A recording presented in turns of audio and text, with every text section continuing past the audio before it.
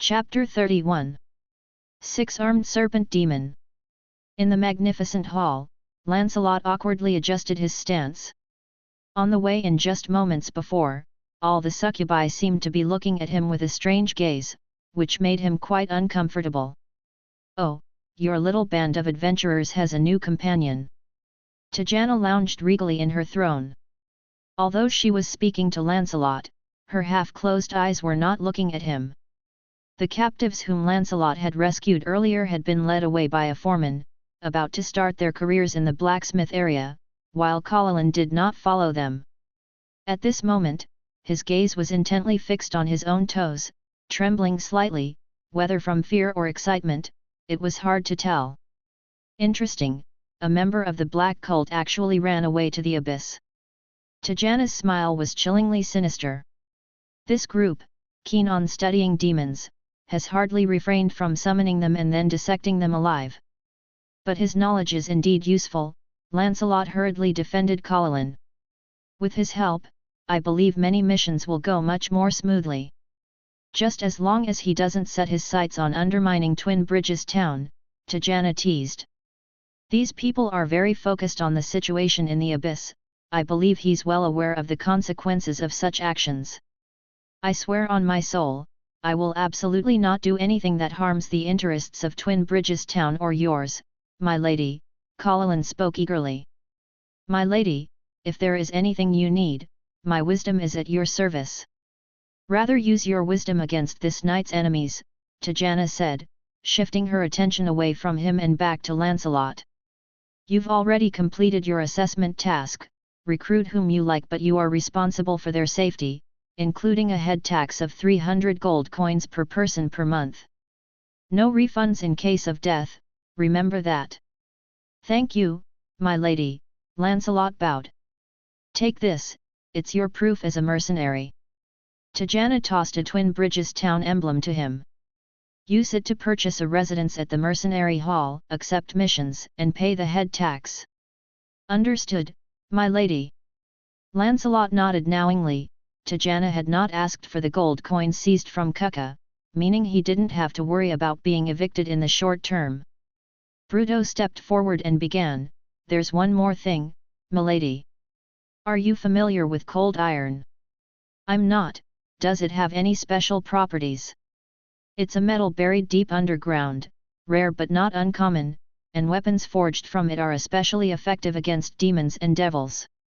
Plus, unlike weapons of good or holy properties, anyone can use them." "Interesting," Tajana sat up straight. "Let me guess, you're offering me a weapon made from this material."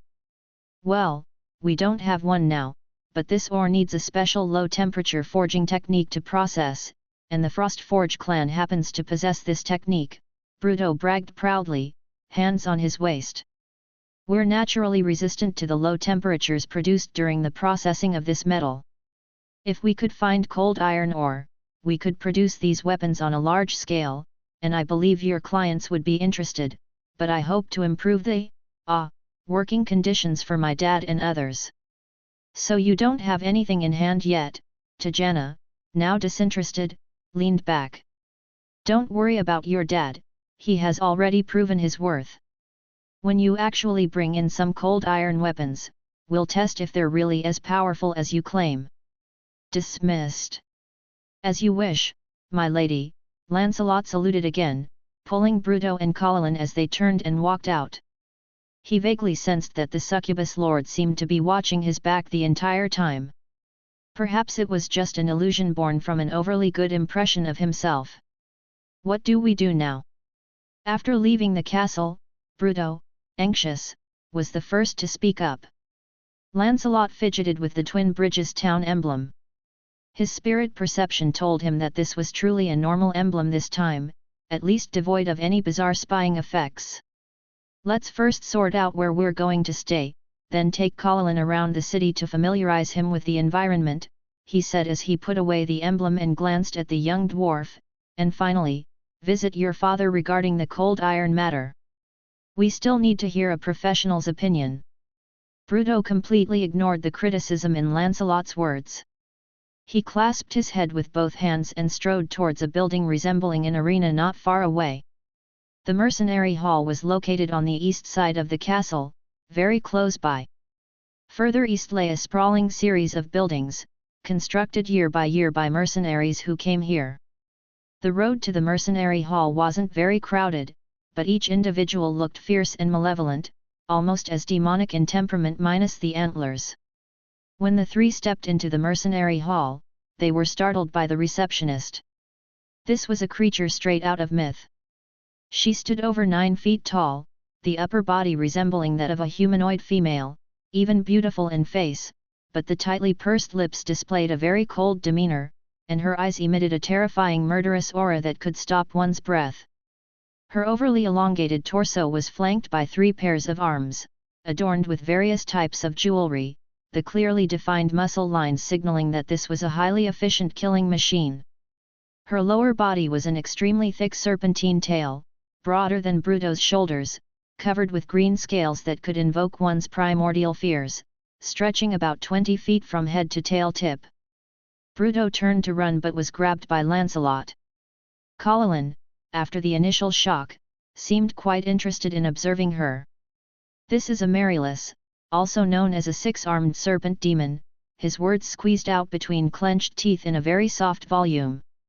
Don't panic, you see, she isn't holding any weapons in her hands, which means chopping up visitors isn't her current duty. Bruto recovered from his panic and then noticed that the serpent demon was holding various documents and seals, while weapons rested in 12 sheaths on her back. In Lancelot's mind, he recalled the elves' information on such creatures. 6-armed serpent demons were masters of close combat, each of her arms wielding a long sword during battle, unleashing a tempest of strikes against her enemy. If you were lucky enough to parry all 6 of her arms' attacks, her tail would be the last straw to crush you while you gasped for breath. More importantly, they were among the finest commanders in the demon armies, one of the few who could rally other demons during battle. Their strategic and tactical acumen was as outstanding as their combat skills, striking the battlefield at the most opportune moment, wreaking havoc on the most vulnerable part of the enemy lines. Without them, demons' performance in the blood battles would likely be much worse, perhaps even risking the first layer of the abyss becoming dominated by the devils. If you don't have pressing matters, it's best you disappear from my sight immediately. The ghostly voice that rose, reminiscent of a snake slithering over sand. Chapter 32. Hello, Miss Sonam, you're called Sonam, aren't you? Lancelot glanced at the table in front of the 6-armed serpent demon, which had a small rectangular sign on it with the name Sonam written on it. Lancelot guessed this was probably meant to be a nameplate. State your business, the 6-armed serpent demon Sonam said, looking impatiently at the human in front of her, one hand already on the hilt of her sword behind her. We are here to register as mercenaries. Lancelot hurriedly took out the emblem and placed it on the table. Oh, newcomers, just passed the assessment, did you? One of Sonam's hands pulled out a short wand from somewhere under the table and lightly tapped Lancelot's emblem with the crystal on top. The emblem emitted a faint glow and a line of text emerged on the surface. Number 9527, Tajana. It looks real, indeed, the 6-armed serpent demon said, her face showing a hint of regret. So, how many of you are there? 3. The head tax for the first month, 900 gold coins. Lancelot exchanged a helpless look with Bruto and threw out a large bag. They had previously agreed that spoils from future adventures would be allocated as needed, while gold would be divided equally among the 3. Lancelot and Bruto suggested that they pay Paladin's head tax for the first month, but he insisted it was just an advance and would be offset by his future spoils. Sonam took the bag, weighed it in her hand, and tossed it behind her, where it landed in a large chest. Aren't you going to count it? Bruto asked, curious. We might count it on a whim once in a while. The 6-armed serpent demon lifted an arm and pointed behind them, that's for the fools who dare to underpay even by a single coin. The 3 of them turned around and saw a small hill made of skulls, with the ones at the top appearing relatively fresh, still with remnants of flesh and blood. We'll make sure to throw in a few extra each time, just in case, Bruto said, a bit uneasily. No worries, we don't check every single time. Sonam opened her mouth, revealing a smile that sent shivers down their spines. She pulled open a drawer filled with rings of various materials, including gold, silver, but more were bronze and black iron. As expected, 3 black iron rings were tossed in front of Lancelot. This is your identity proof, a little bit of magic power will make it display my mark, valid for 1 month, remember to come in time for renewal. Why not give us a gold one? Bruto asked, raising his hand voluntarily. The material of the ring represents your mercenary rank. Completing 5 corresponding assignments can raise your mercenary rank. For each rank gained, the head tax each month is reduced by 100 gold coins. How many ranks are there? Black iron, bronze, silver, gold? Are gold rank level mercenaries exempt from head tax? That's correct, and you'll also be invited to banquets in the castle every time. Isn't that what you male creatures are looking forward to the most? The 6-armed serpent demon's face showed a look of scorn. Now, if you want to take assignments, take the passage on the right, if there's anything else, go the other way. Any other questions? Well, I just can't help but ask. Bruto raised his hand again, and Lancelot felt a bad premonition stirring within him. Speak. You clearly only have 6 arms, so why did you carry 12 weapons? Unexpectedly, Sonam was not annoyed by this silly question, but instead flashed an understanding smile. Because after chopping down 100 little guys like you, the sword blades will become dull. That means your weapons are not good enough. In the blacksmith area, you can find a frozen iron anvil emblem, that is our clan's emblem. I guarantee my dad is the best black. Bruto's words were cut off because Lancelot had already dragged him into the left-hand passageway. Paladin, embarrassed, bowed several times hurriedly and followed. What's the matter? Bruto asked, full of bewilderment. Although it is said that the patience of a 6-armed serpent demon is very good, I am still afraid you might cross her line, Lancelot explained helplessly. Maybe it's intuition, but I feel like her gaze is a bit off. Ahem. The voice that came from behind interrupted them. Good afternoon, gentlemen, is there anything I can assist you with? Turning around, Lancelot saw a goblin sitting behind a table watching them. This creature, standing less than 3 feet tall, had soil yellow skin, a flat and bulbous hooked nose, and on its head was a ludicrously large top hat. Greetings, I'm Phil, the goblin said, taking off the ill-fitting hat to salute Lancelot, revealing his balding pate. For any services you need, you may come to me. We would like some information about this place, Lancelot said, noticing a sign hanging above Phil's head which read Absolutely Fair Trading Company. That means you're in need of consultation services, the goblin snapped his fingers and leaned back. Our company's charges are very fair, 1 gold coin per question. Do you charge even if you don't know the answer? Bruto asked curiously. Oh no, Paladin let out a wail. Not knowing is also an answer, Phil extended a palm. The first question, 1 gold coin. Bruto, infuriated, rolled up his sleeves ready to throw a punch, but Lancelot stopped him just in time. He noticed a price list behind the goblin with getting hit, 5 gold coins per punch written in an inconspicuous spot. That's fair, Lancelot said as he took out a gold coin and tossed it over. You must have made a good amount of money with this trick, hey. Thank you for your patronage, but generally speaking, I earn more from taking a punch. However, let me remind you, only paid inquiries count as services provided, not paying is considered assaulting the staff, and the guards would be very happy to have a reason to cut you into pieces. The goblin caught the gold coin, bit it with his teeth, and then began to cough violently. Tui, tui, tui, why is there a stench of gorilla? If you don't like it, you can give it back to me, Lancelot extended his hand. I like it, I like any gold. Phil slapped away Lancelot's hand and pressed the gold coin under his buttocks. Do you have any other questions? Lancelot took out another 5 gold coins and dropped them down. The goblin pounced on the table with a howl, scooping the gold coins into his bosom, bubbles of joy covering his face. Wow! Boss is awesome! Boss is generous! May the boss have good health, awoo! 5 questions, right? Just ask away, I'll make sure you're satisfied. Good, you've already taken the money, so you should provide the service. Right.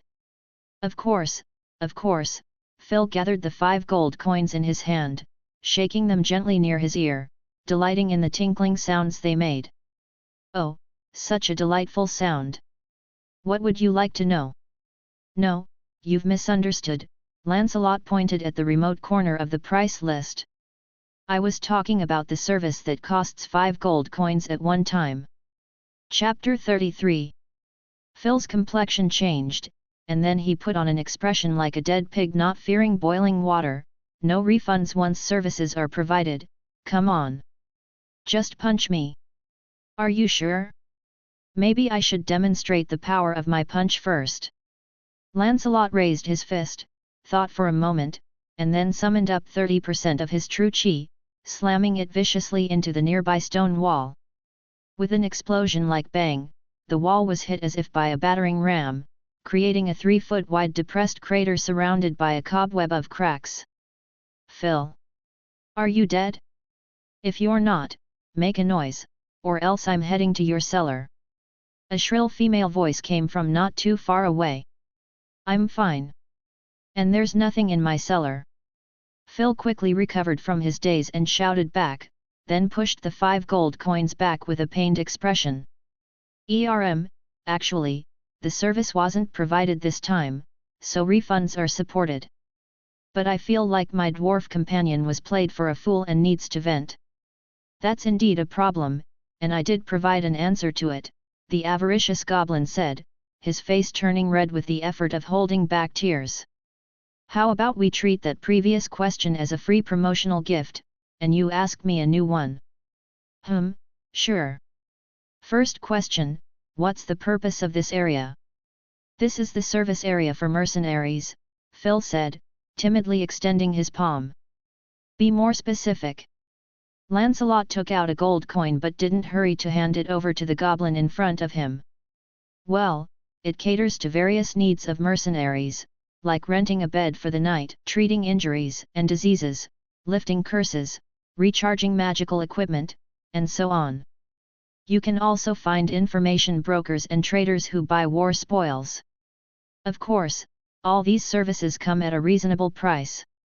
Good, Lancelot flicked the gold coin to Phil and continued, second question, what's the approximate price of property suitable for the mortal races to live in?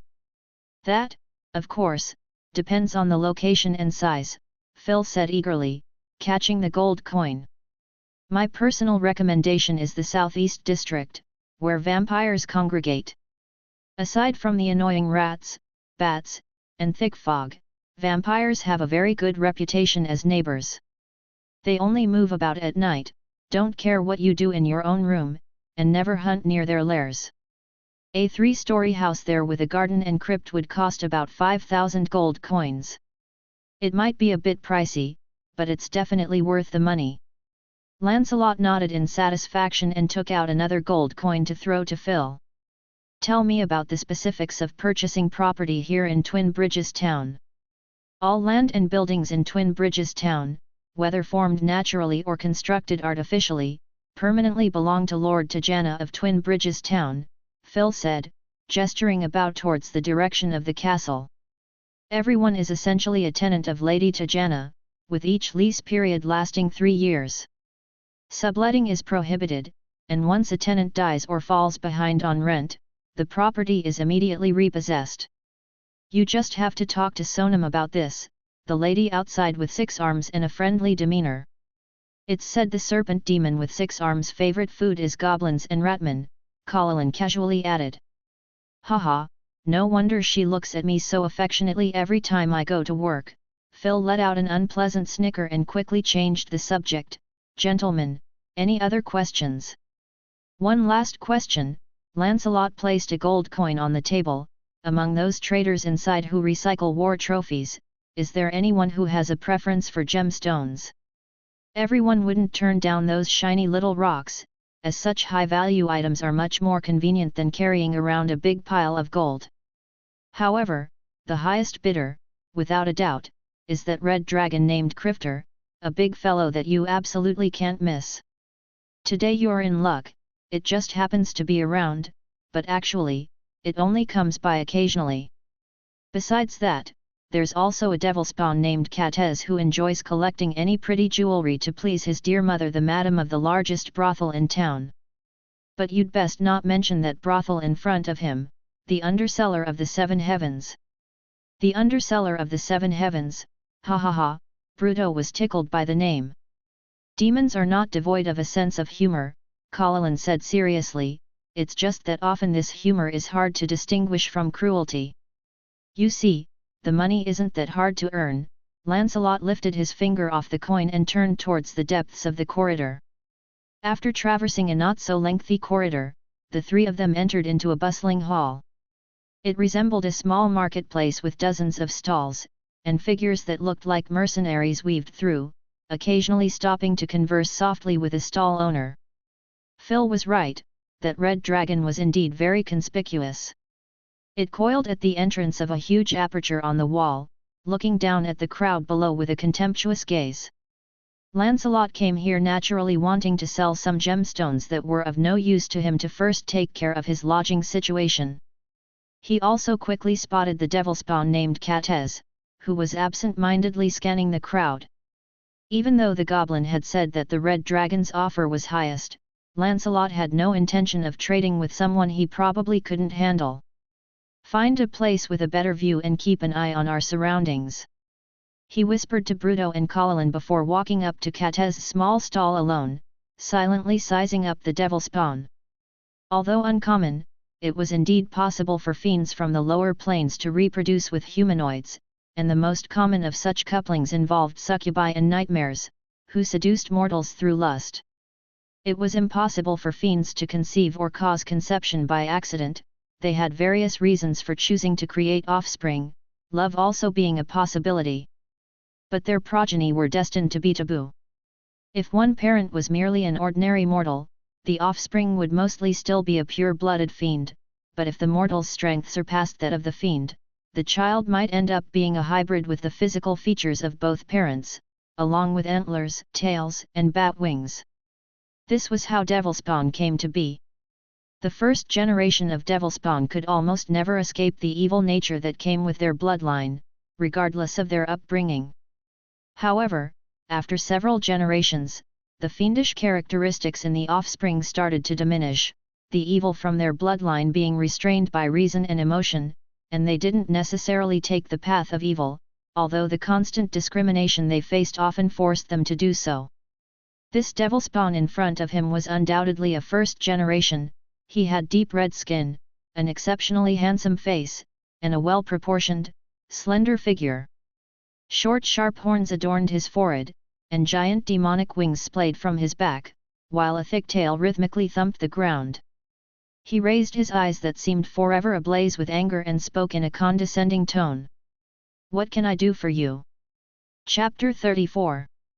Lancelot was not annoyed by the attitude of the Devilspawn. In fact, this was already considered relatively polite by Abyss standards. "I heard there's a guy named Catez who can offer a good price for gemstones." A fresh, unfamiliar face, the Devilspawn looked at Lancelot with an amused gaze. "Today, with that damn red dragon around, someone still comes to me. I don't like dealing with someone who is much stronger than me." Lancelot stated the reason he didn't go to see the red dragon Crifter. "That creature isn't even of age yet. Sooner or later, I will slaughter it and take all the treasures from its lair for myself." Catez glared hatefully at the red dragon and then asked, "How much do you think your goods are worth?" "I'm not sure, but they are all beautiful." "Is that so?" Catez sneered, Don't tell me you're a fool who picked up a few pretty pebbles and is fantasizing about making a fortune. Show me what you have. Lancelot reached into his pocket, thought for a moment, and drew out 3 gemstones, giving his wrist a gentle shake to let the gemstones roll slowly on the table. They were 3 blue gemstones, 2 of them were very clear, and one was so dark it almost appeared black. The experienced Bruto had already appraised these gemstones. The 2 lighter-colored ones were ordinary sapphires, each worth about 1,000 gold coins. The darker one was a black sapphire, also known as black pearl, starting at 5,000 gold coins. It was one of the most valuable gemstones. Bruto had already carried out a preliminary cutting of these gemstones. Although he claimed that his skills were not even 1/10 of his father's, Lancelot believed that to be modesty, for he couldn't discern any flaws with his naked eye. As the gemstones gently tumbled, their facets continuously flashed dazzling highlights, especially the dark gemstone. Greedy and excited eyes appeared in Catez as he reached out for the gemstones. Roar! An urgent dragon's cry came, followed by the strong gust of wind from the flapping of massive wings. Catez's face changed, he turned and grabbed a spear leaning nearby, pointing it at the incoming red dragon and roaring. Crifter! It's not your turn to run wild in Twin Bridges town. Relax, I was merely attracted by some beautiful shimmering. The juvenile red dragon landed, casually crushing a hapless stall beneath it, and with a lazy swipe of its tail, another stall also suffered collateral damage. This red dragon truly had not yet reached adulthood, but its size, over 12 feet tall, was definitely a dominating presence here. Everyone nervously moved away from their original spots, some slinked right out, while others took on the attitude of watching a good show from a safe distance. Its gaze was drawn to the 3 gemstones on the table, a fervent light shining in its dragon eyes. Wow, these are some fine treasures, it noticed Lancelot standing to the side. Ah, a newcomer, no wonder you didn't know to come to Crifter for selling gemstones. But no matter, you know now. Crifter always offers the best prices. Bastard, how dare you steal my business directly? Tajana told me we can't rob or kill within the boundaries of Twin Bridges town, but she didn't say anything against stealing business. You! Gentlemen, if I may, Lancelot interjected, cutting off their argument, the items seem to be mine, right? Esteemed Red Dragon, I appreciate your willingness to make a more generous offer. However, Mr. Catez did approach me first, and I believe he has the right of first refusal. Fine, I'll just watch from the side, and if you're not happy with his price, you can still come to me, the Red Dragon said, squinting at Lancelot with a less than friendly look in his eyes. The devil spawn, angered, slammed his spear hard into the ground and declared. 8,000. I bid 8,000 gold coins. Why so stingy, Catez? Is 8,000 just for that black pearl? Don't push me too far. Catez, grinding his teeth in anger, turned to Lancelot and said, 8,000 gold coins for all 3. I'm making no profit at this price. If you want more, go find that red dragon. 8,000 is a reasonable price, Lancelot nodded, deal. Humph.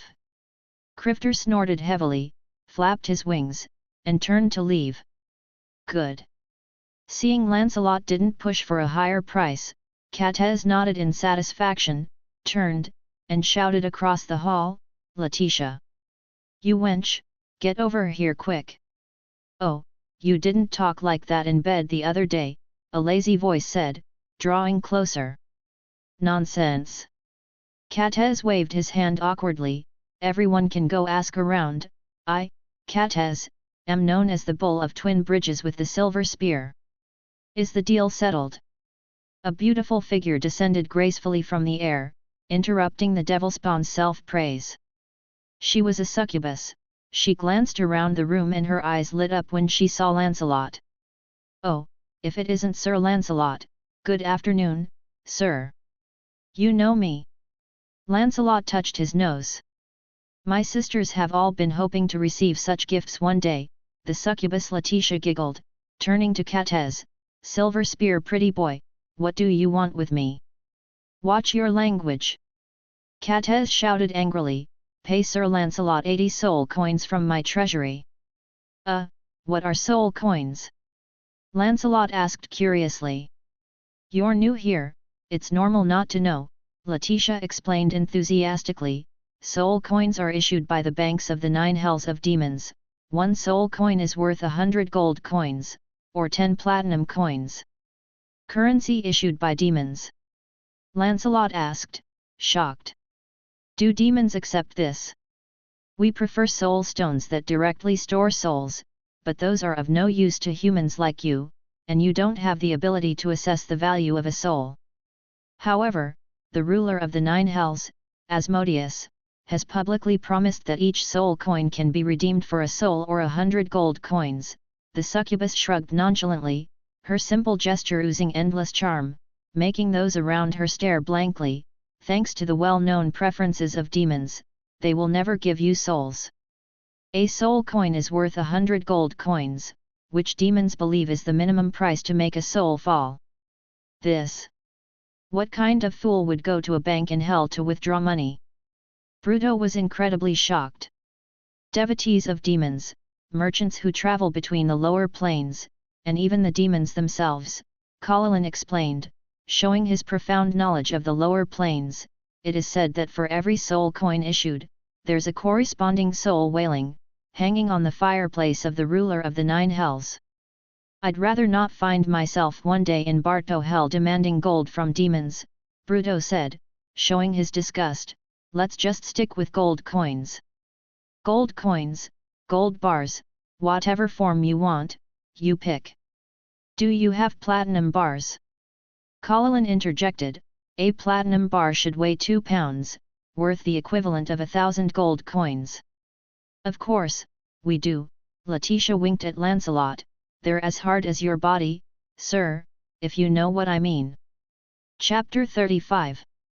A moment later, the trade among the 3 parties was completed, and Lancelot and Bruto had several dozen pounds of cargo on them. Watching the 2 skillfully insert metal ingots into the gaps of the armor as if they were armor plates, Paladin, who could only wear robes as a scholar, couldn't help but feel some helplessness. The red dragon crifter had already left, satisfied, while the devil-spawn Cathes looked at them meaningfully and spoke. "It's said that the sandworm lord of the Shattered Mountain Range was slaughtered, a huge gash left on its body. Everyone says it was probably done by a Barlow flame demon passing by." "Oh!"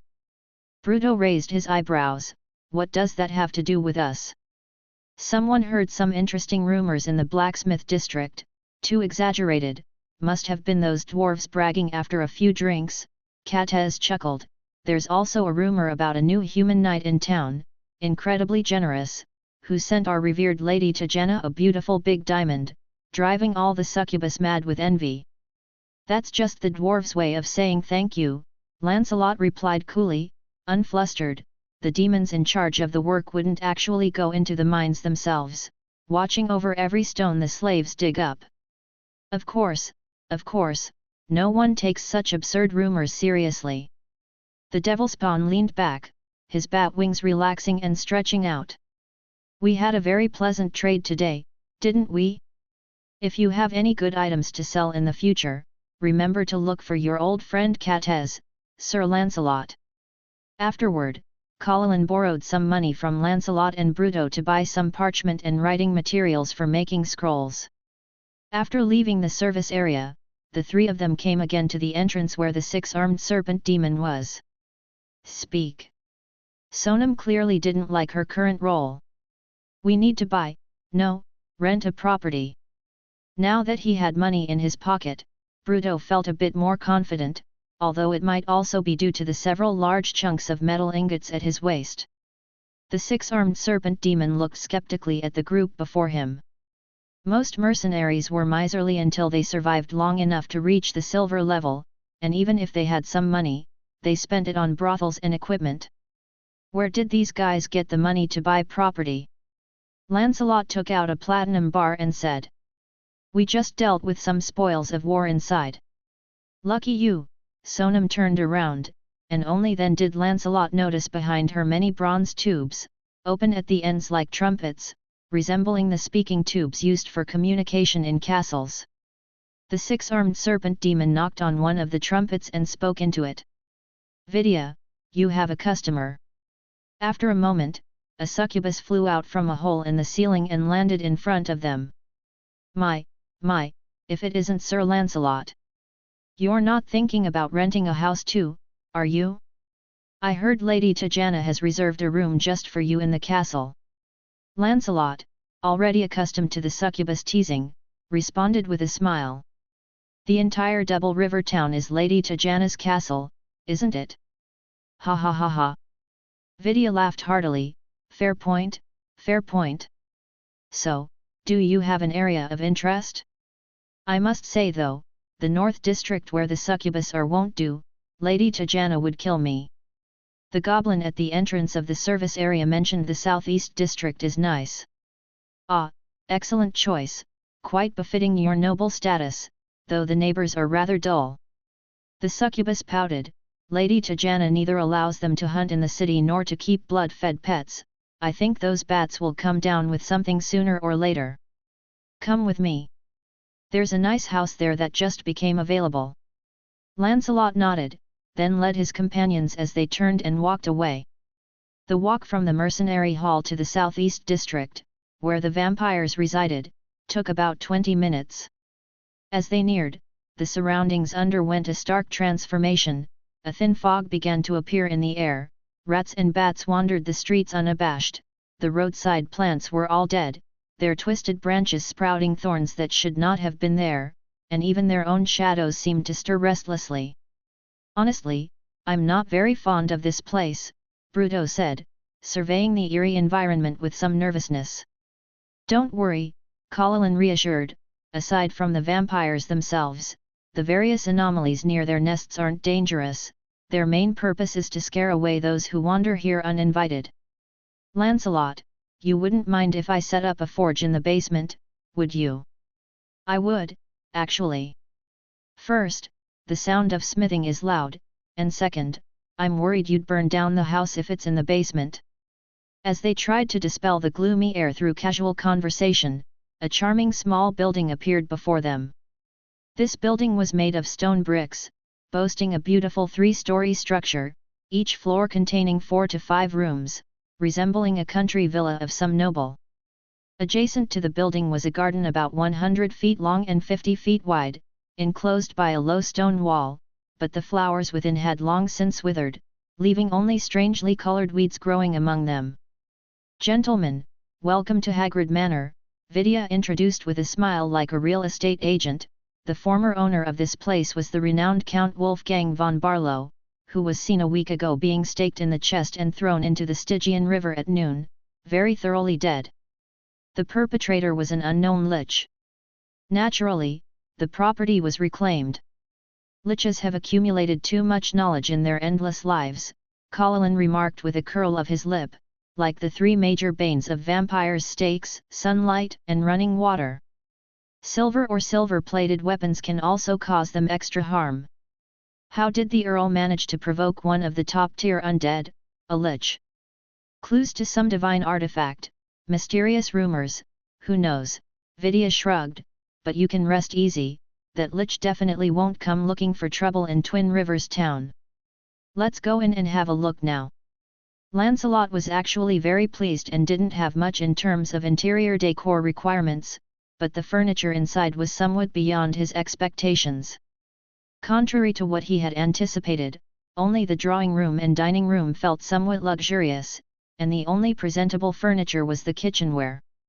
The furnishings in the other rooms were very modest, reflecting the former owner's true financial situation, which wasn't great, but everything looked very tidy, as if someone cleaned it often. The first floor housed a dining room, drawing room, kitchen, and 2 bedrooms. Both the second and third floors had 5 rooms each, but they were all empty. The basement was even more extensive than the building above ground, and unsurprisingly, Lancelot found a storage, prison cells, a torture chamber, and a tomb. Considering the former owner's identity, the tomb probably served as the actual master bedroom, containing several stone coffins, most of which were empty. I am satisfied, Lancelot finally decided. How much would it cost to rent this place for 3 years? Just 7,000 gold coins, and you'll be the new master of Hagrid Manor. Why so expensive? Bruto frowned. Can't we get a discount? What mercenary level are you now? Iron. Sorry, no. Only gold rank level mercenaries can enjoy a 50% discount. That's pricey, Lancelot. Shall we look somewhere else? Lancelot shook his head. The place met his requirements in every aspect. As a spiritual cultivator, he shared the need for discretion with the vampires. As the leader, I'll cover the cost. This will be our base from now on. But Vidya, are you sure there's no one from the Barlow family who can inherit his estate? I don't want any disputes. Don't worry, properties in Twin Rivers Town can only be inherited by residents registered in Twin Rivers Town. I'm certain that the guy thrown into the Stygian River was the last of the Barlows. Besides, this place has already been reclaimed by Lady Tigana, and once you pay, it's yours. A moment later, the succubus Vidya, carrying several pounds of metal ingots, flew away satisfied. Lancelot, can I have a room on the first floor? Bruto asked happily as he sprawled onto the drawing room sofa, exhaling at the end of a long day. Hold on, Lancelot said, glancing at the setting sun and pulling a silver dining knife from a kitchen cabinet. We still have a little problem to take care of first. Chapter 36. What do you mean by that? Bruto was a bit puzzled, while Colin's expression changed. Lancelot, what did you discover? There is a coffin in the crypt that is covered, and I'm sure there's a vampire lying inside, but it doesn't feel very strong. Colin, how much do you know about vampires? I've only heard of such creatures in folklore. Vampires are a relatively common type of undead. Colin's face became serious. In addition to the widely known weaknesses like stakes, running water, and sunlight, vampires also have these characteristics. Firstly, vampires are actually a kind of earthbound spirit, bound by their own coffin or burial site, and must rest there during the day. High-level vampires can resist this nature to some extent, but during the day their strength is still greatly diminished. Secondly, they carry the curse of the gods, and without the invitation of the owner, cannot enter any human dwelling. Thirdly, apart from the well-known bat form, vampires can also turn into mist form. In this state, they can't attack or manipulate objects, but they can move and are immune to all damage except magic. Fourthly, when they are killed outside their lair, they actually transform into mist form. They must return to their lair within 2 hours to recover from their injuries, otherwise, they will be utterly destroyed. Fifth, not all creatures bitten by vampires become vampires. Only those killed by vampiric abilities and then buried will awake as a vampire the night of the burial, the most common being those blood-fed by vampires. Vampires transformed this way are under the absolute control of the vampire that created them, thus they are referred to as vampire derivatives, and only when the controlling vampire dies can they gain freedom and become a true vampire. Lastly, the state of being a vampire is more like a curse, or a blessing, depending on your point of view, so it's a reversible condition. The seventh circle divine art of resurrection used by priests is the most common method, which after resurrection, will revert the individual to their state before becoming a vampire, but since this spell doesn't work on naturally dead beings, it can't be used to transform those vampires who have lived for a very long time, having exceeded the limits of their lifespan. Another method is the ninth circle magic wish used by mages, which, as I've explained before, has the power to alter reality, and can directly remove the vampire state. So you're saying that since we are actually sitting right on top of the vampire's lair, the one in the crypt is easy to deal with? Exactly. Colin nodded. Lancelot, how do you feel about that vampire's strength? About the same as Dink. And compared to Bruto? Still a bit lacking compared to Bruto. Listening, Bruto's face became lined with frustration. So now I've become a unit of measure for combat strength. That's not quite it. Paladin shook her head. You use mithril for your hammer, right? Lancelot's sword is too big, and he probably won't be able to wield it properly in the low-ceilinged crypt. If his little knife isn't effective, we might still have to rely on your hammer. I see. Bruto suddenly brightened up again. Don't worry, I'm not afraid of any opponent who's within twice my height. Given its strength and that shabby coffin, I think the likelihood that it's a victim is higher, but we should still prepare for the worst. Lancelot turned to Paladin. Do you have any suitable spells for battling vampires? Let me think. Paladin scratched his head. The most effective against vampires are the divine arts of priests and holy warriors. As for usable spells, the first level spell Decompose Corpse is good. We often use it to deal with the corpses of our research subjects, and it can severely weaken the undead, but the casting material required is a dried poisonous mushroom, which I'm afraid we won't be able to get at this time. Sonic-based spells work well against demons, so I specifically learned a first-level spell called Piercing Scream. If the target is grievously injured to a mist form, then this magic can deal it a lethal blow and completely finish it off. Vampires' night vision abilities in the darkness give them a certain advantage. Dwarves also have dark vision, but Sir Lance and I do not, so a zero-level light spell would be very useful. It can make an object glow, bright enough to cover an area of 20 feet, which is completely sufficient for an environment like a tomb chamber. We also have to guard against the vampire's charm abilities.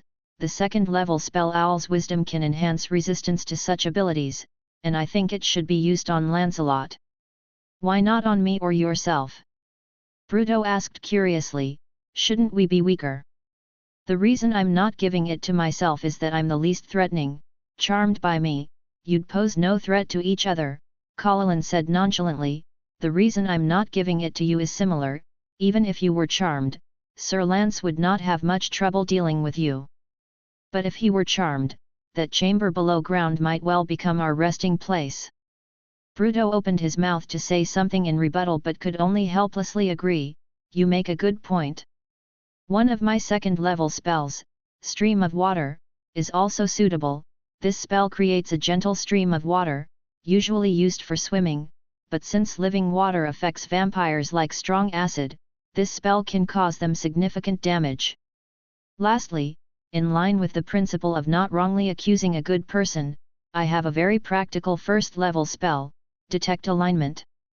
This spell can reveal whether the target's alignment is good or evil, but it requires the zero-level Detect Magic to first confirm whether the target is under the effects of magic or carries magical items. That's all the spells I can think of, Paladin concluded. Magic is truly marvelous, Lancelot exclaimed.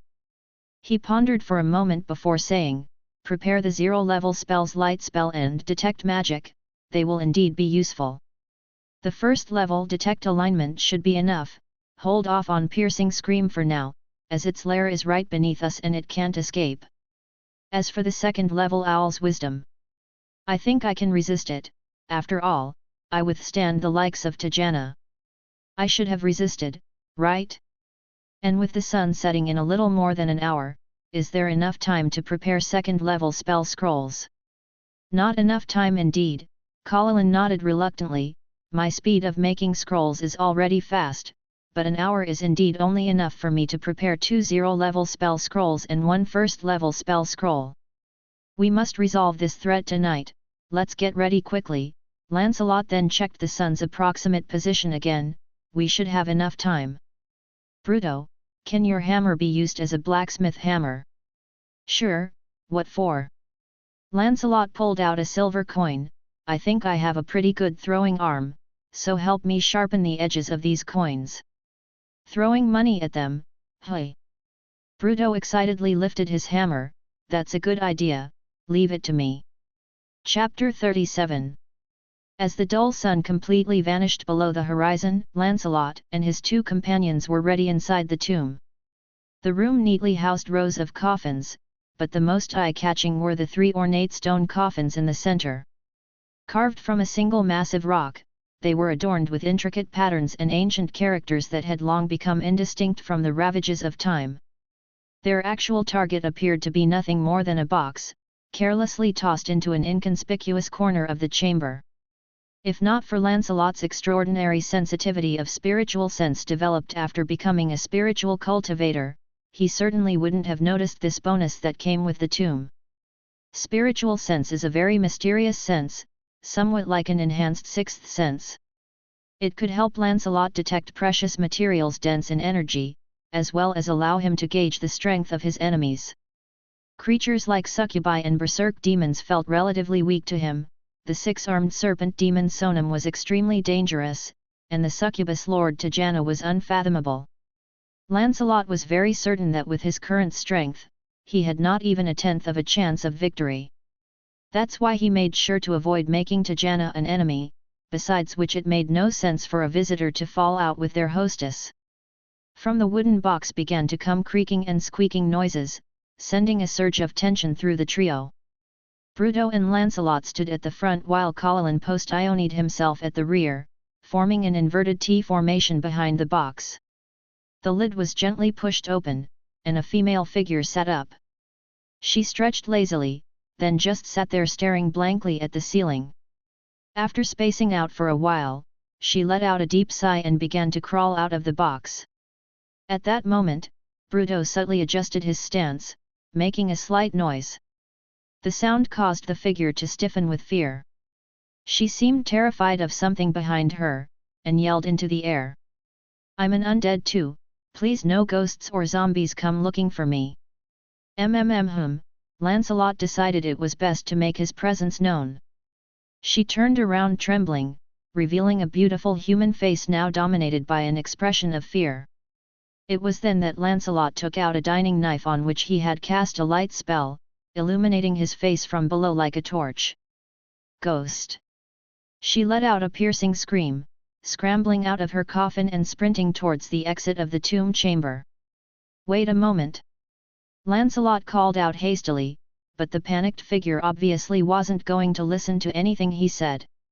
A loud thud resounded as the entrance to the tomb acted like a wall of air, barring the vampire from entering without the master's invitation. It seemed that the basement was considered part of the dwelling as well. "Ow, that hurts." Lancelot watched helplessly, signaling to Paladin with a nod, who unfolded a scroll he had been holding all this while. "Hey!" He tried again to attract her attention, raising the torch-like dining knife high, illuminating the whole tomb chamber. She was a young human girl, who seemed a few years shy of adulthood. With golden hair, pale skin, and light blue eyes, her juvenile face still held a touch of baby fat. Lancelot noticed she wore a courtly-styled dress, stained with what was likely her own blood. The bright light finally dispelled her fear, and she saw the figures of Lancelot and his companions clearly. In her eyes, disbelief began to emerge. "My goodness, could the goddess have heard my prayers? Have you come to rescue me? Is that Wolfgang fellow dead? It has been several days since I last heard his voice in my head. I'm sorry, we weren't aware of your existence before, but Wolfgang should indeed be dead. Someone saw him being thrown into the Stygian river. Oh, heavens, that is the best news I've heard since my death." The person showed a relieved expression, then became puzzled again. "But who are you folks, and why can't I leave suddenly today when I used to clean up every day? Did you cast some kind of magic?" Lancelot looked back at Paladin, who nodded and confirmed. "There is no influence of magical items, alignment is good, just like you all. Let's find a more suitable place to talk and explain in detail." Lancelot performed a knightly bow. "My name is Lancelot, may I ask what the Mrs. name is?" "Isabella." The beautiful vampire returned a standard court curtsy. "I am Isabella, Sir Lancelot." In the drawing room, the three of them sat on the sofa, listening to Isabella recount her ordeal. As soon as Isabella mentioned she came from a kingdom called Amber Hill, Paladin jumped up from the sofa, saying that he had heard of this nation. It was located at the other end of the continent in his origin world, renowned for exquisite art and fine wines.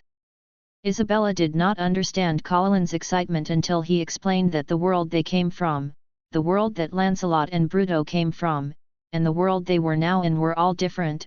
Only then did she show a shocked expression. She said she was a servant to a princess and was attacked in a royal garden about 3 months ago. The princess was killed on the spot, and none of her entourage escaped the calamity. But when she opened her eyes once more, all she saw was darkness, and a voice in her head that she couldn't resist commanded her to push the lid open and climb out. The one who killed her had become her master. She remained a maid, but now her range of activities was limited to a tiny tomb and this small building. While she was narrating her story, Lancelot carefully watched her expressions. Aside from lying about some trivial details, her account was mostly true. Lancelot did not expose her, as everyone has their secrets, and he was no exception. As long as the secret didn't harm anyone, it was okay. So you've only been transformed recently.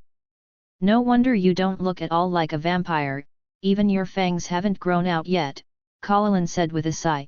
The good news is, you're free now, surrounded by friendly people, and that vampire who killed and enslaved you will never come back to trouble you again. There's always bad news after good news. Isabella curled up on the sofa, hugging her knees. Tell me, it can't get any worse. The world we're in now is called the Abyss, and this is exactly where demons hail from. Things worse than death are quite common here. Our long-term goal is to return to our original worlds, but for the near term, surviving is our main task. Speaking of which, who exactly are you, and why are you here? She asked. Lancelot had to spend some time again to give her an overview of Twin Bridges town and their situation as a trio. No wonder I felt like I hit a wall just now.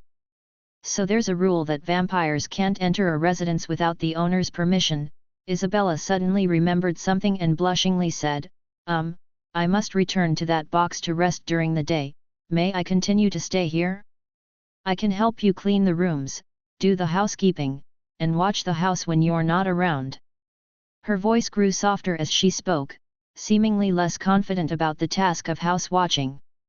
Of course, a knight would not abandon a damsel in distress, Lancelot said with a smile.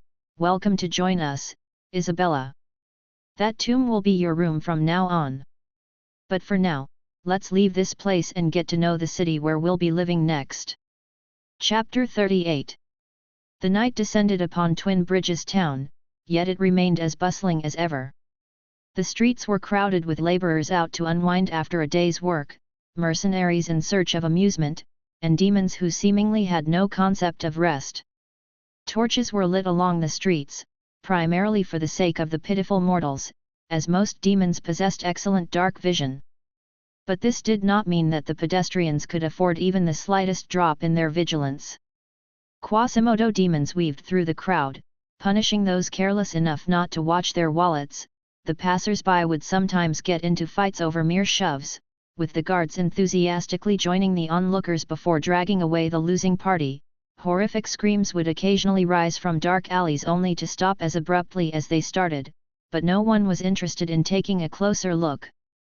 It's just like Twin Bridges town to have such good public order, Lancelot remarked as he walked down the most bustling chaos street in the mercenary quarter. His comment was not without reason. The standard of comparison matters. In a city of the Abyss, it was an achievement to keep the streets free of fresh corpses, and petty thievery and public brawls were completely normal here. Moreover, because of Dink's influence, no Quasimodo demon would trouble them. The enhanced Dink was overwhelmingly powerful against ordinary Quasimodo demons. According to it, it was now the boss of all Quasimodo demons in the East City district, though this boss title seemed to serve no actual purpose. Lancelot took Isabella shopping with the intention of helping these Quasimodo demon thieves recognize who to avoid, though he wasn't very confident in their observational skills. Luckily, being a vampire, it wasn't that easy to be killed, and even if they were reduced to nothing but a cloud of mist, a night's rest in the tomb chamber back at Hagrid Manor would likely be enough for recovery. Little Isabella remained agape throughout the experience. The inhabitants of the lower planes were always whimsical in appearance, and the chaotic power of the abyss twisted things to the utmost, while Twin Bridges town, as a neutral city, included all kinds. Here one could see beautiful women who, if placed in the mortal realm, could cause a rift between father and son, as well as repulsive monsters that made one feel like bugs were crawling out of their pores. The more approachable Paladin was bombarded with questions by the curious vampire, while Lancelot and Bruto eavesdropped nearby, taking the opportunity to familiarize themselves with a host of new species.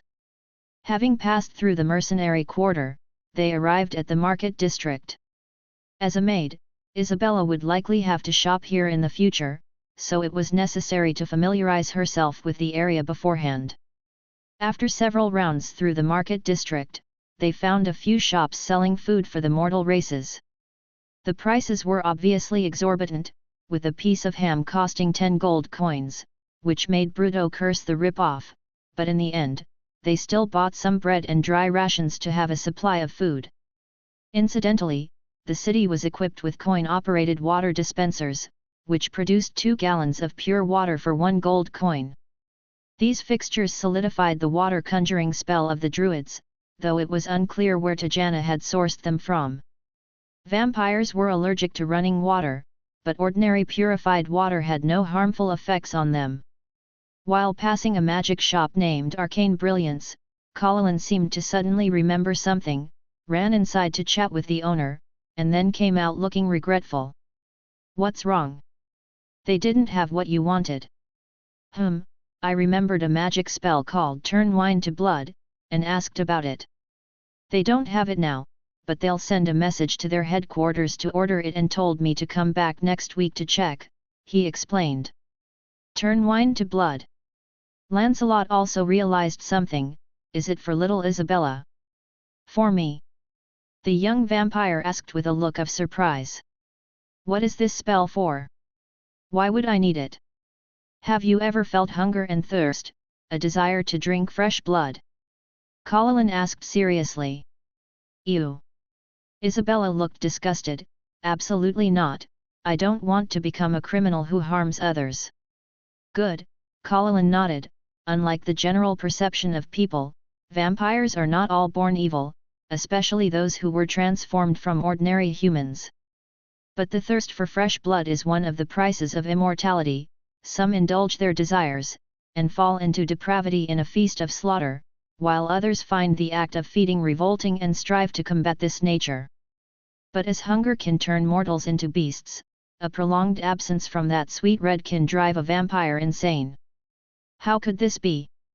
Isabella's face stiffened as she trembled at the horrific prospect painted by Paladin. "I don't want to turn into such a terrifying beast. Maybe you should just kill me." "Things aren't that bad. You're not the first of the blood race to struggle with this. They've made many attempts," Paladin quickly explained. "The most common is to draw blood from non-sentient creatures, which is no different from ordinary people eating livestock meat, but in the abyss, it's rare to find a beast whose blood isn't toxic. Turning wine into blood is the solution offered by magic. As a second-tier transformation system spell, it can change a bottle of wine into the blood of an ordinary animal, enough to satisfy a vampire's craving for fresh blood. Of course, the higher the quality of the wine used as a material, the better the taste of the transformed blood." Paladin's face became serious again. "Your craving for blood has been suppressed while you were controlled, but starting from the day the vampire who controlled you died, you can probably go about 2 weeks without thinking about blood. After that, you must feed on fresh blood, or you'll gradually experience withdrawal and slowly lose your sanity. Right now, I happen to be able to cast second-tier magic, and once I learn this spell, I'll be able to solve your eating problem." "Phew, that's such a relief," Isabella sighed, then looked embarrassed. "Thank you, Mr. Paladin, I will be in your debt from now on." "Haha, no trouble at all, no trouble at all, we're fellow villagers after all, helping each other is only right," Paladin laughed happily, while Lancelot and Bruto moved slightly away from the two. After a short stay in the market district, the group headed to the blacksmith district. From a distance, they could feel the heat emanating from the blacksmith district, and after entering, it was like being in the desert at noon. Even at night, the blacksmith district showed no sign of rest, with every forge radiating intense heat and the sound of hammering metal ringing non-stop. It seemed to be a shift change, as Smithy Street was crowded with bare-chested workers. Dwarves were undoubtedly the main force, but there were also men and other races easily identified by their stature. They joked with each other, or cursed loudly about something. Though it seemed chaotic, the atmosphere was full of vitality. Bruto quickly led the group to the place where his father worked. New craftsmen would be assigned to respective positions, and Berend had been appointed as the manager of a larger blacksmith shop. Tajana said that Berend had proven his worth, which seemed no lie. "Dad!" Bruto found his father, who was working hard at the forge, and ran over happily. The father and son embraced each other tightly, a scene that reminded Lancelot of two black bears wrestling. "It's great that you've come back safe and sound, and you've made so many new friends." Baron's eyes were slightly moist as he looked at the three people behind Bruto. "Give me 5 minutes to hand over my work, and then we'll go for a proper drink." Chapter 39. The blacksmith district was located to the west of Twin Bridges town, and the dormitory area for the blacksmiths was in the farthest western corner. This cluster of buildings had the typical characteristics of a dwarf architecture, with half of the houses on the surface and the other half underground, each bedroom connected by a common living room. Berend and 3 other companions, who had initially rebelled together, shared a dormitory. The dwarves did not find this arrangement to be objectionable. In fact, they were quite adapted to this collective style of living. At the moment, Lancelot and his companions were sitting on the sofas in a public lounge of the dormitory area, holding a mug of beer in their hands, watching a group of dwarves gather around Bruto, listening to him recount the adventures they had just experienced. Lancelot had never been exposed to this type of drink before, with alcohol content not very high and giving off white bubbles, but he found that he preferred this lively atmosphere of drinking and chatting, compared to the polite ritual of sipping red wine from a glass at a dining table. The gorilla's fist was as big as Aunt Beria's cooking pot. With a whoosh, it came smashing down from above, but it was too tall, and with a roll to the side, I easily dodged it. Bruto, standing on a table, was telling his story with such animation that his saliva flew in all directions, captivating the audience around him, including Lancelot, who found him to be truly entertaining. Little Issa was also attracted by this story, her pale blue eyes wide open, as if she were watching Bruto's heroic battle with her own eyes. Lancelot clinked glasses with Paladin and said with a smile, "If only we poor souls cast down into the abyss could have half his optimistic attitude. Dwarves are just such a resilient and optimistic race." Paladin drained his glass in one gulp. "I also want to thank you, Sir Lancelot, for if one can be assured of their personal safety, the abyss is simply paradise for us scholars who study demons." Lancelot took the bottle and refilled his own and Paladin's glasses. "Regarding safety, it's best not to be too optimistic. The abyss always has unexpected ways to take your life." "Indeed. The more you study the abyss, the more you realize that chaos is its essence. Moreover, according to M's theory, the gods have extracted most of the good from this chaos, so the chaos we see here is often filled with malice." At this point, Berend left the crowd around his son and came over to Lancelot. He raised his glass formally and said, "I'd like to toast to you, Sir Lancelot, in gratitude for taking care of Bruto." "Don't mention it." Lancelot quickly stood up, clinked glasses with Berend, and then poured the drink down his throat. "Bruto has performed better than I expected. In addition to the typical dwarf strength, his agility was also impressive. That little scamp has been naughty since he was a boy, always getting smacked by his mother, without any sense of standing still to take his punishment when he messes up. That's because Mom's strength is just too great." Bruto joined in with a laugh, having just finished telling about his minute-long fight with a summoned Bagula demon. Suddenly his expression became a bit somber. "I miss Mom. It's been over a year now, and she must think we're dead. I can't begin to imagine how sad she must be. I miss her more than you do, and I am ashamed of the sorrow I have caused her. Luckily, Uncle Vito must be taking good care of her." Berend pulled his son into his arms. "But I have good news. I found a trade organization from our world in the market district. They use magic to transfer goods and money between the two worlds. I've written a letter to your mother and asked them to help deliver it to Rivet Fort. It's a long journey, though, and it will take about half a year to get there, but I will make sure to write her a letter every month." "Oh, that's wonderful, boo-hoo-hoo." Bruto began to sob. "Just thinking about how she has been this past year, I can't help but feel so upset, wah." Bruto couldn't restrain himself and burst into loud sobs. The crying was contagious, everyone was reminded of their own sorrows, and a group of dwarves began to wail loudly. "Boo-hoo-hoo, stop crying. We'll be the laughingstock," Berend shouted, dabbing his eyes with a handkerchief. "Let's sing instead. No matter how splendid the palaces and gardens I have passed, none can compare to my humble homeland. The sky of my birthplace holds a magical magic. Nowhere in the world can match its beauty. Homeland, oh, sweet homeland. No place can match the homeland." The dwarves sang in their rough voices a mournful tune, and Lancelot and Paladin were also moved by this emotion. Even little Issa began to cry loudly.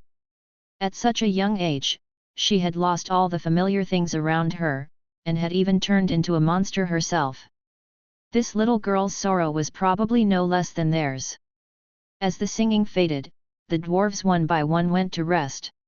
With no outsiders present, Lancelot nudged Bruto. It was time to talk business. Dad, where do we find cold iron? Weren't you always impatient with learning these sorts of things? Why the sudden question now?" Bruto could only cast a pleading look towards Paladin. "You explain. Many know that holy weapons are the best choice against fiends, but few realize that cold iron is also highly effective, and this type of weapon doesn't have user restrictions. Even fiends can use it," Paladin explained. "Bruto mentioned that your Frostforge clan are experts in processing cold iron. He believes this could make the succubus lord view you differently." "I see," Berend nodded and glanced sideways at Bruto. "Let me guess, this impatient young man has already spoken to Lady Tajana, and because he couldn't produce any actual goods, he got a bloody nose." "Dad, you know me so well, heh. What's more important is, we want to hear your thoughts on this matter." Lancelot's expression became serious. "Would it be a good idea to give this weapon to Tajana? What do those dwarves who have stayed here for a long time think about Tajana?" "I've been carefully considering this as well," Berend said, frowning. "The feelings of the dwarves here towards Tajana are quite complex. On one hand, they detest Tajana's endless orders and exploitation, and on the other hand, they are very aware of how precious the shelter she provides is." "Tajana is indeed an anomaly," Paladin agreed. "Among all known towns in the Abyss, Twin Bridges town is one of the few that has always maintained a stable relationship with its mortal residents. And to some extent, she has also granted us a degree of autonomy. The affairs of the blacksmith district are mostly handled by the craftsman committee, and the chairman is a dwarf over 200 years old.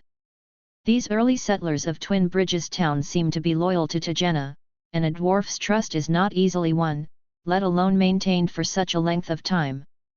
"So your opinion is, the expertise in processing cold iron is not a closely guarded secret? Although Tajana is a demon, she is our protector now, and she has a good reputation in this aspect." Berend nodded. "It is beneficial for us to provide her with something valuable." "That's great, but where do we go to find cold iron ore?" Chapter 40. "I'm sorry, Bruto, that foolish boy just hasn't got the hang of it yet. It's difficult to explain the gist of it to you in a sentence or two." Berend's large hand landed heavily on Bruto's head, causing the latter to cover his head with a look of grievance. "I'm now a senior craftsman, and there's a rest day coming up in 4 days. I'll come with you then. However, I need to report this to the craftsman committee first and apply to review their mining records to find the most likely spot. Then it's settled, we can use these next few days to rest and build up our strength." Lancelot reached into his pocket. "Alright, there's one more favor I need to ask of you." Confronted with the old dwarf's puzzled gaze, he placed 3 clear blue gemstones into Baron's hand. "I need a single-hand long sword for fighting in relatively confined spaces, this is the upfront payment," he explained. "How can this be?" Baron refused to accept. "You are our savior, I must refuse the money. I will be commissioning many more weapons and pieces of equipment from you in the future," Lancelot patiently explained. "If you refuse payment every time, it will only make me feel guilty and turn to other blacksmiths." "All right then." Baron took another look at the beautiful gemstones and finally accepted them. "You truly are an honorable human. So, do you have any special requirements for this sword?" "I hope it's a bit longer, so I can also wield it with both hands. It will be a frequently used weapon, so there's no need for fancy decorations. I don't require any enchantments either, as that's likely out of my budget and the production time might be too long. Therefore, as long as its performance is good enough, that's all I need." "Understood, 4 days' time is more than sufficient then." Lancelot nodded, bowed to Baron, and then rose to leave with Paladin and Isabella, while Bruto planned to stay here tonight to spend some quality time with his old man. 3 days later, just before dawn, Lancelot was sitting in the master bedroom on the first floor of Hagrid Manor, performing circulation transfer with neither urgency nor delay. He was in a very mystical state, as if he had a peculiar perspective where he could clearly sense every movement of wind and grass within 100 feet around him. Paladin was tossing and turning in a bedroom on the second floor, not sleeping well. Bruto, on the other hand, was sound asleep in another bedroom on the first floor, completely unaware that he had rolled off the bed onto the floor. Isabella, a nocturnal creature, was reading a book in the living room. A few days ago, Paladin took her to visit some vampire neighbors, who showed friendliness towards the young Isabella, as he had expected. Paladin borrowed some books from them, intended for the young vampire to understand her own condition, such as the one she was reading now, Night Bloodline, which contained details about the main subtypes of vampires, research on controlling hunger, and various precautions for being a vampire. Paladin believed that this knowledge was extremely important for the young Isabella. After all, for a vampire to ignorantly walk into the sunlight and then shriek as they turned into ashes was an utterly foolish way to die. Lancelot took advantage of the rare few days to calm his mind and cultivate properly, meanwhile planning the path of his future cultivation. Previously, the true qi in his dantian was completely full, a sign of middle-rank qi cultivation great perfection. After today's cultivation, he noticed a strand of true qi lingering in his meridians, flowing slowly like the water in a stream, meaning he had officially reached the high rank of the qi cultivation realm. Next, he would face the first major hurdle on the path of spiritual cultivation, foundation establishment. According to the materials left by Han Tianzun, the dantian is like an ocean. When a spiritual cultivator reaches the great perfection of the high rank in the qi cultivation realm, the body's meridians are like great rivers, filled with rushing true qi. To promote to the foundation establishment stage, one must allow the river water, that is, the true qi in these rivers, to overflow the banks formed by the flesh and use the true qi formed by nature's spiritual energy to wash over one's body, creating a treasure body capable of carrying the Tao and truly stepping into the world of spiritual cultivation. There are 2 common methods for advancing from the qi cultivation to foundation establishment stage. One is the most primitive method, relying on day after day, year after year of cultivation, absorbing nature's spiritual energy. Once accumulated to a certain degree, a quantitative change will induce a qualitative transformation, and foundation establishment will follow naturally. The reason this method is called primitive is that it's extremely slow. Without accumulating over 30 years, it's impossible to succeed. Aside from the forebears who founded the path of spiritual cultivation millions of years ago and loose cultivators seeking only to extend their lifespans without any affiliation, only they would use this method. After successfully breaking through, one approaches 50 years of age. Even though they gain additional lifespan, the golden core is out of reach, and their path to seeking Tao may well end at the foundation establishment stage. Another method is used by the vast majority of cultivators who've successfully established their foundations, relying on an elixir known as the foundation establishment pill. This broad bean-sized elixir greatly enhances the activity of true qi, allowing cultivators at great perfection of the high-rank qi cultivation realm to attempt foundation establishment, significantly compressing the time needed for cultivation and creating possibilities for challenging higher realms later. The only problem is that the various medicinal ingredients required for refining this elixir do not exist in this world, at least not in the disgusting place called the Abyss. Han Tianzun, who granted him the legacy and claimed to be extreme in the alchemy Dao, passed down the complete set of alchemy dharma methods and even included an analysis of various elixir principles and how to create pill recipes with existing materials. But that could only be done after foundation establishment, when the divine sense can be projected outward to inspect items. Lastly, there's a theoretically viable method that no one has ever tried, using the spiritual power from spirit stones to forcibly break through to foundation establishment. Han Tianzun anticipated the problems Lancelot might encounter and specifically mentioned this method in the bamboo slips he left behind. According to Han Tianzun's estimates, this method would require consuming about 100 upper-grade spirit stones to establish a foundation. In the world of spiritual cultivation, this is an insane number. The price of one foundation establishment pill is about 20,000 spirit stones, which is also 2 upper-grade spirit stones. Therefore, while this method is theoretically feasible, no one has ever tried it. However, this was the method that held the most hope for Lancelot. The earth crystals he obtained from killing the Sandworm Lord last time had 7 or 8 pieces that reached the level of upper-grade spirit stones. Gathering 100 of them would not be easy, but at least it was possible. If spirit stones were stripped of their monetary attribute, they were just items used for recovery in battle, as well as the energy source for mechanisms, formations, and prohibitions. They didn't serve well as a means for Lancelot to store wealth. In fact, with the life extension blessings from the elves, Lancelot could also succeed using the first method, but if possible, he still wanted to improve his strength as quickly as he could. After all, this was the Abyss, and if one day a wicked wind blew past and a seemingly innocuous abyssal worm suddenly turned into a Barlow flame demon, he at least wanted the ability to escape. Speaking of escaping, it was necessary to mention some of the cultivation techniques that Han Tianzun had left him. Han Tianzun said that the world was different, and Lancelot would need to explore the later stages of cultivation on his own, but that was for the stages after the body integration realm.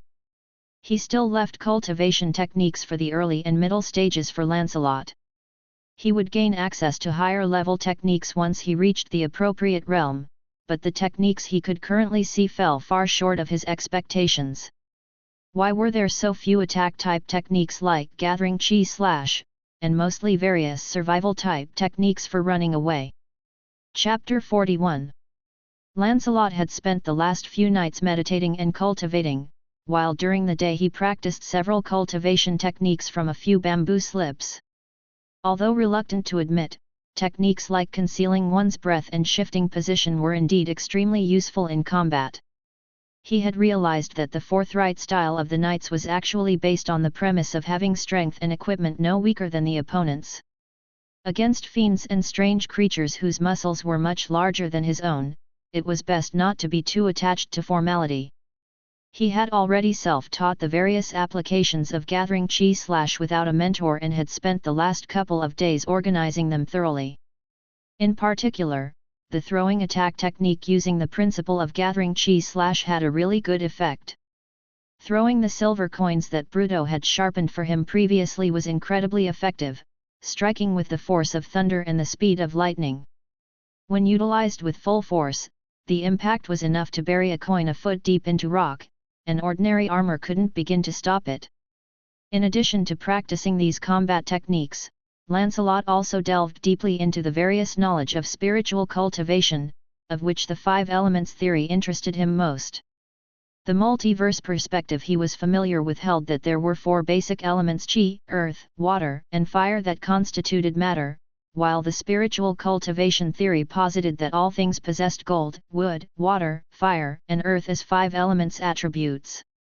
After a careful comparison, Lancelot found that although the concepts seemed conflicting, they didn't actually clash. One theory spoke of elements and the other of attributes. Another concept that greatly interested Lancelot was the idea of a spirit root.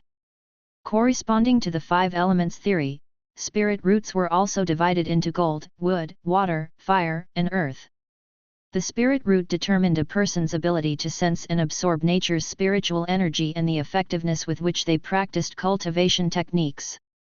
Those with good spirit roots could practice cultivation for one day and achieve what took others 3, naturally progressing faster. Sirhan had already checked when he passed on the techniques. Lancelot had wood, fire, and earth spirit roots, not bad, but merely average. In the early stages of spiritual cultivation, fewer spirit roots were better as they made it easier to sense and absorb the spiritual energy of the corresponding attribute. Having many spirit roots could complicate discerning the spiritual energy, making cultivation extremely difficult. However, Sirhan had said that he started off with even poorer innate talent than Lancelot, possessing 4 spirit roots, yet his strength had become one of the topmost existences in the realm, illustrating that there are no absolutes in anything. At the higher realms of spiritual cultivation, cultivators form a cycle of their own inner world. At this stage, they would use various methods to complete their spirit roots to balance their inner world. Some of the top divine skills and immortal laws also require a complete set of spirit roots, otherwise, they would be like castles in the air or mirrors and moon reflected in the water, impossible to perfect. When Sirhan bestowed the inheritance, he also taught Lancelot a special language filled with interesting 4-character phrases like mirrors and moon reflected in the water. The cultivation technique Lancelot was practicing now was called the Cauldron Immortal Technique. Sirhan claimed it was a peerless divine skill he created based on a treasure of heaven and earth, boasting unmatched abilities to connect with the universe. Practicing it was meant to be as pleasant as walking on a broad road, and it had many marvelous uses. Lancelot remained skeptical because Sirhan had said these were all his conjectures. He had already been at a very high realm when he created this technique. Naturally, he couldn't start all over again. Though he made many improvements afterward, he indeed hadn't let others try it. However, Sirhan also explained that the technique's unique feature was that it intrinsically lacked a 5 elements attribute and could be cultivated in any environment, making it the only suitable technique for Lancelot at that time. Sirhan couldn't predict what problems might arise in the later stages, but he left behind some solutions. In fact, reaching the foundation establishment stage by bombarding oneself with upper-grade spirit stones was one of the methods Sirhan had intentionally left behind. Lancelot couldn't help but admire the foresightedness of his senior. To speak frankly, his cultivation speed was already astonishingly fast. The realm he was now in would have taken an ordinary person at least 3 years to achieve. While this certainly included his own physical foundation and the blessings from the elves, it was enough to show the exceptionality of the Cauldron Immortal Technique. At this moment, the pitch-black sky began to lighten as dawn approached. Little Isabella, who had been intently reading, seemed to have sensed something. She stood up, first placing the already cooled kettle back onto the fire, then bringing over the breakfast for 3 she had prepared earlier onto the dining table. Having made all preparations, she returned to her underground tomb and slid into her wooden box coffin. From Lancelot's mystical point of view, all these activities were clearly visible. Vampires were not completely inactive during the day, but Isabella's strength was just too weak now. Even the early morning sun could leave her exhausted. In the previous days, she had tried to stay up to greet the early rising Lancelot, but her gasping and lifeless appearance looked somewhat frightening and was strongly prohibited by Lancelot. When the red sun was high in the sky, Lancelot was already waiting in the courtyard for Bruto. He was dressed in full armor, holding a wooden sword made of fang-like fur. It wasn't long before Bruto also appeared. He too was fully armored, even wearing his helmet with the toad emblem, carrying the repaired shield in his left hand and a wooden warhammer in his right. "Do we really have to do this every day?" the young dwarf complained loudly. "I appreciate your instinct-driven fighting style," Lancelot said with a smile, watching his companion. "But relying solely on instinct can easily get you into trouble in tough situations. You must master various combat techniques." "I get all that," Bruto muttered. "You ready? 'Cause here I come." With that, he didn't wait for Lancelot's response and charged straight ahead. Lancelot deftly dodged Bruto's fierce hammer blow and then swung his longsword, parrying the dwarf's next attack. "What's gotten into you? Didn't you eat enough breakfast?" Lancelot said while fighting. "Hey! Wake up, Bruto, stop sleepwalking." "Shut up!" Bruto suddenly accelerated and unleashed his usual set of triple strike. Lancelot met the first two strikes head-on, his sword blade forcefully clashing with the side of the hammerhead, nudging the dwarf's attack off its intended path. However, he quickly sidestepped before Bruto's powerful final blow arrived, circling behind the off-balanced dwarf and lightly tapping his head with the sword as a sign he scored a hit, leaving Bruto to turn around with a frustrated look on his face.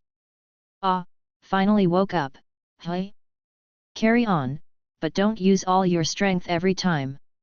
Always save a little for unforeseen circumstances," Lancelot counseled. Without a word, Bruto charged again. This time, he didn't launch a desperate attack and Lancelot cooperated by feeding him moves, occasionally pointing out Bruto's vulnerabilities and reminding him to stay alert. After clashing back and forth for about 20 moves, Bruto began to grow impatient and once more exposed a weakness during an attack interval. The human knight deceived Bruto with a feint, opening his guard wide, and then the sword tip touched the dwarf's beard like a bolt of lightning. "Much better than before," Lancelot encouraged, "but remember to stay cautious in a tight spot, especially against an opponent stronger than yourself." "Huff!" Bruto panted heavily. "Again, let's go again." An hour later. Boom! The two weapons had clashed countless times that morning, but this time Bruto's grip faltered.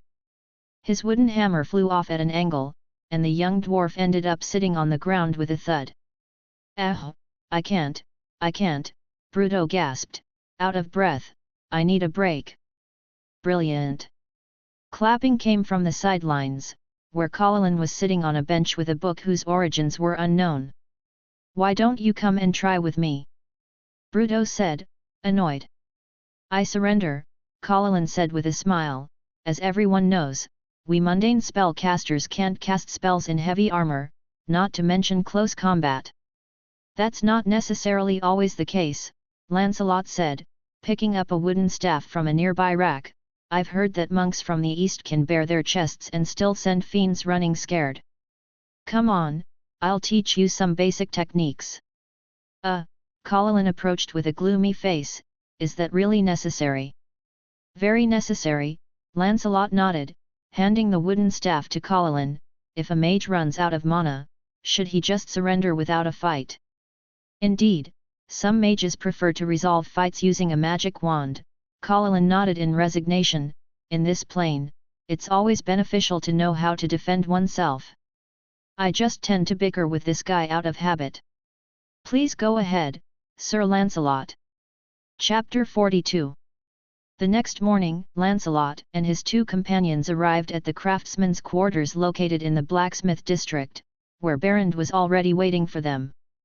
The old dwarf was also fully armed today. He wore a set of plank armor, donned a dwarf giant helm with pointed horns, had a folding shovel and a dwarf cross pickaxe at his waist, and carried a heavy steel shield on his back. "Hey, old man, your gear looks pretty impressive.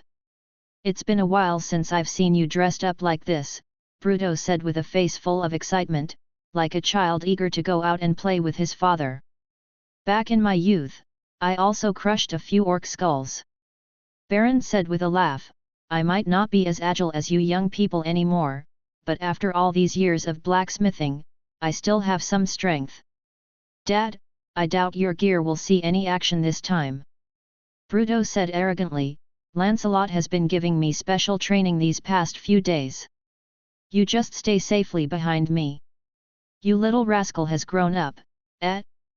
But don't be too confident, your old man still has a few tricks up his sleeve, Baron scolded with a smile. Then he turned to Lancelot, Sir, your weapon is ready, and I guarantee you'll be satisfied. With that, he retrieved a long, narrow object wrapped in thick leather from the corner of the room and handed it to Lancelot. With the enthusiasm of a warrior for a new weapon, Lancelot eagerly unwrapped his new toy. What appeared before him was a beautiful long sword, slightly shorter than 4 feet. The blade was sheathed in a black leather scabbard, complete with a sword belt, the crossguard, slightly curving toward the tip like a pair of bull's horns, was thickened, and the hilt was tightly wrapped in circles with dark red leather, ending in a metal sphere that served as a counterweight. Lancelot gripped the hilt and drew the blade partway from the scabbard. Could this be? Paladin expressed with a surprised look. The drawn portion of the blade was about 4 fingers wide and much lighter in color than typical metal weapons. As he drew the blade, it emitted a cold light, making it seem as though the temperature in the room had dropped. This is definitely my masterpiece. The handle is wrapped with fire serpent skin, providing a good grip. The end ball is removable, allowing you to easily replace it with any shape you desire or any magical item with special effects, Baron said proudly, lifting his chin. Go ahead and give it a try, Sir Lancelot. Lancelot completely drew the weapon, casually swung it to feel its perfect balance, then, he lightly flicked the blade and listened to its crisp ring, like a joyful bird. This is definitely one of the best weapons I've ever seen, Lancelot gratefully nodded to Baron. What's its name?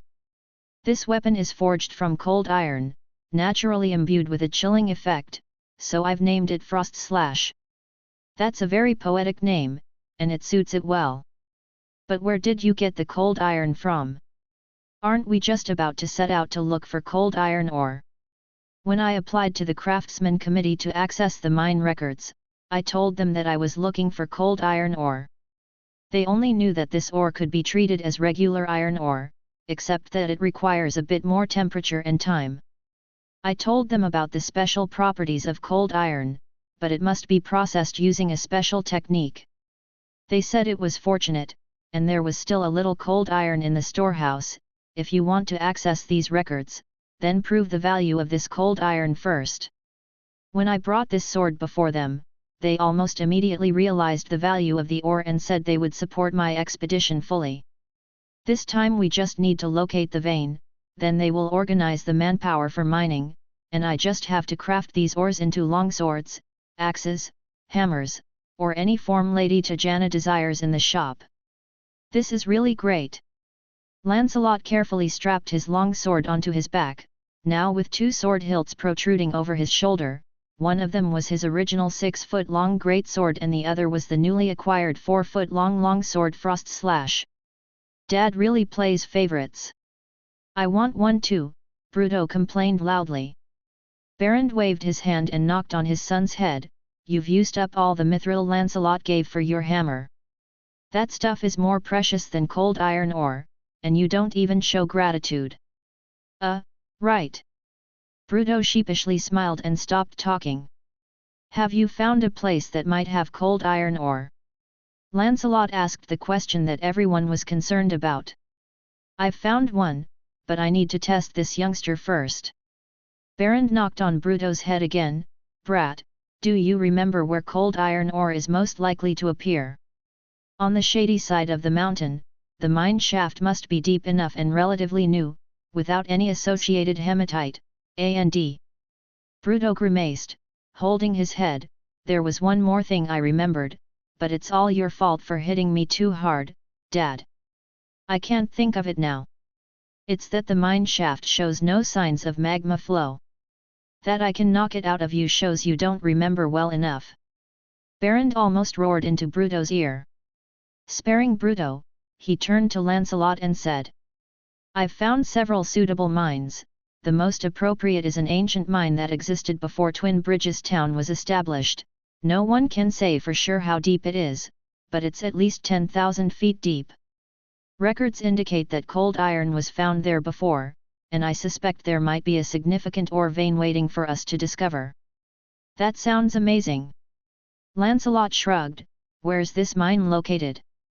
Right at the foot of the shattered mountain range to the south, about a 2-hour journey from here, still within the dominion of Twin Bridges town. The mining difficulty has been increasing over the years, and now very few mining teams go there. Many sections of the mine have become lairs for subterranean creatures. Baron frowned. In fact, a 12-man mining team, though composed of annoying grey dwarves, was supposed to have returned 3 days ago. Though we all serve the succubus lord of Twin Bridges town, it would be best if we could locate them. Grey dwarves? What are they? A bunch of lunatics, Bruto succinctly explained. They were once one of us, but have since fallen, and vehemently despise us who still adhere to the faith of Muradin. Baron sighed, shaking his head. Even in the demon's homeland, they fiercely resist working under the same roof as us. It's because of their tragic experiences. Driven by a yearning for subterranean riches, they dug too deep and encountered an evil race capable of controlling the minds of creatures, which then enslaved them for several generations. Paladin explained. Ironically, they finally gained freedom with the help of the evil god disguised as Asmodeus, the ruler of the 9 hells. The suffering of enslavement and the pernicious guidance of the evil god permanently changed the grey dwarves. From slaves, they turned into slave masters, just as wickedly as their former masters. This is a perpetual disgrace for our dwarf race, reminding us not to let greed blind us, Baron lamented. But there are always foolhardy ones who can't remember, like this one in front of you. At least we still have a chance to rectify this mistake. Lancelot clapped his hands. Is everyone ready? Let's set out, then. Chapter 43. The dark red sun of the plains of the abyss hung slanted on the horizon, leaving one uncertain whether it was dawn or dusk. Across the barren and desolate land, a 4-wheeled carriage was making its way to the south at a steady pace. To call it a carriage might not be entirely accurate, for the 2 creatures pulling it did not resemble normal horses. Their bodies were as black as solidified magma, with fierce flames blazing around their hooves, manes, and tails. These were nightmares, evil creatures born from the transformation of noble Pegasus, providing services to such powerful beings as liches, death knights, or demon lords. As part of a craftsman committee-backed operation, Baron had acquired a brass whistle engraved with mysterious runes. Blowing the whistle required strong lung capacity, but once sounded, a carriage pulled by 2 nightmares, roomy enough for 8, would appear to serve the summoner. The carriage could exist for 4 hours or could be dismissed by sounding the whistle again, after which it could not be summoned again for another 4 hours at least. In theory, the summoned nightmares were bound to obey the commands of the summoner, but the old dwarf who handed the whistle to Baron advised that it was best to prepare some meat and tubers that nightmares favored, otherwise, they might intentionally misinterpret your commands and make the passengers' travel as thrilling as possible. The party, having prepared dried meat and cassava in advance, did not suffer too much, aside from the usual sins of traveling in the abyss, including but not limited to the rugged terrain. There were, of course, no roads here, eerie gales, rapidly rising temperatures, and the constant appearance of various small demons and abyssal beasts. The abyss is indeed the home of demons, but those more formidable ones generally belong to a legion and are unlikely to be seen in the wild. Amidst the wilds, between iron fortresses and war bastions, the survival game of low-level demons is constantly unfolding. While playing the role of a tour guide, Paladin practiced his slingshot. The wild creatures that tried to charge at the speeding carriage became Paladin's targets. Of course, this often only served to enrage the enemies further, and it became Lancelot's job to help by chopping those that got too close into 2. What's the point of all this? Bruto asked with curiosity. The rules of the game in the abyss force them to attack each other, and those who are stronger and more cunning often survive, absorbing the essence of the losers and repeating the process. Paladin sent a smooth stone flying, which narrowly missed a flesh ball with 3 mouths. Some lucky ones accumulate enough essence energy before being killed to advance to a more powerful demon. The transformation process is enormously painful, beyond any torment you can imagine, and demon bodies ensure they do not lose consciousness during it. They must experience every detail of the process while fully awake, making them increasingly vicious. Why would they go through this? Lance pondered about the situation that occurred after he had bestowed a bit of energy on Dink. I mean, what's in it for them? There's no benefit. The behavior of low-level demons stems more from fear of death. They only learn the joy of destruction as they grow stronger. Paladin spun his slingshot back and forth in front of him, then hurled it outwards. Remember I told you about M's view on the will of the abyss? This phenomenon is one piece of evidence because the end result is a host of evil, twisted, cruel, and battle-hardened high-rank demons, eager to spread the pain they've endured to every corner of the multiverse. Bruto swung his hammer and flattened a claw that had already reached the carriage into a thin pancake. You're really bad at aiming, the dwarf grumbled discontentedly. When I'm in combat with an enemy, please refrain from trying to assist with that thing. That's why I'm practicing, Paladin remarked, launching another stone, slightly smaller than an egg, which this time struck its target accurately. The creature hit was a small demon that resembled a bizarre hybrid of a mutated insect and a goblin, featuring 12 legs. It was only slightly dazed by the hit, then charged even faster, only to be sliced into pieces by Lancelot's great sword. It doesn't seem very powerful even if it hits, Bruto mocked. Because I'm just practicing, Paladin explained as he pulled aside a corner of his robe, revealing straps crisscrossed over his chest, filled with many small compartments containing vials of potions. What's all this? Bruto curiously looked at Paladin, who today looked very strange with various pockets and containers hanging all over him, making him appear like a traveling juggler. Some dangerously potent items that aren't exactly meant for everyday carry, Paladin said, taking out a green vial and shaking it in front of Bruto. These are acid flasks, my true ammunition. Ugh, Bruto stepped back fearfully. Remember to remind me to stay away from your room. Don't be scared, these special-made flasks need a great deal of force to break, Paladin said, pleased with the dwarf's reaction, and took out several vials of blue liquid. This is a strong alkali, it would be good if each of us takes 2 vials. Great, I almost forgot about that. Baron smacked his thigh, grabbed 2 vials, and put them in his pocket. Can someone explain why we need to bring these things? Bruto was still reluctant to carry such dangerous items. I've been down mines countless times and never needed this. That's because you never worry about these things, Baron said irritably. Have you forgotten those annoying mud monsters underground? A strong alkali reacts violently with their acidic slime. When you're grabbed by a mud monster, you'll be glad to have a vial of this stuff. Oh, I think the miners' school did mention something about this. Bruto awkwardly took the 2 vials and stowed them away. Lancelot also reached out for the vials. He was certain he could break free from the mud monsters with his own strength, but carrying 2 vials would clearly be helpful to rescue friends in trouble. What other preparations have you made? Lancelot asked, curious about all the odd equipment Paladin had on. You've already seen my flash ring, which works great against creatures accustomed to living in the dark. I've also crafted a necklace that can detect magic, a staff that can cast the light spell, and various trinkets that can unleash cantrips, Paladin continued, opening the pouch slung across his body to show neatly arranged scrolls. Most of these are for detecting secret doors, feather fall spells, and other supportive techniques.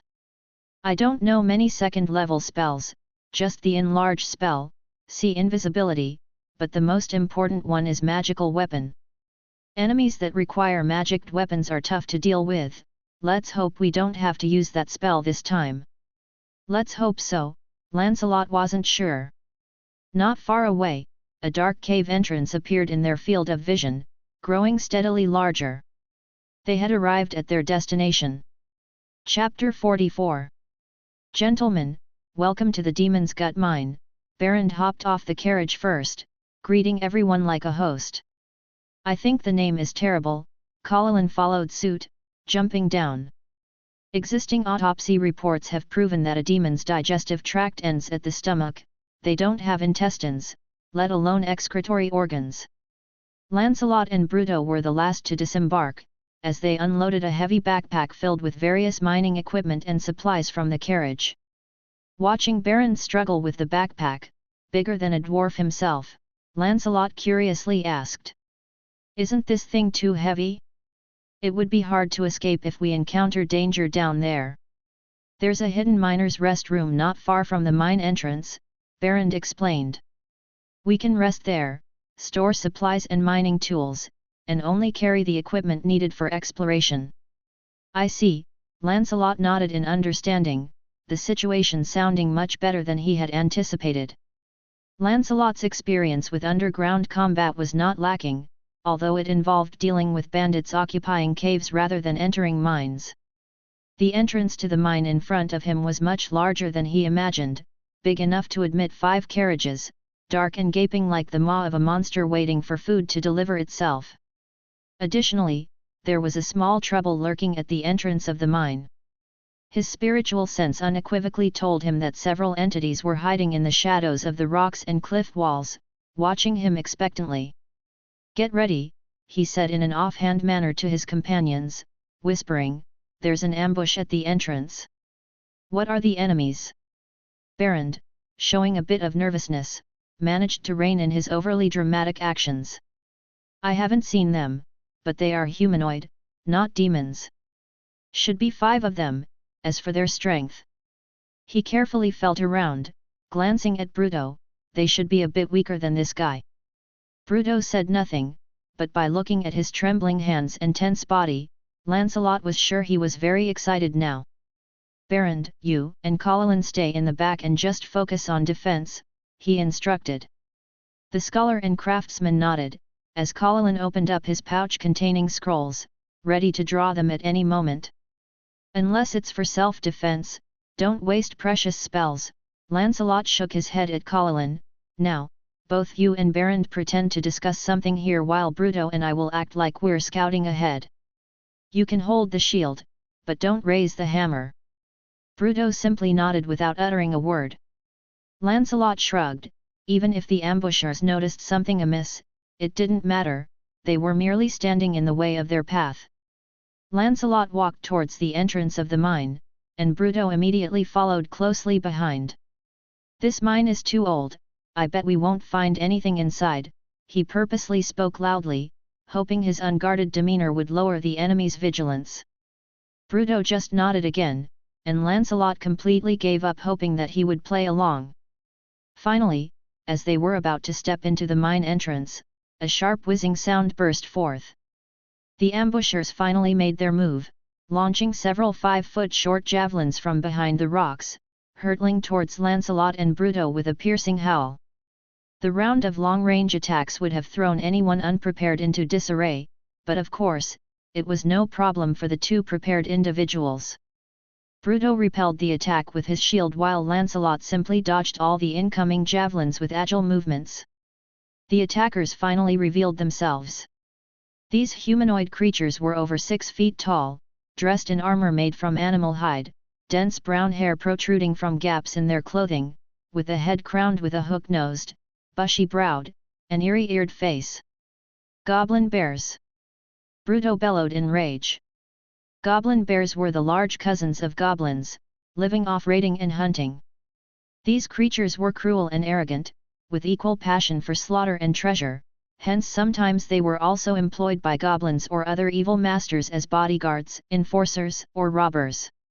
The group of goblin bears before them might have once been deserters from a demon legion, or guards of a slave convoy, but now they likely had no master.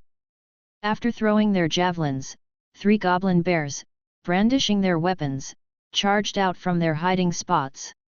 Can you handle one? No problem. Lancelot asked Bruto. Bruto pulled out his warhammer and responded by hammering it heavily on the ground. Lancelot chuckled lightly and reached over his shoulder, habitually grabbing his great sword. But upon second thought, before facing a tougher enemy, he decided he'd better get used to a new weapon. A pleasant hum sounded as Lancelot drew the long sword Frost Slash. Facing the charging enemies, he executed a powerful horizontal slash, but his purpose was merely to block two of the attackers. The other was left to Bruto to deal with. The Goblin Bear's major tactic of a surprise attack had failed. With the knight's armor and treasured sword, they were intelligent enough to recognize the difficulty of their adversaries, but Lancelot's attempt to provoke them 1-against-2 completely infuriated them. Lancelot made a flourish with his sword, positioning the long sword horizontally in front of him, inviting his opponents to attack first. The two Goblin Bears had not lost their minds completely. They carefully watched Lancelot while slowly sidestepping to occupy positions on his left and right, preparing to launch a pincer attack. Meanwhile, Bruto was already locked in combat with his opponent. The dwarf initially took a defensive stance, calmly sidestepping the ferocious charge of the Goblin Bear, dodging the first strike, then quickly raised his shield to block the subsequent attack. But he didn't give the enemy a chance for a third strike. The attack he had just blocked made him realize the enemy's strength was not greater than his. When the rebound of the blocked weapon gave him the opportunity, he swiftly fanned his shield outward with his left hand, throwing off the enemy's balance, followed by his right hand wielding the hammer, accurately striking the Goblin Bear's closest knee. With a crack, the clear sound of breaking bones echoed in everyone's ears. The Goblin Bear instantly fell to its knees, soon followed by a sharp scream of agony. "Ah, the knee, my favorite target!" Having landed his blow, Bruto immediately leapt back, dodging the enemy's aimless counterattack. Lancelot's attention was also drawn to Bruto's commotion, and he glanced back. Seeing him turn his head, the two Goblin Bears encircling him immediately launched their attacks from both sides simultaneously, but Lancelot, as if he had anticipated this, weirdly twisted his body backward, moving 3 steps back and causing the two attackers to crash into each other heavily without time to react. "Don't rush, ladies!" He stepped forward, and a torrent of sword light immediately enveloped the two Goblin Bears. Lancelot did not even use true chi, merely relying on his swordsmanship to suppress both enemies at once. He was not quick to deal the killing blow. Each time his sword blade was about to slice through their bodies, he forcefully stopped, avoiding a fatal wound. He was rapidly getting used to the new weapon's length, weight, and balance. As his movements grew faster, the two Goblin Bears couldn't keep up at all, just wildly swinging their nail-headed hammers in vain attempts to inflict some damage on Lancelot.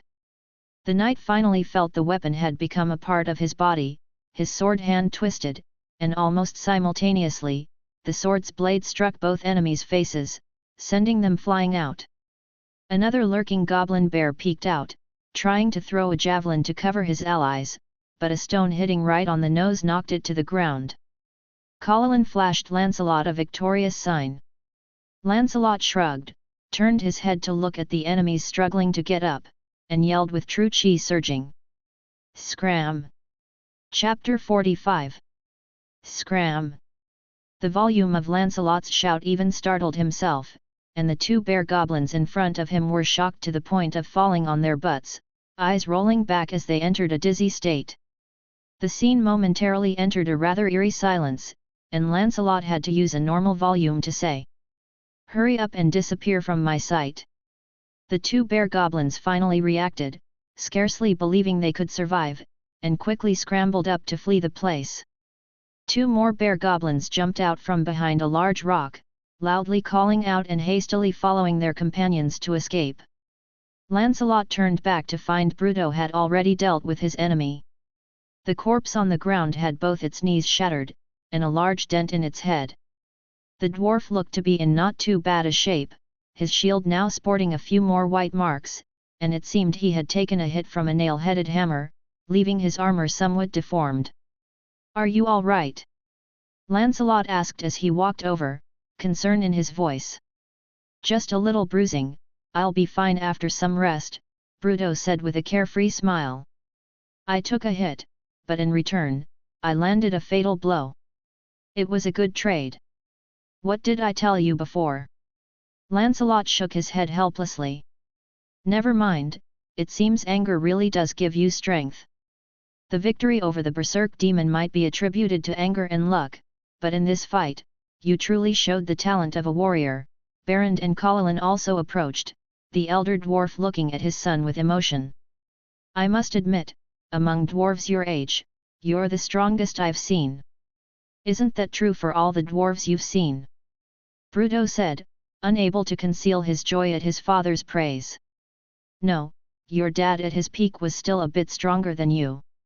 Dad, you must be bragging. Ha ha ha ha. Amid laughter and cheerful conversation, the group walked into the entrance of the mine. It quickly became dark around them. As dwarves, Bruto and Berend naturally possessed dark vision, allowing them to see objects even in complete darkness as though there were faint light sources around, although this ability only provided monochromatic vision with grayscale differences. Paladin pulled out a potion and gulped it down. Dark vision potion, lasts for 8 hours, Paladin explained. Prepared in advance, so there's no need to waste a second circle spell. How about you, Lancelot? Want a dose? Lancelot shook his head. The blessings of the elves had already granted him dark vision not inferior to that of dwarves, and with a bit of true chi concentrated in his eyes, he could see everything around him clearly, much like in a brightly lit environment. Paladin asked no further and silently put away the potion. It was not hard for him to see the many extraordinary traits of Lancelot, and night vision was not that special a feature. Inside the mine, the environment was not entirely dark. Luminescent fungi scattered on the ground and stones emitting a ghostly glow on the walls of the tunnels now and then were lighting installations deliberately left by the miners. After walking roughly 300 feet forward, they entered a spacious hall. The high dome above was lit by a bright magical light source, the strong light discouraging those subterranean creatures that hated brightness from lingering. Along the stone walls, there were several tunnels leading downward, and on the floor lay heaps of ore, which the miners would gather here before transporting them all at once. Ah, this is it, the hall known as the Demon's Stomach. Berend stepped forward and examined the ores on the ground. These have been freshly mined, they must be the fruits of our grey dwarf friend's labor. Did you say there was a miner's restroom, right here? Paladin asked curiously. Yes, it should be here. Berend started pacing around, knocking here, touching there, trying to find the mechanism that would open the secret chamber, but to no avail. I happen to have a suitable spell, Paladin offered, seeing that Berend wasn't getting any results. Let me give it a try. Berend looked at him skeptically but nodded nonetheless. Dwarves could find anything hidden in stone and earth, but that required enough time. Paladin pulled out a scroll and unfurled it. He cast his eyes quickly over the scroll and then uttered a string of mysterious spells. Lancelot may not have understood the content of the scroll, but he could feel a force being channeled into the scroll.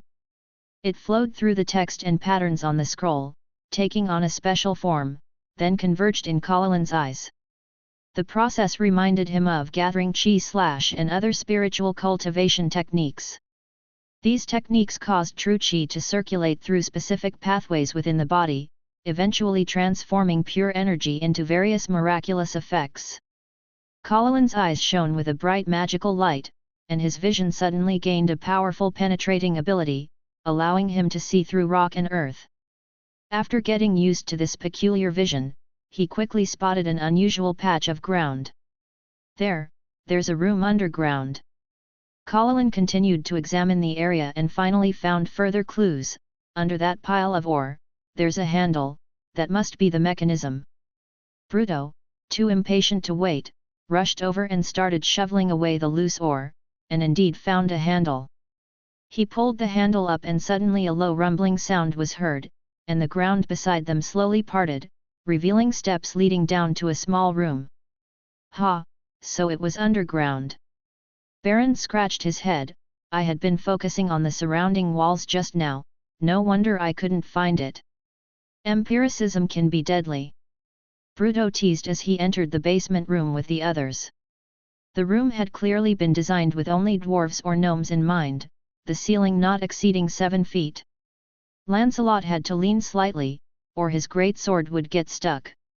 Inside the room, there were dozens of bedrolls, boxes, and barrels for storing goods, as well as spare shovels and cross pickaxes. Berend was not pleased with the condition of the tools, but it was well known that years of enslavement had robbed the grey dwarves of any passion for their work. His gaze shifted from the shabby tools and he walked to the end of the room, where there was a small table. On the table hung a giant mining map with markings of new tunnels added by miners from different eras, or spots where collapses had occurred. Looking at the map, the group realized that the nickname Demon's Intestines was quite apt. The directions of the tunnels were so chaotic that if demons had intestines, they probably looked like this. Berend, however, was engrossed in reading a journal. The journal was written in Dwarven, the lingua franca of the mining world. It recorded information about each team that went down into the mine, their purpose, and what they harvested. The most recent entry was from a week ago, written in simple terms. 12 Grey Dwarf Miners, Team Leader Dunif. Plan to head to workings 14, 15, and 16. The harvest column was left blank, it seems they had not made it back here. Chapter 46. After setting down the heavy equipment and supplies from their backpacks, Berend and Lancelot's group set out once again, this time travelling light, each carrying supplies for 2 days. They unanimously agreed to first search for the whereabouts of their grey dwarf colleagues. This mission itself was considered a black iron level task, and they had first-hand data on the resource distribution of the ancient mine. Searching for a mining team in this labyrinth-like mine was like looking for a needle in a haystack. Fortunately, Berend and Bruto had a set of skills for underground orientation. Dwarves had undergone special training that enabled them to sense the magnetic fields in the rocks. Walking at the front of the group was Lancelot. As the strongest warrior in the team, he played the role of the vanguard, the first target of the enemy's attacks. Following in second was Berend. The old dwarf's prospecting experience was no less than his craftsmanship. As a top blacksmith, he often had to search for the best raw materials himself. Now, following behind Lancelot, he was directing the vanguard. Behind them came Paladin. As the most vulnerable member of the team, he was both nervous and excited. Researchers who studied the abyss rarely entered it personally, more precisely, few could come back alive to tell of their experiences, and his curiosity for knowledge now suppressed his fear of death. Even at this moment, he was continuously scanning the surroundings with the night vision enabled by his potion, and taking notes in a small notebook. Assigned the task of rear guard was Bruto. The young dwarf had officially become an adventurer just over a week ago, but had already shown reliable strength. Bruto was also very familiar with burrowing about in the mines, as his dad had taken him underground before his beard had even started to grow. They walked through the winding tunnels, where Berend only needed to glance at the entire structural map and he memorized it in his mind. Under his guidance, the team progressed swiftly. Suddenly, Lancelot raised a hand, signaling for everyone to stop. "What's wrong?" Berend asked, puzzled. "I sense danger," Lancelot said, frowning. His spiritual sense had just flashed a warning, and this mysterious sixth sense had become increasingly accurate since he became a spiritual cultivator, but the complex underground environment made it difficult for him to determine the exact location of the enemy, only that it was somewhere ahead. "But I don't see anything," Berend said softly, frowning. He wasn't questioning Lancelot, the knight had already proven his keen perception ability back at the entrance of the mine. "It feels like a big one," Lancelot said, still not reassured about proceeding further. He sensed the threat's distance once more and sat down cross-legged. "Give me a moment." The other three looked on in surprise as Lancelot entered a state of meditation, leaving them no choice but to pick up their weapons and stand guard beside him. Lancelot quickly entered that state with the strange perspective, which according to the bamboo slip in his mind, was a divine skill of the high rank in the chi cultivation stage, called divine sense projection, which for now he could only enter during cultivation. Using this ability, he finally discovered the source of the unease. About 80 feet ahead underground, a huge creature was lurking. The creature looked like a mantis, except its large pincers grew on its lower jaw, and its size was magnified to over 10 feet tall, with a carapace covering its entire body, including the belly. He exited the meditation state and slowly opened his eyes. "How is it?" Bruto asked anxiously. Lancelot described the appearance of the enemy, and as soon as Berend heard the word mantis, his face showed a look of recognition. "Do you know what this is?" It should be a burrowing worm," the old dwarf nodded. "These creatures use that terrifying mouth to dig tunnels and extend their antennae above the ground to sense movement around them. Once someone passes directly above, it will leap from the ground and seize the prey, eagerly spraying a potent acid digestive juice while using its terrifying jaws to tear the victim into pieces. That does sound quite troublesome. How do we deal with this creature? Their most damaging attack is their ambush. Few creatures can survive such an assault. Their acid as well, it can spray up to 30 feet, which will be hard to deal with in these tunnels," Berend said seriously. "But it also has clear weaknesses. These creatures have almost no intelligence, and all their threats come from that mouth, so as long as you can attack from the side or behind, they're not as ferocious as they seem. Another is their legs. Breaking just 3 legs on one side will make them fall, and in that state, they're basically at our mercy." "Understood. Paladin, I remember you mentioned a spell." Gazing at the fairly spacious tunnel, a plan began to take shape in Lancelot's mind.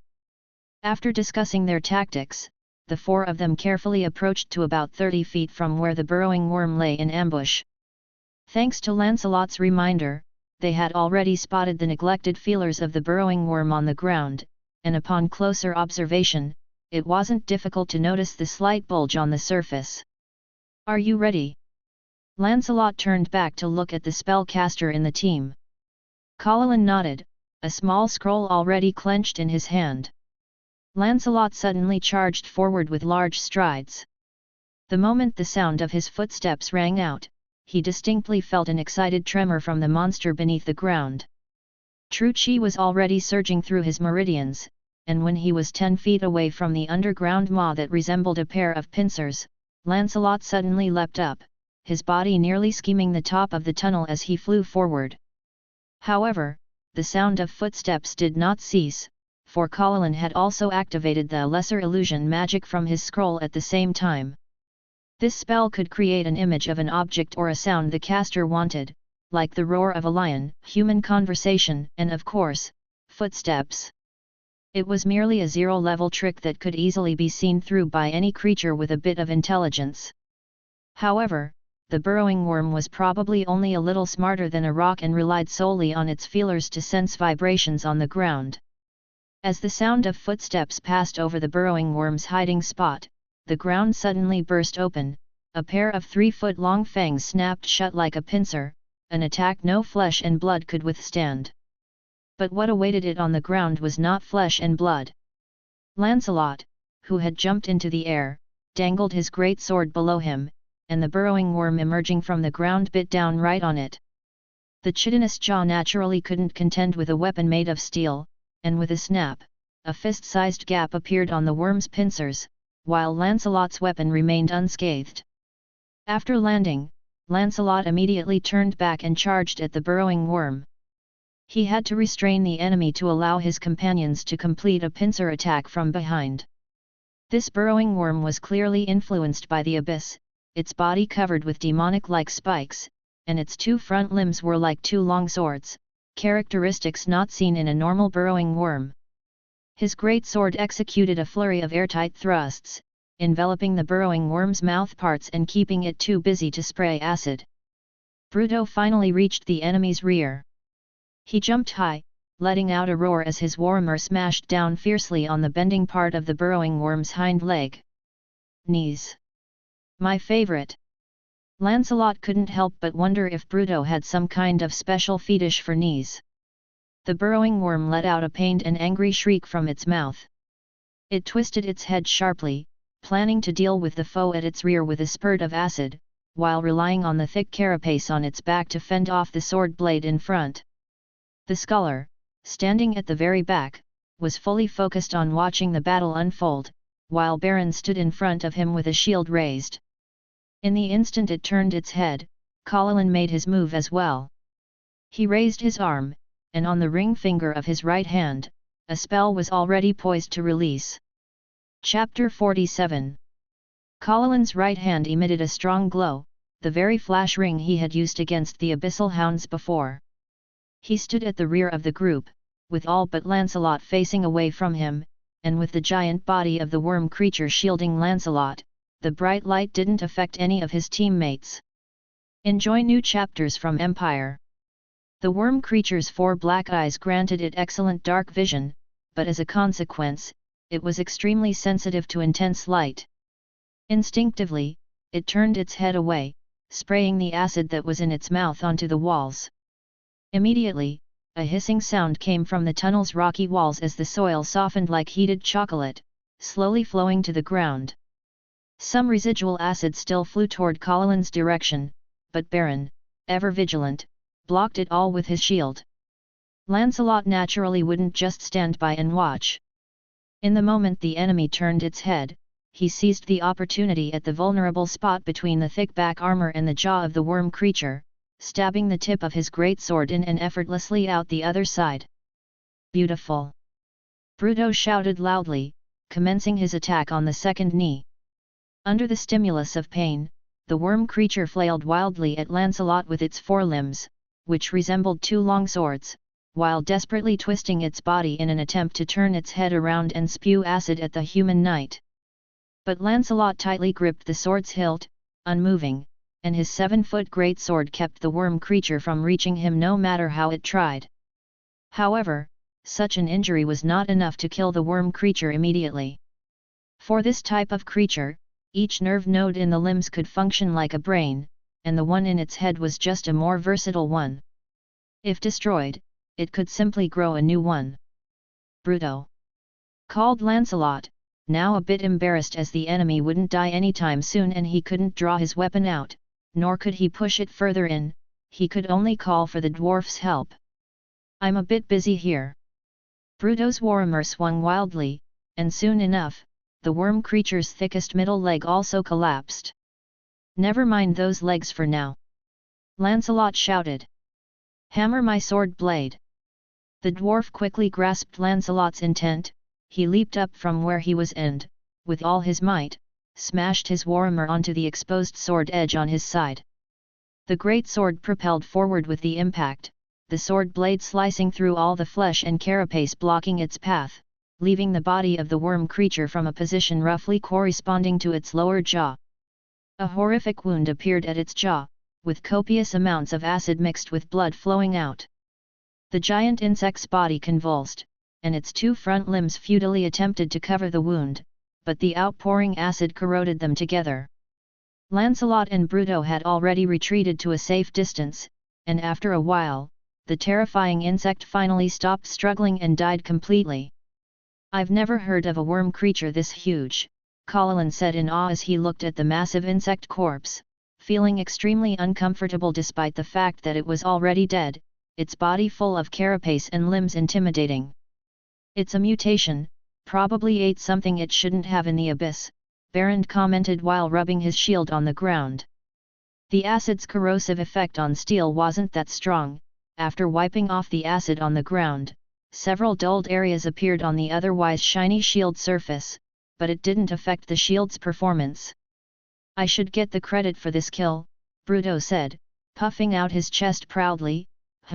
At least the fatal blow was mine. Indeed, we owe it to that hit of yours, Lancelot smiled and nodded, then raised his own sword. The edge at the end of the sword blade was clearly no longer sharp, a favor from the dwarf's hammer. So, could you hammer my sword a few more times? This time aim for the blade itself. Piece of cake, Bruto took Lancelot's great sword, found a relatively flat rock, and under Baron's supervision, he began the repair work with a clang. After the repairs were completed, the group swiftly continued on their way. The winding tunnels seemed to have no end, and they encountered several burrow-worms again, but with the experience from the first time, everyone dealt with them quite adeptly. Occasionally, they also came across wandering coward devils, but in most cases, their first reaction was to flee, causing no trouble for Lancelot and his companions. About 2 hours after leaving the miners' rest area, the group finally arrived at their first target, the 14th mining work face. A work face refers to the place where minerals or gemstones are mined, and it moves with the progress of mining. When miners find a vein, they don't rush to mine it because only a few people at the very front of the tunnel can work, which is too inefficient. They first dig a passageway along the edge of the vein, and then attack the vein on one side of the passage. The dugout wall is the work face. As the mining progresses, the work face extends continuously, gradually forming a larger space, which entirely depends on the shape and direction of the vein. A vein is not necessarily continuous. Sometimes, when you think you have finished mining, but after digging through a foot of soil, you could find a brand new vein.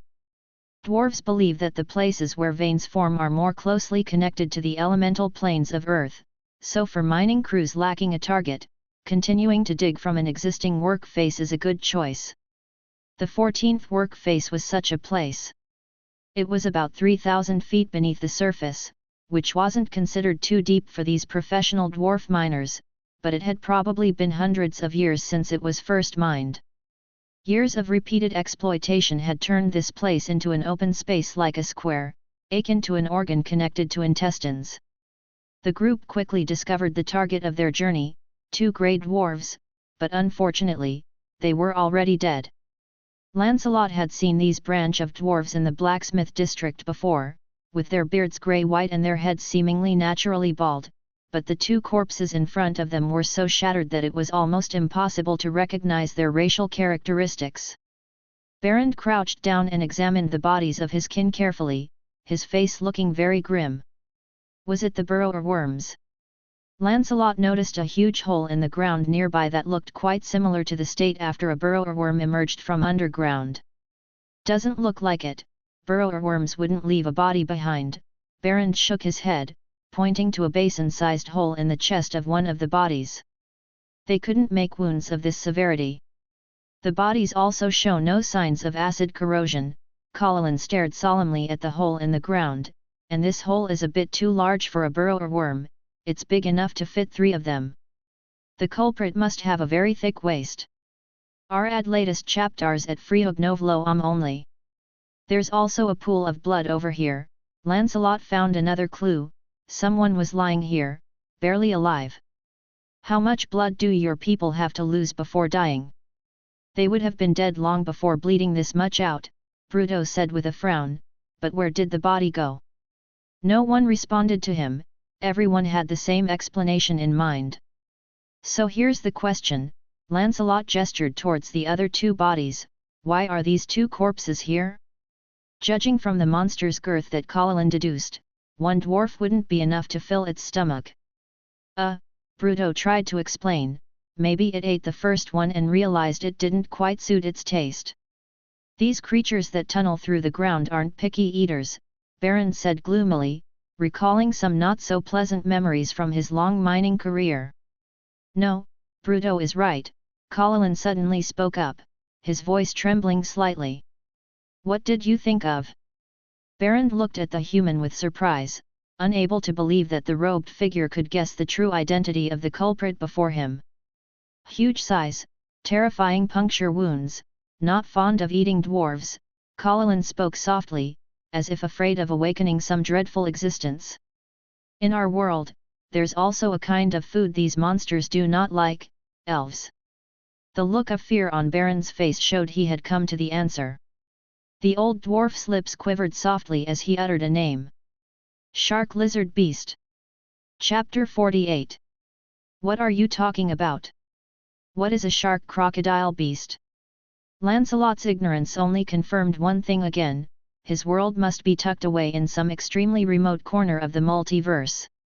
Although Berend and Paladin hailed from different worlds, they seemed to both be familiar with this terrifying monster.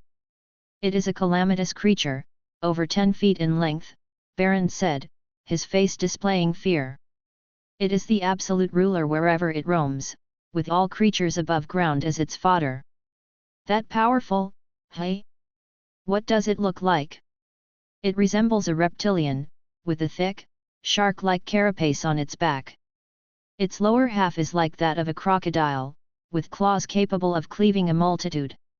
Its head is the most terrifying part, resembling an oversized snapping turtle's head, except the end is pointed like a spike, allowing it to break through the soil and burrow wherever it wishes," Berend said, his face turning pale. "Luckily, it makes a lot of noise as it tunnels underground, and its high and mighty self won't ambush prey like a burrower. This at least allows us to know when it's coming." People have always been unclear about the origins of the shark-crocodile beast. Some scholars think it might be the result of a mad spell, like the demon prince Dimogorgon creating the chimera, Paladin added. "No one has ever found where shark-crocodile beasts breed. Several times throughout history they have been thought extinct, only to reappear decades later. A reasonable guess is that their homeland is in some corner of the lower plains, and occasionally for unknown reasons they are sent to the prime material plane to wreak havoc." "That sounds terrible," Lancelot frowned. "Paladin, I remember you said you prepared a magic called Enlarge spell. Tell me more about the effects of this spell." "It's a second-level spell. It can double the recipient's height and increase their weight 8-fold. Your strength will grow with the Enlarge spell, but your agility will decrease due to the change in size. Your equipment will enlarge under the spell's influence, but will revert to its original size as soon as it leaves your grasp." "How long can this spell last?" Lancelot pursued the important details. "With my current strength, around 8 minutes, Paladin hesitated. "Are you sure you can deal with the shark-crocodile beast just with this?" "At least it can buy some time for you all to escape," Lancelot said seriously to everyone. "From now on, keep the Enlarge spell scroll where you can reach it at any moment. As soon as I hold it off, you need to quickly distance yourselves, and if you see something's wrong, run. Save as many as you can. Dwarves will never abandon a comrade." Bruto roared angrily. "But that's the most rational choice," Lancelot tried to convince Bruto. "If we all die here, who will avenge me later? Experience more on Empire. If you dare to die, I will never avenge you." Bruto grew even angrier. "Listen, human, I know you mean well, but such a request is an absolute insult to dwarves, so please stop saying it." Lancelot turned to Berend for help, but the elder dwarf only gave Bruto a complex look, filled with worry, yet tinged with more pride. "He's right," Berend said to Lancelot. "In the years of our enslavement, we lost our most precious honor. I promise you, we will not let that happen again, even death won't make us back down." Lancelot finally realized how infamously stubborn the dwarves were, and he had no choice but to turn to his last team member. Paladin just shrugged at him, saying simply, "Spellcasters usually stand far back. No need to rush when the fight starts." "All right," the human knight conceded. "If that beast dares come at us, we'll take it down together." "That's more like it," Bruto nodded with satisfaction. Lancelot could only shrug helplessly. They stopped their argument and continued to search the ground, hoping to find more clues. "Look here," he soon made a discovery, "there are some footprints that were likely left by survivors." After confirming there were no more clues, the group began to follow the tracks. They quickly found themselves back in the main tunnel, where the footprints continued intermittently deeper inside. Berend guessed that the group of grey dwarves had probably split into 2 teams, and the survivors they were tracking were likely trying to meet up with the other team. Just when the footprints were about to become indiscernible, they came across new leads. The first to notice the faint sound of a cross pickaxe striking rock were 2 dwarves, and with their prompt, Lancelot also heard the sound. "Could this be some kind of trap?" Lancelot asked cautiously.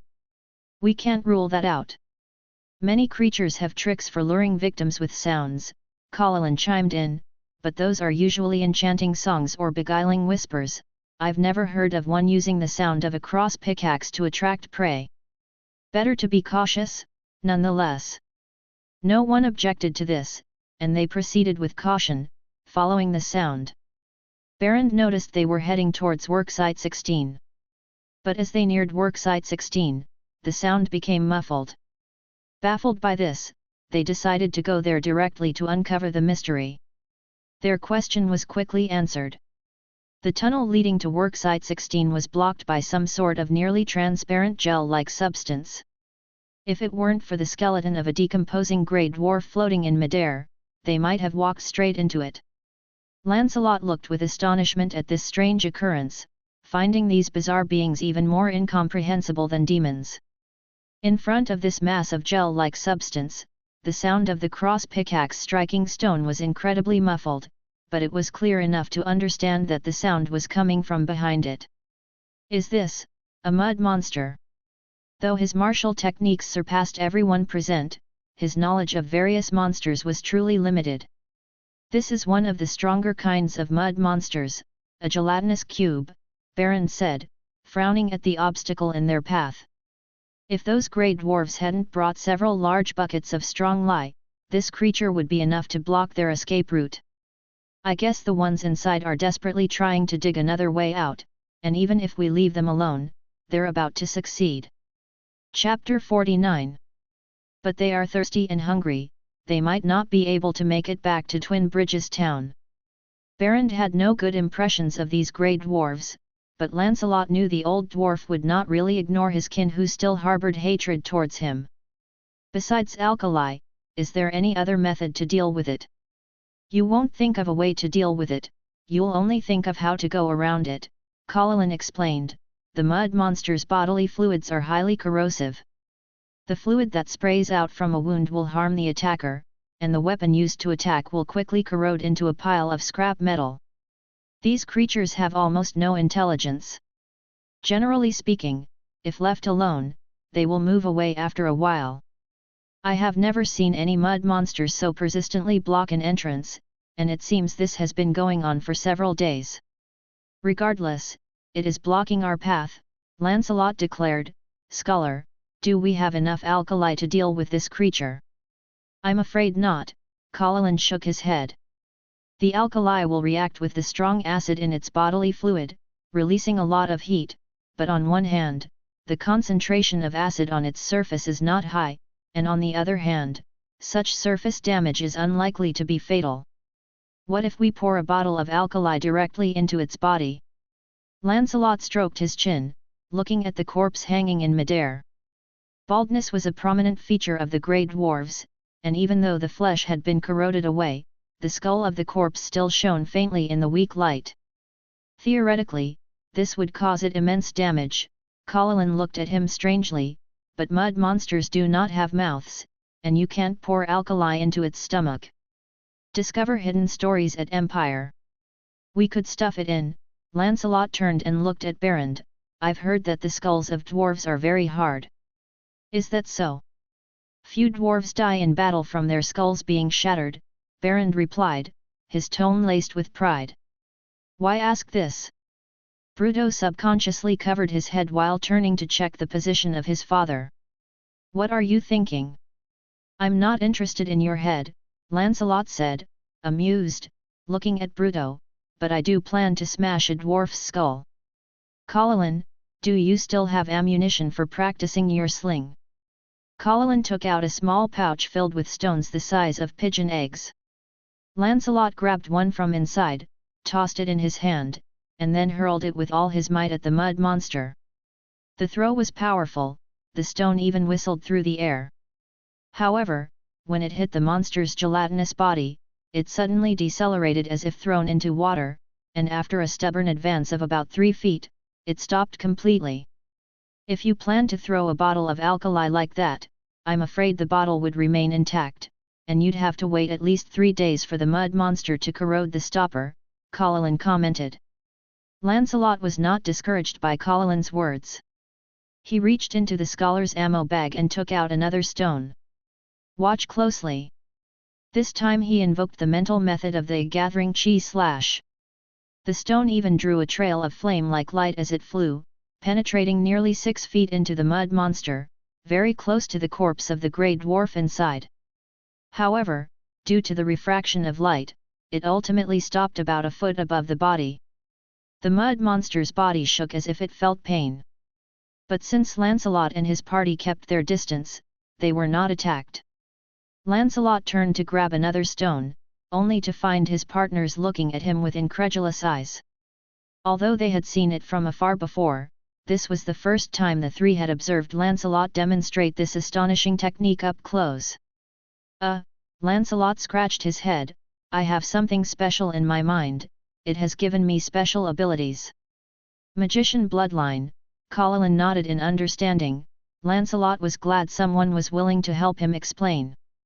Are you talking about those people who have ancestors like dragons or angels and one morning they wake up to find the powers in their bloodline have awakened? Exactly, Bruto affirmed, Lancelot must be one of those cases. Just now the trajectory of the stone was aflame, I guess one of his ancestors most likely had red dragon blood. You silly boy, what do you know? All dragons can breathe fire, that power felt very familiar to me, I guarantee it's definitely the flames from the abyss. Maybe Sir Lancelot's ancestor was a demon who had escaped from its brutal nature and went into hiding in the mortal realm, one of the dwarfs retorted. Impossible. Descendants of demons aren't that rare, and the traits are quite obvious. Sir Lancelot, apart from being rather tall, doesn't exhibit any other characteristics. Paladin disagreed with the two dwarfs' opinions. Do you still remember how he described the process of going through the portal? A normal portal just requires stepping through to reach the other side, definitely not that long passageway. I think he was likely exposed to the native magic power of the multiverse during that process. Lancelot coughed loudly to interrupt their debate over the source of his abilities, feeling somewhat guilty for having to hide his true situation, but he believed that now was definitely not the right time to reveal the secrets of spiritual cultivation. Stop arguing, I'm pretty sure I'm human. You will awaken more such powers from your bloodline in the future, don't worry, Paladin said with conviction, and Berend and Bruto both nodded in agreement. Lancelot shook his head, deciding to let the topic drop for now. He threw another stone, this time aiming slightly lower, and the stone ultimately grazed past the skull of the grey dwarf corpse. The mud monster shook again violently, seemingly confused but still refusing to move. Lancelot didn't hesitate any longer and took out the alkali bottle he had gotten from Paladin earlier. This time, he used the power of his innate true chi to throw the alkali bottle. Unlike the previous two times, this alkali bottle didn't show a splendid flame tail in the air and made hardly any noise during flight, but it was as fast as lightning, speeding unslowed into the gelatinous body of the mud monster. The other three were wide-eyed, they could all see the power of the strike, but what was truly terrifying was that the attack appeared very ordinary on the surface, which could catch an opponent off guard in combat and result in them making a costly mistake. The alkali bottle struck the grey dwarf's head precisely, and the small bottle shattered on impact. The dwarf's skull was indeed exceptionally hard, just as Berend had claimed. The mud monster's body began to tremble as the alkali reacted violently with the acids in its body fluids, releasing a lot of heat. Its transparent gelatinous body started to become murky, and before it became completely opaque, Lancelot threw another alkali bottle. Just like adding fuel to the fire, the mud monster turned pitch black, and its surface began to bubble incessantly like boiling water. This process lasted for about 5 minutes until the large mass of gelatinous substance finally softened down, much like a snowman under the blazing sun. As the mud monster died, many items fell to the ground. These were the remnants of its victims over the years. Aside from the most dreadful kind, most mud monsters only consume flesh and leave behind bones, metal, and magically rich items inside their bodies. It was no doubt that the victims mostly devoured by the mud monsters were various miners, so there were several fine gemstones that fell onto the ground, which the sharp-eyed Bruto quickly picked up. Lancelot's spiritual sense alerted him to an inconspicuous small bag. He picked it up and immediately noticed something unusual about the bag. Although the storage bag appeared somewhat different from the description in the bamboo scrolls of cultivation anecdotes, Lancelot knew for certain that this was a storage bag. Chapter 50. Paladin. He raised his voice to catch the scholar's attention. Come take a look at this. Is this a dimensional bag? As a scholar seasoned in a variety of rare artifacts, Paladin quickly recognized the item in Lancelot's hand. Just a moment. The scholar took out a scroll and unfurled it. It was a scroll for a first-level magic identification spell, allowing spellcasters to learn various information about an item they touched. Lancelot glanced at the scroll's content. Despite not recognizing a single arcane symbol on it, he vaguely understood the magic power those symbols represented. The text soon vanished, and a complex surge of magic power flowed into Paladin's brain. The scholar's hand clutched the bag tightly, yet his eyes lost focus as if reading some text that didn't exist in the real world. About a minute later, he finally came out of the trance. It was a relatively simple spell, but even for a scholar, casting it was no easy task. Noticing the 3 pairs of curious eyes fixed on him, Paladin knew everyone was awaiting his verdict. This is indeed a dimensional bag, though its effect is weaker. It can store about 25 cubic feet, carrying no more than 150 pounds, which is roughly a third of a normal dimensional bag's capacity. Not that impressive, grumbled Bruto, arms crossed. The head prospecting leader of Rivet Fort has a bag that can hold 2,000 pounds. Now, that's a real treasure. This is more than enough for our use. Lancelot was quite satisfied with the bag's performance. Just think about how much supplies we can carry in here, it'll save us a lot of effort. By the way, whatever was originally in here has now been reduced to nothing but the acid of mud creatures. I suggest you refrain from putting your hand or any items into it, Paladin added. Turning the bag inside out will not cause the contents to fall out, as the bag actually holds an independent, extra-dimensional space unaffected by the gravity of our world. There are 2 ways to retrieve items. One is to reach in, and the other is to turn the bag inside out, which will cause everything inside the bag to fall out at once. We don't currently have anything to put in, and the acid inside might prove unexpectedly useful. Lancelot handed the bag to Bruto. Take care of it, dwarf. Just don't mix it up with your gemstone bag. Stone above, that will never happen, Bruto muttered as he hung the bag at his waist, and Lancelot noticed that he tied the bag's opening tightly with a string. That way, even if he made a mistake, he wouldn't be able to put anything in it. Now let's go meet those unfortunate colleagues of ours. Baron gestured for the group to move forward. The sound of the cross pickaxe became clearer after the mud creatures were exterminated. I hope they'll show us at least a bit of gratitude. The structure of the 16th work face resembled a belt carelessly thrown on the ground. The party followed the sounds through the low corridors for about a quarter of an hour until they finally saw who they were looking for: 9 dispirited grey dwarf miners with low morale. As Lancelot and his group appeared before them, these relatives of the mountain dwarves immediately grabbed their cross pickaxes and jumped up, loudly cursing at Bruto and Berend. The chief craftsman sent us to rescue you, he should really hear your enthusiastic words of gratitude. Berend scoffed with crossed arms, while Bruto held his hammer tightly, and Lancelot sensed that he was on the verge of losing control over his rage. Gentlemen, the human knight attempted to ease the tension as he took out the emblem of Twin Bridges Town. We mean no harm. The mud creature that was blocking the entrance has been dealt with, you are free to leave now. Who knows if that mud creature wasn't sent by you lot? That must be the case. Deceitful fellows, trapped us here and now feigning rescue so you can take credit with Lady Tajana. You surface scum, you and me, let's have a proper showdown. Lancelot shook his head. The grey dwarves were typical malignant beings, unable to understand any act of kindness and firm in their belief that every action has an evil motive behind it, because that's how they operated. Let's move on, he patted his 2 dwarf companions. We've found the men the chief craftsman was looking for, now it's time to search for what we are after. Bruto spat vehemently on the ground, the first to turn and walk away. visibly upset. Paladin and Berend also walked out, with Lancelot staying last to guard against any irrational actions by the grey dwarves. Hold on! Just as Bruto and his companions were about to leave the grey dwarves' line of sight, a miner called out to them. Hey! Decided to pick a fight after all.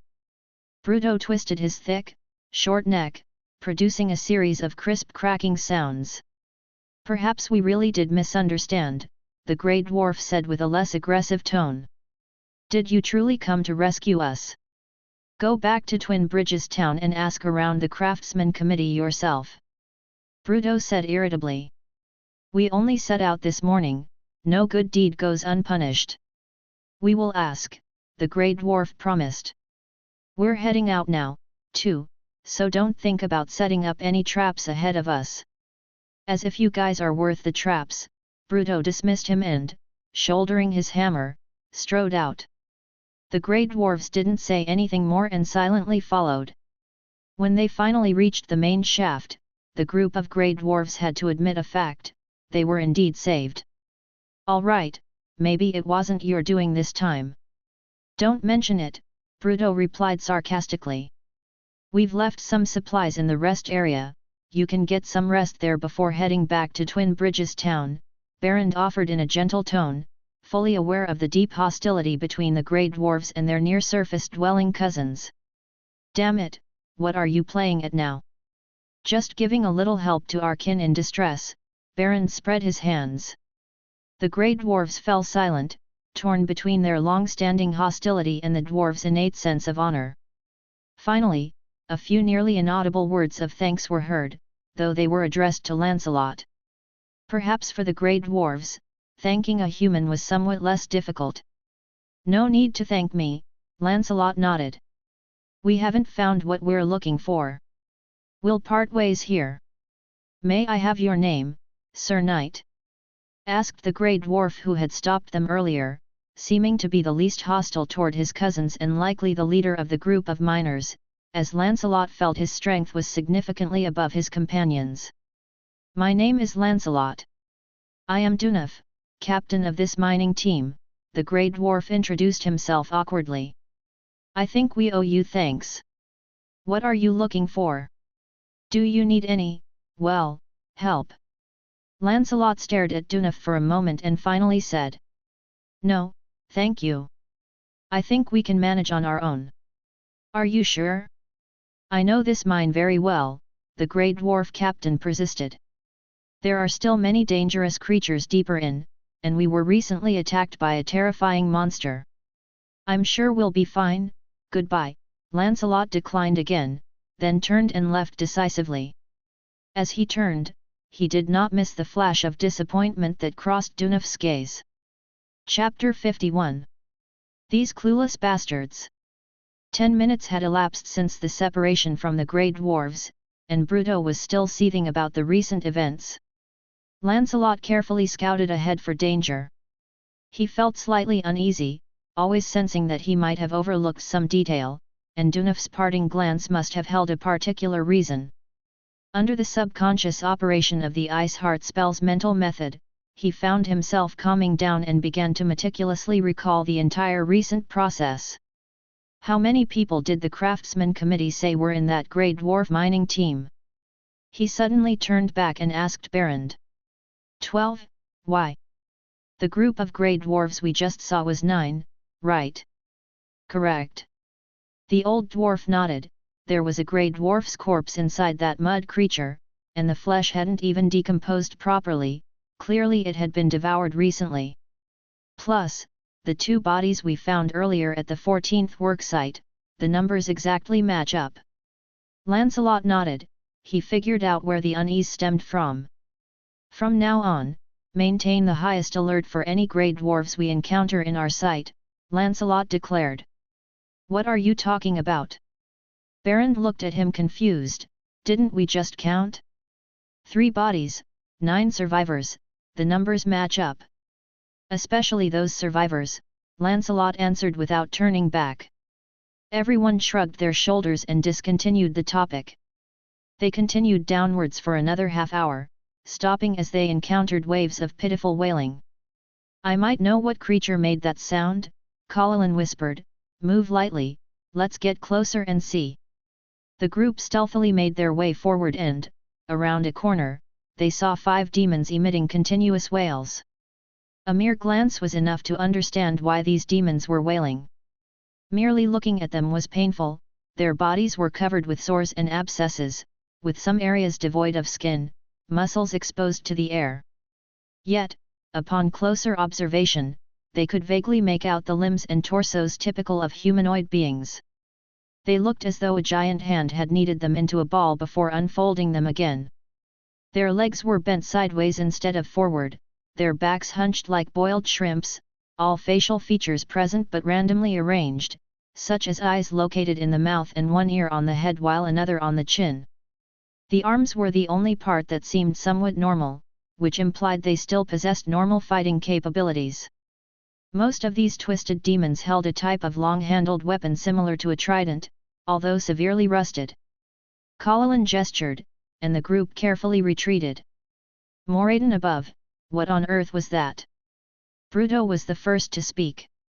He had seen many demons before, terrifying, ugly, and even handsome and beautiful ones, but it was his first time seeing such pitiful demons.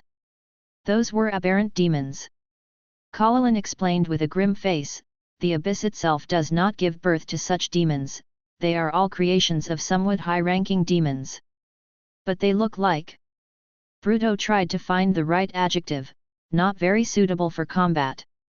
Explore stories on Empire. One explanation is that the demon lord who created them wasn't that powerful. Creating stronger demons might consume too much, or might be hard to control. Paladin recalled from the knowledge he had seen before, it's said that they are twisted directly from the lowest level prime demon or coward devils. Ascending only consumes a little of the demon lord's magic power, ensuring that the subject doesn't die in this extremely painful process. Occasionally, higher-ranking demons are made to take this form, mostly as some kind of punishment. Their torment ends here, Lancelot said resolutely. Is there anything we need to be cautious of? We don't know much about the aberrant demons, but for evil creatures, pain is also a source of power, Paladin reminded. They might possess some technique-like abilities, and most demons can summon their kind, which could be more dangerous than the demons themselves. Understood, Lancelot nodded. After a moment of thought, he began to arrange the tactics. I'll charge at the front, Bruto, watch my back and any additional summoned enemies. Paladin, you stay in the rear, Berend is responsible for any that slip through. Any problems with that? Let's just get started, Bruto suppressed his anger. From the moment I saw them, the only thought in my mind was to smash these disgusting creatures into pulp. I completely agree with you there, Lancelot said, drawing his long sword Frost Slash. They snuck back to the spot from where they had stealthily observed the enemy earlier. The terrain there was narrow and easier to defend than to attack, perfectly suited for Paladin and Berend to stay put. Lancelot took out a sharply edged silver coin, specially modified by Bruto for him. He took a deep breath and aimed the coin at the farthest enemy, throwing it. A silver streak flashed across the sky, and the struck aberrant demon fell with a large chunk of its skull sheared off, but it seemed not yet dead, struggling to stand. The rest of the aberrant demons instinctively looked towards their attacked kin. Just then, Lancelot and Bruto charged out. Lancelot employed a footwork technique he had learned from ancient bamboo slips. According to the revered Han Tianzun, it was a favorite move of his youth that had saved his name multiple times in critical moments, but Lancelot found it extremely useful for launching surprise attacks on enemies. The effect was striking. Although dwarves were naturally a bit slower than humans, when Lancelot reached the first enemy, Bruto had only covered half the distance. As he charged, Lancelot held his long sword aloft on his shoulder, grasping the handle with both hands. The aberrant demon finally noticed the incoming enemy, but as it turned its head, the great sword's blade filled its entire field of vision. Damn! Leave some for me! Bruto witnessed Lancelot's astonishing over-the-shoulder charge and slash, and the unguarded enemy was cleaved in two by the strike. He couldn't help but shout anxiously. Lancelot had no time to chat. Following the downward slash was a horizontal slash, parrying an incoming trident from another aberrant demon. Taking advantage of the enemy's exposed defense, he turned his sword back for a thrusting stab, ending the twisted demon's agony. This was his most commonly used attack combination, executed countless times on the battlefield, polished to perfection. But only when facing the enemy again did Lancelot truly appreciate how much spiritual cultivation had enhanced him. True chi naturally circulated within him, making the long sword feel as light to wield as a broomstick. His speed had increased by at least a third, and his final thrust even left him with time to aim for the heart. Moreover, the cold iron construction of the weapon inflicted significant additional damage to the demons. Demons naturally possessed extremely tough bodies, their musculature acting like armor, but Frost Slash could easily breach this defense, frosting the impacted area and suppressing the demon's powerful regenerative abilities. Two more aberrant demons came at him. Lancelot calmly parried all their attacks, never falling into disadvantage despite being outnumbered. Then Bruto joined the fray, slamming his shield hard into an aberrant demon that tried to join the assault on Lancelot and then habitually swinging his hammer at where the knee should be. He missed, there was nothing where the knee was supposed to be. Chapter 52. The aberrant demon's thigh slanted to the right, his shin to the left, with the knee just beside Bruto's left hand. His swing completely missed the target.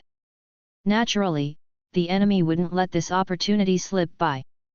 With a swift hack of its long-handled pincers, Bruto could only barely deflect the attack with his shield, but it still left a huge gash on his thigh.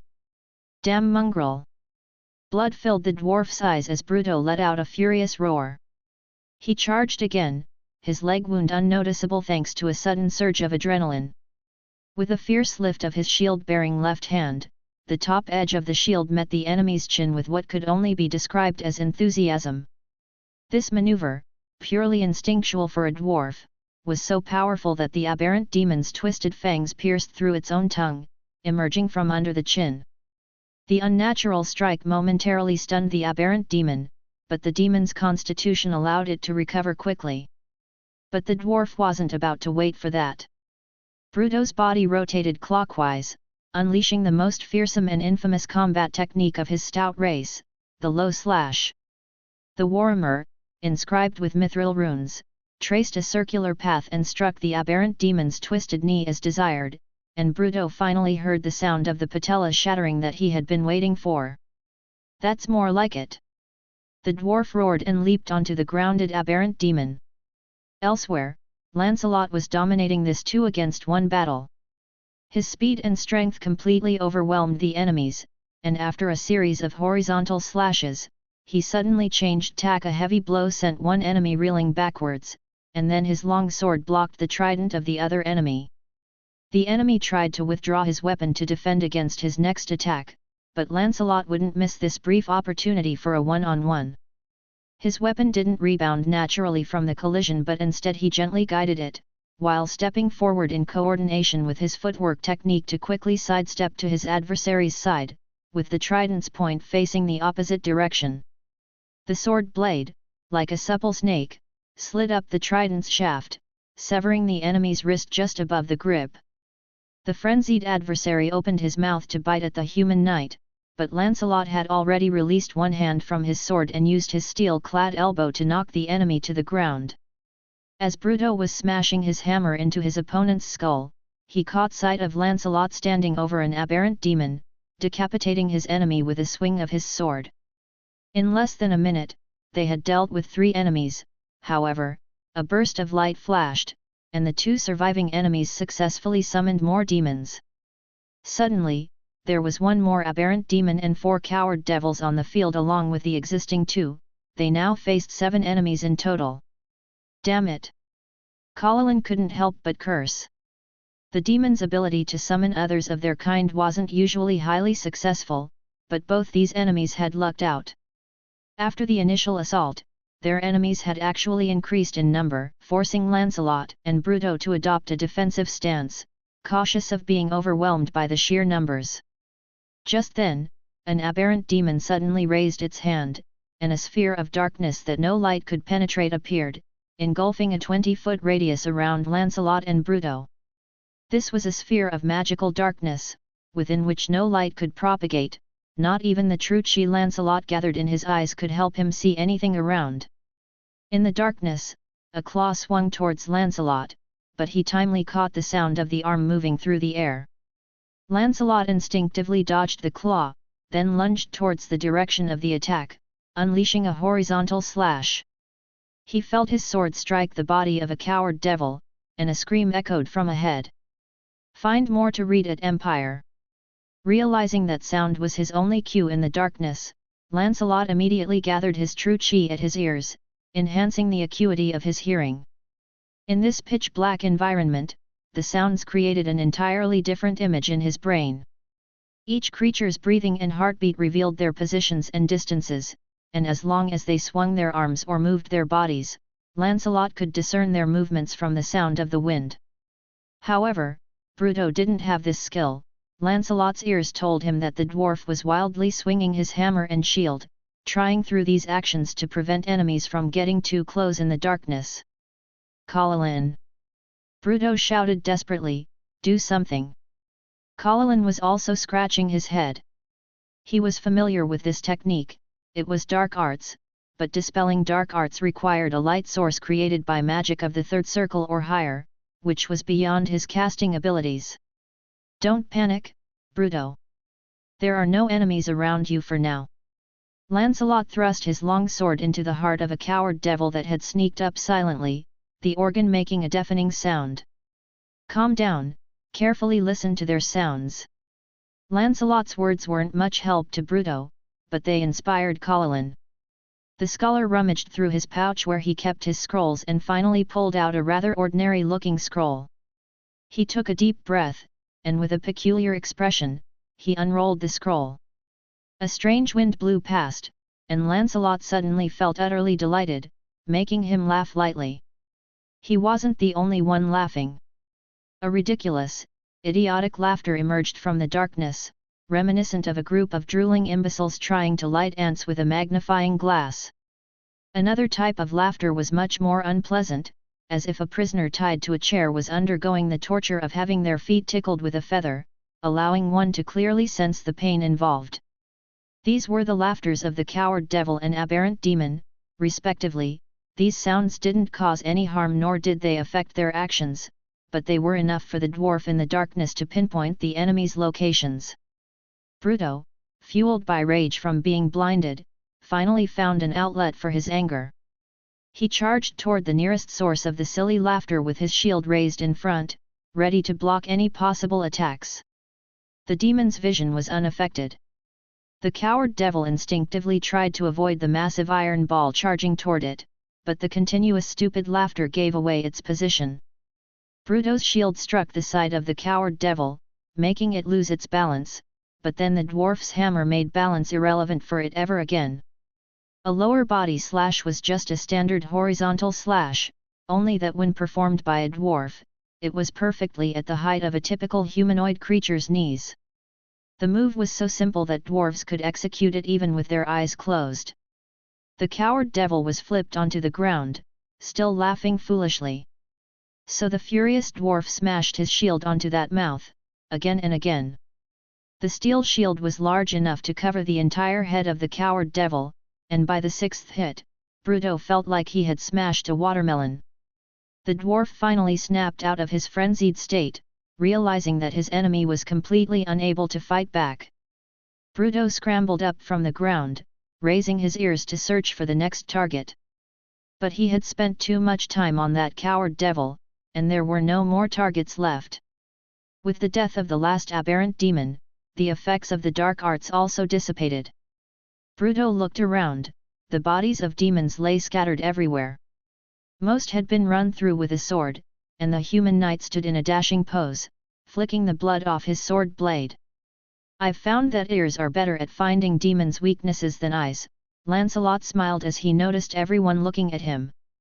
After all, their hearts keep thumping loudly. Chapter 53.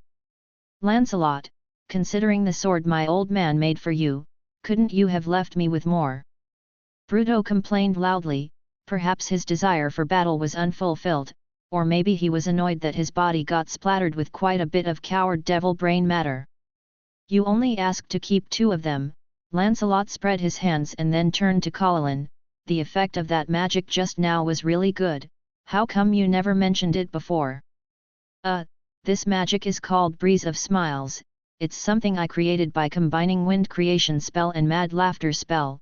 Paladin scratched his head, to ensure that the spell's circle rank does not exceed the 2nd circle, which is my highest casting capability. The wind was weakened to a gentle breeze, and the mad laughter was turned into a smile.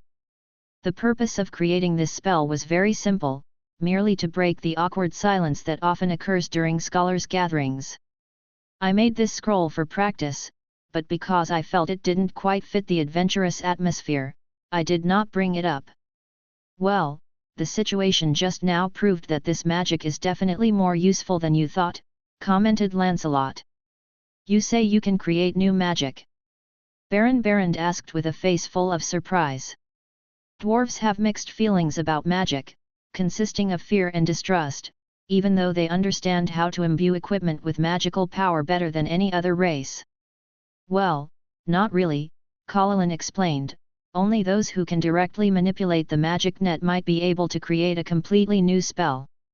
Scholars, in order to grasp the ability to cast, understand an existing spell very thoroughly, and on that basis, they can make certain modifications, such as increasing or decreasing its power, or combining several spells together. Such modifications usually lead to a disproportionate change in the difficulty of casting or the power of the spell. A widely circulated spell is generally the best version after repeated trials. It seems like that's not absolute, Lancelot said with a smile. Weakened spells may have entirely new uses, as we just witnessed. Yes, this is indeed a very useful idea, Paladin's eyes shone brightly. The recent experience had opened up a whole new door for him, and he was eager to experiment with various new ideas.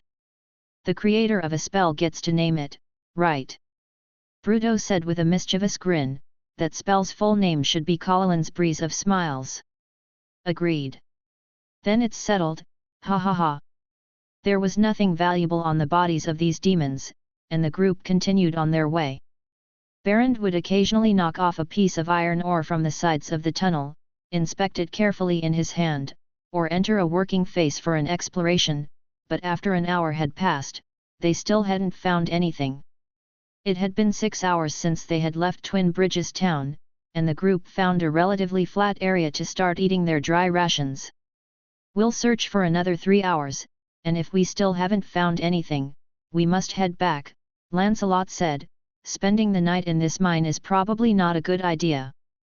I feel we are very close, Baron frowned. These iron ore tells me that there must be a huge cold iron vein nearby. I'm sure I can find it. All right, but make it fast, Lancelot looked around uneasily. During the battle with the aberrant demon, his sight was temporarily stripped away by the dark arts, forcing him to focus his attention on his other senses. At that time, he felt as though he was being watched by a pair of eyes filled with longing. No, definitely not by someone who likes to wear revealing leather and has a bombshell figure. After a brief rest, the group set off again towards the depths of the mine. The number of monsters on the way thinned, and Lancelot uneasily thought back to the huge pit and the 2 shattered bodies of the grey dwarves at the 14th working face. Another hour had passed, and they had reached a depth of 7,000 feet underground. Only dwarves, who shared a special connection with the rock, had the ability to excavate at this depth, carving out enormous caverns beneath the Earth's surface. In a work area akin to a castle hall, the party finally found the goal of their expedition. As soon as he stepped into this work area, Lancelot felt hopeful because he sensed a special kind of coldness, an all too familiar feeling. He had a weapon on his back that gave him the same sensation. Baron quickly dug up the ore they had been diligently searching for in a corner. Unlike the common reddish-brown iron ore, the cold iron ore throughout was deep black, with occasional blue crystals interspersed, signifying the natural cold magic within. "You little rascal, come over and get to work," Baron called out to his son. Two dwarves swung their cross pickaxes, immersed in the joy of mining. For the dwarves, this was one of their favorite tasks, a blessing bestowed upon them by the god Moradin, and crafting the ore into exquisite items was their way of paying tribute to him. However, as stone chips flew, a thin fog began to rise around them, causing unease. Barend, what's with this fog? Paladin walked over and tapped the dwarf engrossed in his work. Is this specific to the coldness from the cold iron ore? Only then did Barend notice the abnormal situation behind him. He shook his head and said, "That shouldn't be, I've never encountered something like this before." Lancelot's spirit tensed up, his spiritual sense was already sending him a warning as if some threat had reached a level that could not be ignored. Suddenly, a terrifying monster appeared before his eyes. The creature, 30 feet tall, resembled a winged toad. Its entire chest, from under its chin down to its legs, was completely split open, lined with countless sharp, bone-like teeth, like a gaping maw ready to devour all in its path, and it lunged towards him with its teeth bared and claws outstretched. Lancelot's heart was struck by lightning, the horrific sight delivering a strong shock that inevitably threw him into a state of panic. He fell to the ground, his heart convulsively twitching uncontrollably as his body ached as if it had truly been attacked. True Chi swiftly surged from his dantian, and the recitations of the Ice Heart spell naturally resonated within him, allowing Lancelot to regain his composure. He quickly realized that the monster before him was nothing but an illusion, its appearance had too many inconsistencies, and other than its terrifying stance, it hadn't actually charged at him to cause any harm. While he was scrutinizing the details of the monster's form, a figure rapidly approached him. "Sir Lancelot! What's wrong with you?" The newcomer was Dunif, the captain of the Grey Dwarf mining team. "I was worried something might happen to you down here, so after I settled my team, I came looking for you." He ran up to Lancelot and reached out to help the fallen knight. Lancelot abruptly looked up, and Dunif internally cursed, knowing it was too late. What greeted him was a flash of a chilling blade. Chapter 54. Lancelot's sword was swift and fierce, and Dunif was cleaved into two before he could even react. The noise of his sudden fall had already caught everyone's attention, now they were all stunned by Lancelot's abrupt assault. But a more horrifying scene unfolded. The body of the Grey Dwarf bubbled as if boiling, emitting white smoke continuously, which gathered above into a vague, jellyfish-like form. The mist in the air had dissipated, replaced by a sickly sweet, rotten scent. Paladin's pupils constricted violently, recognizing what it was. Evil spirit demon. His quivering voice exposed his fear, sending a shiver through everyone's heart. But Lancelot didn't care about that. He fearlessly raised his weapon again and struck at the gaseous jellyfish form in the air. The chill-emitting frost slash passed through the location of the evil spirit demon without any hindrance, failing to cause any damage. Only magic can harm it. Paladin shouted while unrolling a scroll, "Beware its touch." The scholar had already channeled magic power into the scroll, and the spell was about to be completed, but the evil spirit demon raised a gaseous tentacle and pointed it at him. Paladin emitted a terrified scream and turned to run away from the evil spirit demon, dropping the scroll on the ground.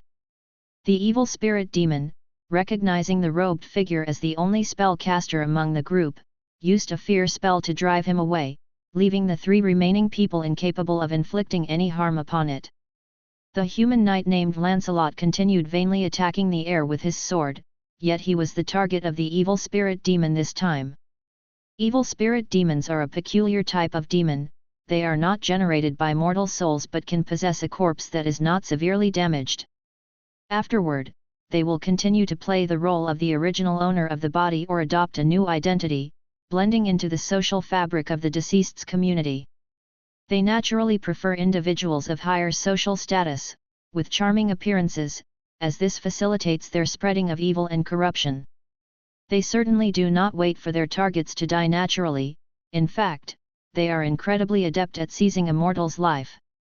Typically, they would summon a weakening mist to diminish the target's willpower and then create the most horrific illusion imaginable to cause psychic damage. Once the target's life force is severely depleted, it would approach and use its most lethal technique, Touch of Death. Dunaf, the leader of the Grey Dwarf mining team, had been the evil spirit demon's last victim, a very suitable host for possession. However, the arrival of Lancelot gave it a new idea. This human was the leader of an adventuring team, tall and strong, brimming with masculine charm, and an irresistible temptation for it. It extended a gaseous tentacle to Lancelot, preparing to use Touch of Death to snatch away the human's life and take over his body before eliminating all eyewitnesses at the scene. Controlling such a perfect physique shouldn't be too difficult. Lancelot realized that ordinary physical attacks were useless against this phantom-like demon, and the tentacle reaching towards him ignited a strong sense of crisis within him. No longer holding back in the face of death, Lancelot released the most pure innate true chi from his dantian and swung his sword at that tendril. The strike seemed unremarkable, and the demon spirit took it as the last struggle of its prey. However, a sharp pain caused the incorporeal demon to screech. They witnessed its invisible tendril cut off by Lancelot's sword, harmlessly floating in the air before gradually dissipating. Seeing his attack was effective, Lancelot was momentarily stunned, then greatly encouraged. An enemy immune to his attack was invincible, but now the situation had changed. The demon spirit's reaction was unexpectedly violent. Taking advantage of Lancelot's brief lapse in concentration, it quickly retreated, and a portal appeared behind it. The jellyfish-like demon backed through the portal and disappeared. The non-corporeal demon didn't utter a word the entire time, but everyone present heard its painful cry in their minds when its tendril was cut, along with a string of venomous curses before it vanished. With the demon's disappearance, Paladin finally broke free from the state of panic. He clutched his chest, gasping for breath, having possibly run faster than he ever had under the influence of fear. Bruto and Berend were a bit too far away to be of any help earlier, and now they quickly came over to support the physically exhausted scholar. "Are you all right?" Bruto asked with concern. He now had many questions that needed Paladin's answers. What was that thing just now? That type of demon is a new species. Their existence was first confirmed less than 1,000 years ago. Paladin managed to catch his breath and began to share what he knew about the demon spirit. In summary, this is a kind of demon that is not yet fully understood. It's known that they can occupy a corpse that has not been beheaded or severely damaged, and can repair all the damage the body had suffered the instant they possess it. Moreover, there's always been speculation within the dark cult that they possess a terrifying supernatural ability. They can kill a living being immediately with just a touch, though the specific conditions for this to take effect still require further investigation. My initial attacks seemed ineffective against it, Lancelot expressed his confusion. How is such a demon normally dealt with? They are like spectral beings, immune to all non-magical damage. Clerics, holy warriors, and the like are specialists in dealing with them, or a proper mage would do, Paladin said, awkwardly scratching his head. My second circle magic weapon spell can grant your swords and hammers a magic attack effect, which under normal circumstances is the only effective method we have, because even if I use all my spell slots to cast offensive magic, it wouldn't be enough to kill it. But it seems I was hit by its fear spell and was of no help. It looks like that plan won't work either. That's terrifying, Bruto said, glancing around fearfully, a bit concerned the incorporeal demon hadn't gone far. Dwarves abhor any foe that can't be killed with a hammer or axe. Such demons can indeed be devastating if lacking the means to counter them, Paladin said, as though recalling something, then turned to Lancelot. You used the same power you had against the mud creature before, didn't you? The effect seems quite good, otherwise, we would have been in real danger today. Lancelot nodded. In a moment of desperation, he had used up nearly a third of his innate true chi, which pained him. Innate true chi could not be replenished and could only be slowly recovered by one's own body. He reminded himself inwardly not to lose his cool again until life and death were truly at stake. It's good we have you, Paladin seemed to breathe a sigh of relief. A disembodied demon spirit is actually very fragile. It used a teleportation spell to escape just now and probably wouldn't dare to trouble us again. As if in response to his words, the expressions of Berend and Bruto suddenly changed, followed by Lancelot feeling a rumbling beneath his feet, as if some huge creature was rapidly approaching from underground. The pale faces of the dwarves signaled the identity of the incoming attacker. Lancelot shouted at Paladin. Enlarge spell. Now. Chapter 55. Paladin relied entirely on her subconscious reaction to complete the casting of the enlarge spell. The power of magic surged into Lancelot's body, and he felt not that he was growing larger, but that the world around him was shrinking. However, to Bruto and the others, Lancelot did indeed grow larger. His figure soared upwards, but it stopped at around 10 feet and did not reach twice his original height. Paladin. What kind of enlarge spell is this? What happened to twice the height, 8 times the weight?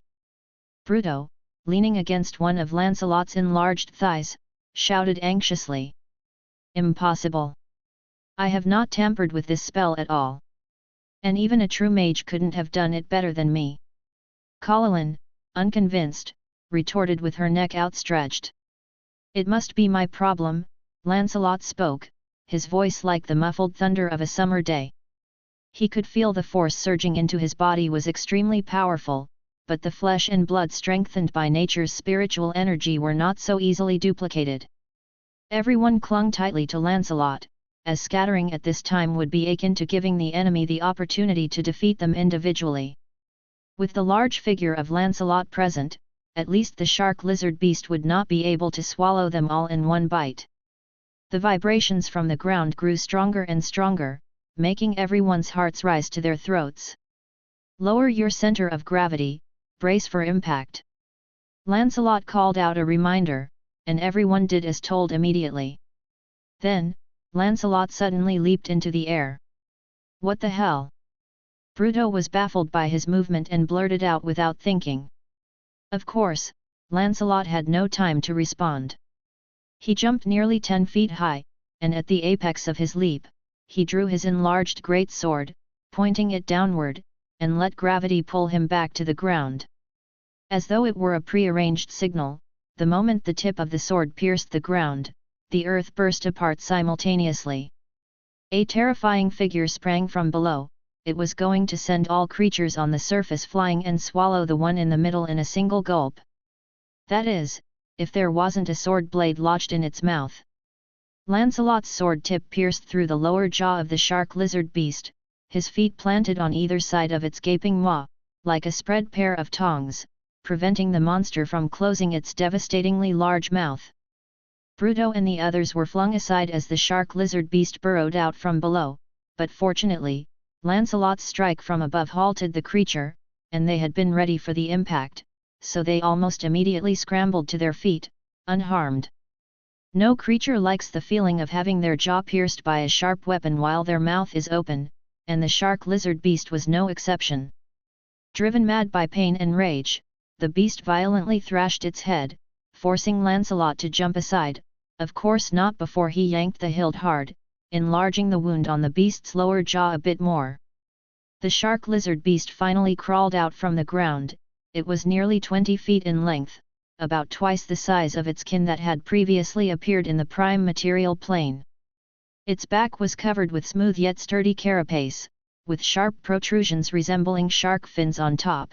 The upper half of its head was also a single piece of carapace, with only a small pair of pits near the nose, where vertical pupilled eyes that were emitting an abnormal white light resided.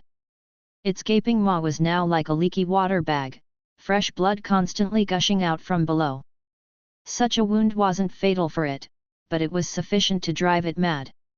But Lancelot was even madder. The giant-like knight brandished his exaggerated great sword, slashing fiercely at the shark lizard beast.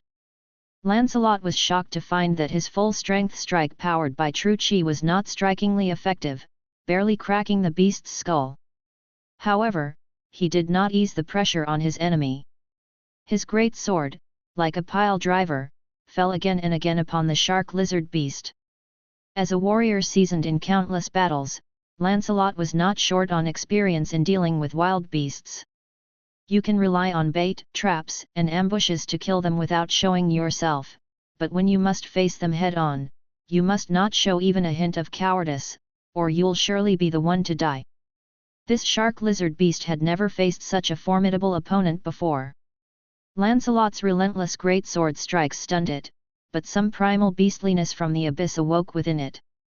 It suddenly lifted its head and, at the cost of nearly having its mouth full of sharp teeth shattered, bit onto the annoying greatsword. Then, with a fierce snap of its large jaws like a tiger's vice, Lancelot was left holding only the hilt. The shattered sword blade quickly shrank and scattered between the teeth of the shark-lizard beast, creating even more small wounds. "Fuck your grandfather!" Lancelot cursed furiously. Although the greatsword had nothing special about it, it had accompanied him through many battles, and he had formed a deep connection with it. He drew Frost's slash, his face contorted into a smile that was more angry than amused. "Bet you didn't see this coming, I've still got another one." The monster roared in anger and swiped at Lancelot with its claws, who met the attack head-on without fear. Cold iron clashed with sharp claws, emitting a series of loud noises. Berend and Paladin watched the terrifying confrontation between the giant creatures, dumbfounded. They felt completely useless, as even a slight touch of the aftershocks would be enough to seriously injure them. But one dwarf thought differently. Bruto had already made his way to the rear of the shark-lizard beast, holding up his shield to block the flying mud and stones, cautiously trying to approach the enemy's hind legs, all the while wary of the shark-lizard beast's tail, which was like an iron rod. Lancelot naturally didn't overlook the dwarf's movements. He executed a set of flashy sword techniques, firmly capturing the enemy's attention. Bruto finally reached the enemy's feet. The shark-lizard beast's hind legs were as thick as pillars, filled with explosive power, but the dwarf still found his favorite target, the protrusion where the monster's thigh met its calf. Bruto threw away the shield, grabbed the hammer with both hands, and swung it high over his head, striking down hard on that protrusion. The beast, engaged in combat with Lancelot, let out an earth-shattering cry of pain, its body losing balance and toppling to one side, nearly crushing the dwarf who was trying to deliver another hammer blow. The shark-lizard beast turned its head around. It would rather use its already partially shattered helmet to block another of Lancelot's strikes than to tear apart that detestable little dwarf. It hated dwarves. The taste of dwarves was difficult to stomach, like chewing on stones. It also detested elves, for their flesh was scant and had a wooden stench to it. But the knight's sword did not chop down as it had anticipated. Lancelot suddenly changed his move, unleashing an upper slash he hadn't used before in the fight. It was his trump card, which had helped him defeat countless enemies.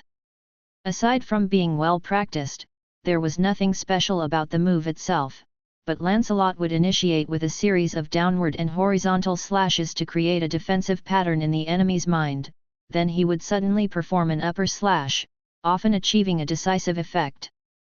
This time was no exception. The sword struck fiercely against the shark-lizard beast's unguarded, scar-riddled jaw. The force of this sword was so tremendous that it sent the upper body of the shark-lizard beast soaring upwards. Lancelot's longsword did not hesitate. He had already considered 3 follow-up moves before his strike. The longsword turned and stabbed, its blade piercing through the shark-lizard beast's lower jaw, through its mouth, and lodged against the part of the skull likely near its nose. The knight roared, his body's true chi circulating at full strength, and his giant-like physique burst forth with terrifying power, impaling the shark-lizard beast off the ground. The shark-lizard beast's mouth was forcefully pried open, its limbs flailing wildly, like a hooked carp. Although Lancelot's sword had controlled it, it failed to strike its brain and was not lethal. Looking at the shark-lizard beast's gaping mouth, Lancelot had a flash of inspiration and shouted, "Bruto! Climb onto my shoulders, quick!" Chapter 56. Bruto! Climb onto my shoulder! The young dwarf was seizing this rare opportunity, attacking the supports behind the shark lizard beast's hind legs with ferocity when he heard the call. Startled, he hesitated for a moment, but his unquestioning trust in Lancelot kicked in immediately. He dashed over, dropped his hammer, and clambered onto Lancelot's 10-foot-tall frame using his hands and feet. Lancelot's body felt to him like freshly forged steel, hot and hard. It must be the effect of the enlarged spell, the dwarf muttered to himself. As he climbed, Lancelot's arms continued to lift, his lips were tightly shut, and the muscles in his arms and shoulders bulged, indicating he was exerting all his strength. The knight's current posture resembled that of a farmer wrestling a coyote, except his prey was twice his size. Dimensional bag. Lancelot managed to utter between grunts, acid. Bruto hesitated for a moment, then his face lit up with surprise. He absolutely loved Lancelot's idea. The dwarf stepped onto the enlarged frost slash and moved in front of the shark lizard beast's gaping maw. He glanced down and nearly vomited. Starting from the throat, the beast's maw was filled with teeth. Its blood-red, razor-sharp teeth evoked images of the meat grinders dwarves used to make sausages. Taking a deep breath, he took off the dimensional belt he had previously looted from the mud monster's body. With a flick of his wrist, he untied the rope around the bag's opening and appended it into the shark lizard beast's mouth. A full 150 gallons of acid poured from the extra-dimensional space down the creature's gullet, which was thicker than Bruto's waist, straight into its belly. "How's the taste?" A triumphant smile spread across the dwarf's face as the hissing sound of strong acid corroding flesh rose, and a potent, pungent odor filled the air. The shark lizard beast's limbs twitched at a frequency only a dying animal could achieve, its movements so violent that even Lancelot, exerting himself to the maximum, could not hold onto his sword tightly. Bruto began to sway, on the verge of falling off the sword blade. But before he dropped, he took out 2 small bottles from his pocket and threw them into the shark lizard beast's mouth. "Like that? Want me to season it more for you?" The giant creature's violent struggles made the wound on its chin grow, and suddenly, Lancelot's sword sliced out from beneath the shark lizard beast's jaw, splitting the beast's lower jaw into 2 halves right down the middle. But this freed the shark lizard beast from its binds, the massive jaw that Lancelot had almost cracked finally closed. Then it crushed the strong alkali bottles Bruto had thrown in. A violent reaction erupted inside the shark lizard beast's mouth, the horrific heat melding the flesh and blood together. It could no longer open its formidable maw that had chewed through metal and stone. This mine was its lair, and it was the king here, not yet willing to give up, determined to rip its enemy to shreds. The shark lizard beast tried to unleash its fierce pounce, a move that had helped it defeat countless enemies before. But its knees had been shattered by the dwarf earlier, and the pounce became a ludicrously feeble lurch, turning its massive body sideways as the parts of its brain responsible for balance had been melted away. In its dying moments, it caught a final glimpse of the enemy that had killed it, the strange sight of the iron giant gradually shrinking. "What's happening? Why did I come here? I wasn't even hungry." Then the shark lizard beast died. Huff! Bruto collapsed to the ground, sitting on his behind. The battle had skirted the edge of death throughout, and now he felt as if his body had suddenly been emptied, going completely limp. Everyone looked as if they had just survived a great calamity, except for one person.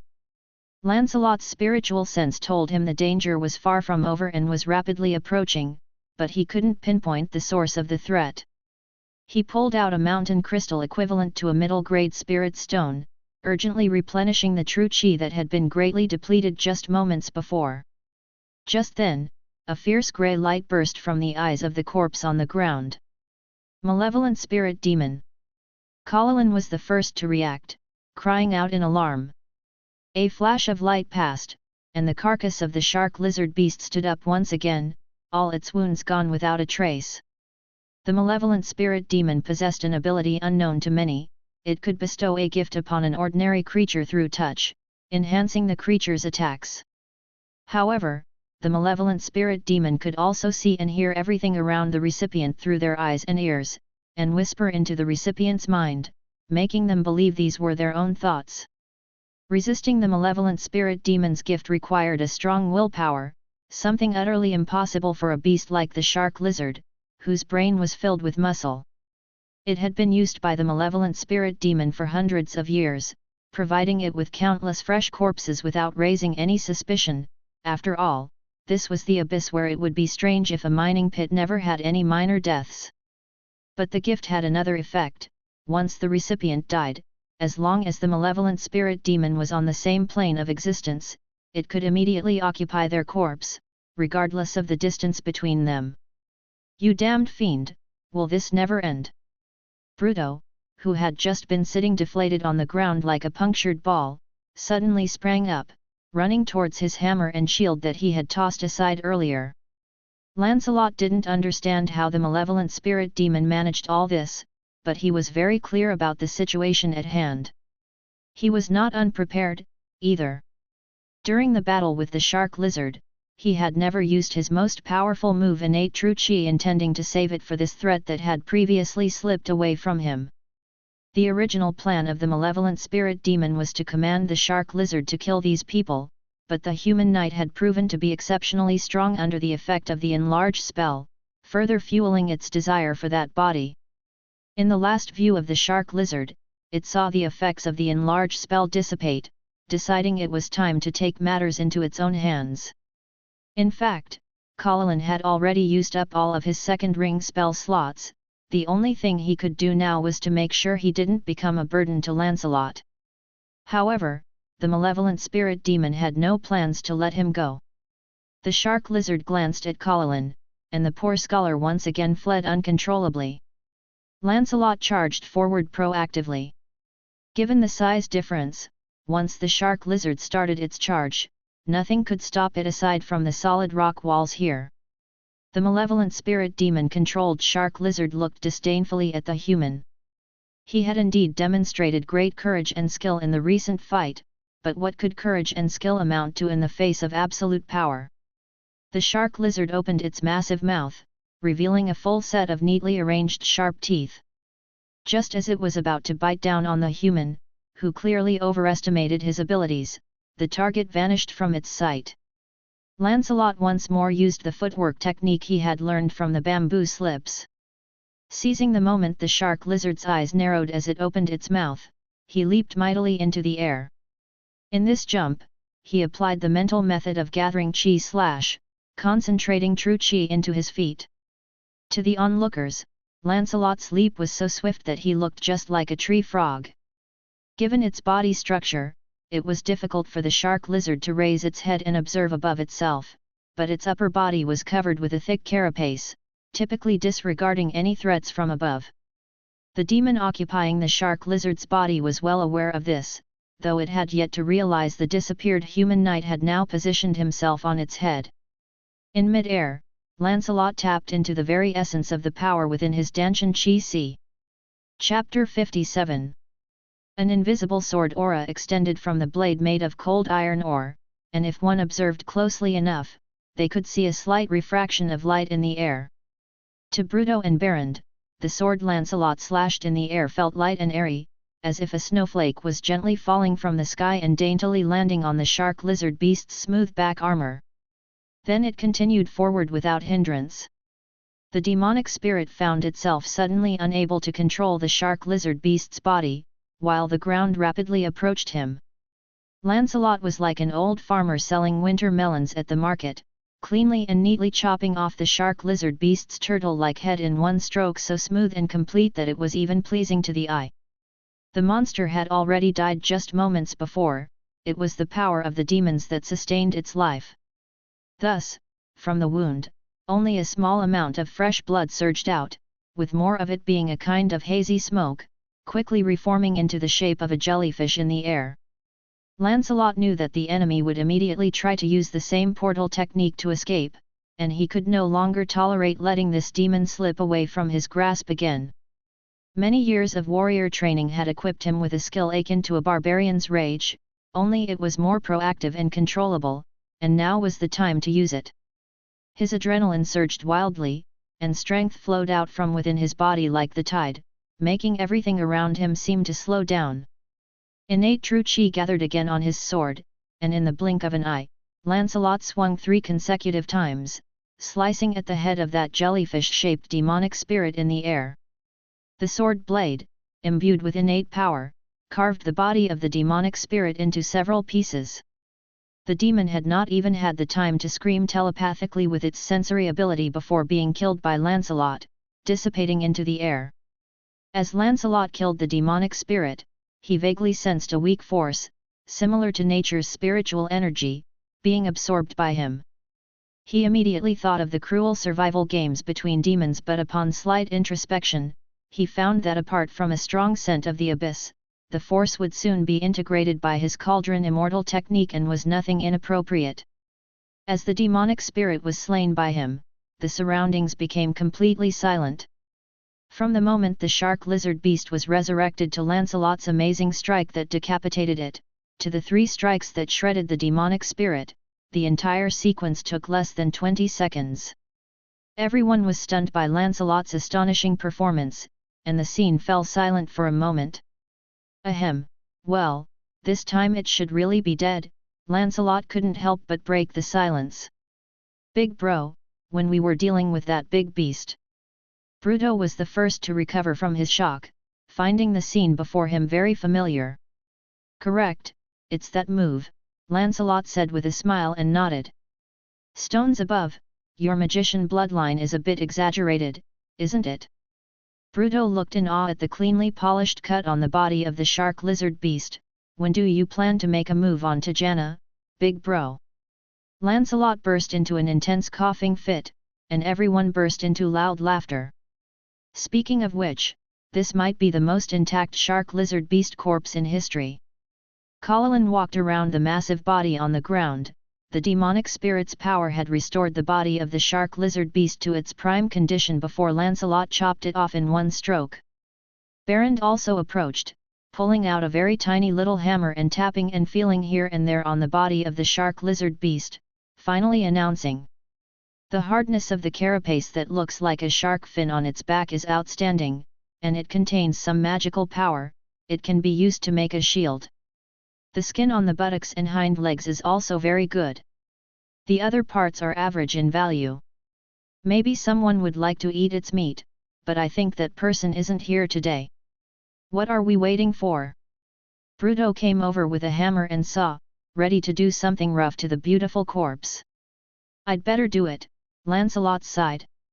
He still had a bit of innate power, and for precision cutting tasks like these, likely no one else present could surpass him. So, under Paladin's direction, he then spent the remaining time disassembling every muscle and bone of the shark lizard beast bit by bit. The scholar, with a face full of frenzy, recorded all the details on the side and announced that a big academic award this year was undoubtedly his. If only he could find a way to send the paper back to the prime material plane.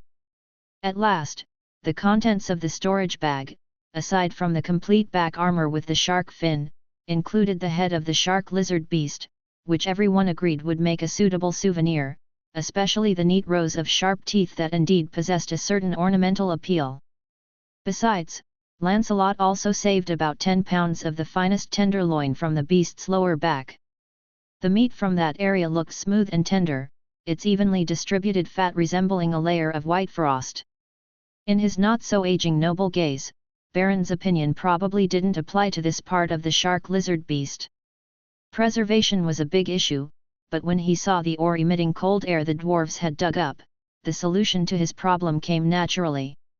After dealing with the shark lizard beast, Lancelot also picked up a cross pickaxe, ready to join the dwarves in packing the rest of the dimensional bag to the brim with cold iron ore. But as he was about to walk around the large pit created by the shark lizard beast, his spiritual sense alerted him to something important down below. Hey Berend! Lancelot called out loudly, come take a look at this. The old dwarf put down his work and ran over. When he stood at the edge of the mine pit, Lancelot was sure his heart skipped a beat. Inside the tunnel bored by the shark lizard beast, the faint blue spots twinkled like the pre-dawn night sky, and the chilly air flowed out like the fresh breeze that greets you when you open your door after the first snowfall. This was a truly gigantic vein, bigger than any the old dwarf had ever seen, and the cold iron ore that sparkled with starlight was of a top grade seldom seen. Lancelot sensed around for any danger and, confirming there was none, was the first to jump down. There was something even more valuable inside calling to him. The shark lizard beast too seemed to fancy the coolness the cold iron ore brought.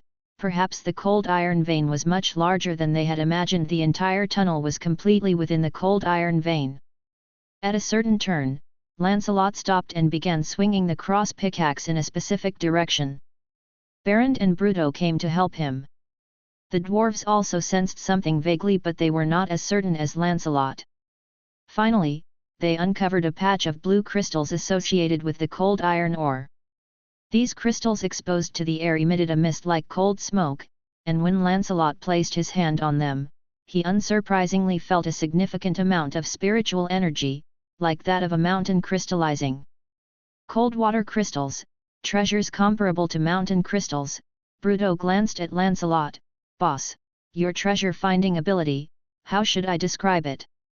"Cut the chatter," Lancelot scowled at him. "This is all ours, get moving. Afterwards this place will be handed over to the mining team from Twin Bridges town. You wouldn't want to let..."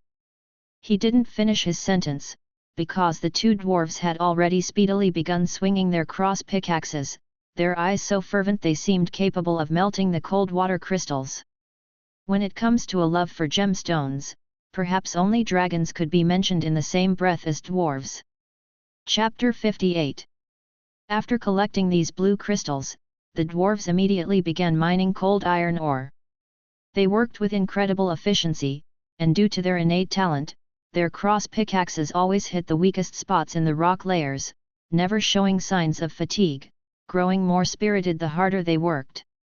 Paladin cast a 0th level light spell to brightly illuminate the surroundings, then studied the corpse of the shark lizard beast until she could no longer stay awake and fell asleep in a corner, wrapped in her cloak, unaffected by the intermittent tapping of the dwarves mining. Lancelot, meanwhile, sat cross-legged, meditating, cultivating, and expanding his divine sense, to stay alert to any threats that might approach. He was pleasantly surprised to discover a noticeable increase in his true chi. Small though it was much faster than his usual rate of progress. He conjectured that it was likely related to the fierce battle that day, similar to how intense physical exercise can enhance the body's strength.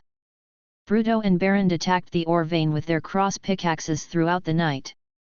The high-quality cold iron ore stimulated their enthusiasm for work like a stimulant, and in one night, they excavated nearly a ton of ore, filling up all the space in the dimensional bag, enough for Berend to forge dozens of weapons of various styles. In addition, they found over 30 pieces of cold water crystals of various sizes, 6 of which met the upper-grade spirit stone standard. The larger cold water crystals that contained more spiritual energy tended to be big and had various inclusions, not really meeting the criteria for ornamental gemstones. Since most of the battle was Lancelot's effort, after he expressed how these stones could help improve his strength, everyone agreed to let him pick the larger ones first. They set out early the next morning, taking nearly 4 hours to climb from 7,000 feet underground back to the surface. They retrieved their tools from the rest area, the supplies had been completely scavenged by the Grey Dwarves, then summoned the Nightmare Chariot and smoothly returned to Twin Bridges town by midday. It must be said, without that dimensional bag, the journey would definitely not have been so easy. Upon entering the town, their first stop was to report the results of their exploration to the Craftsman Committee. 5 white-bearded elderly dwarves were thrilled by the news of the discovery of the massive cold iron vein, and the ton of high-grade ore in the dimensional bag made everything more attractive. They also expressed gratitude for Lancelot and his group's efforts to rescue the Grey Dwarf mining team, having returned to Twin Bridges town the day before. But upon hearing Lancelot's account of the shark lizard beast and the spirit demons, the committee members all wore looks of relief. Lancelot also described the superior performance of cold iron weapons in battle against demons, which was another topic of great interest to the committee. As the production supervisor of the Tigana Abyss armament business, these weapons held broad market prospects. If you consider which race has killed the most demons in the entire multiverse, demons could only be ranked second, with demons themselves at the top. As for the celestial beings, they learned a simple lesson after the Great War with demons tens of thousands of years ago: as long as the bottomless abyss exists, killing any number of demons is pointless. Rather than holding the naive idea of exterminating demons to purify the abyss, it's better to let these lower plane fiends slaughter each other. They only intervene when demons spread chaos to the prime material plane, but they also secretly deploy spies and undercover agents, closely monitoring the shifts in power within the abyss, vigilant against the emergence of a demon lord capable of uniting all demons. The dwarven artisans unanimously agreed that Barend should focus on mass production of the first batch of prototypes to assess the new product's profits and market prospects. Lancelot, along with Bruto and Paladin, went to the mercenary hall to turn in their quest. Entering the mercenary hall once again, what caught their eye first was the terrifying sight of the six-armed serpent demon. "You're back again," Sonam said with interest as she watched Lancelot and his companions walk in. "Finally mustered the courage to take on your first mission? I've already come up with several ways you might die." "Haha! Disappointing you.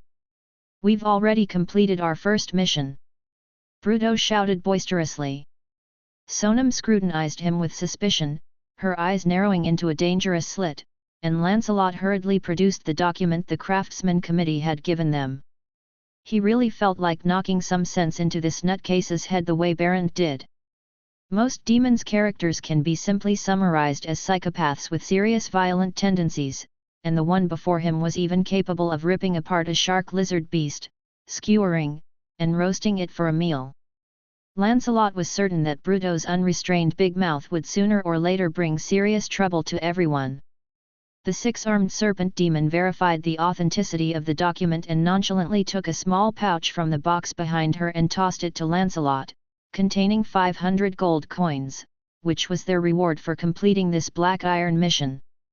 Clearly, the actual difficulty of a mission often did not match its appearance, but whether to accept it was up to the mercenaries themselves.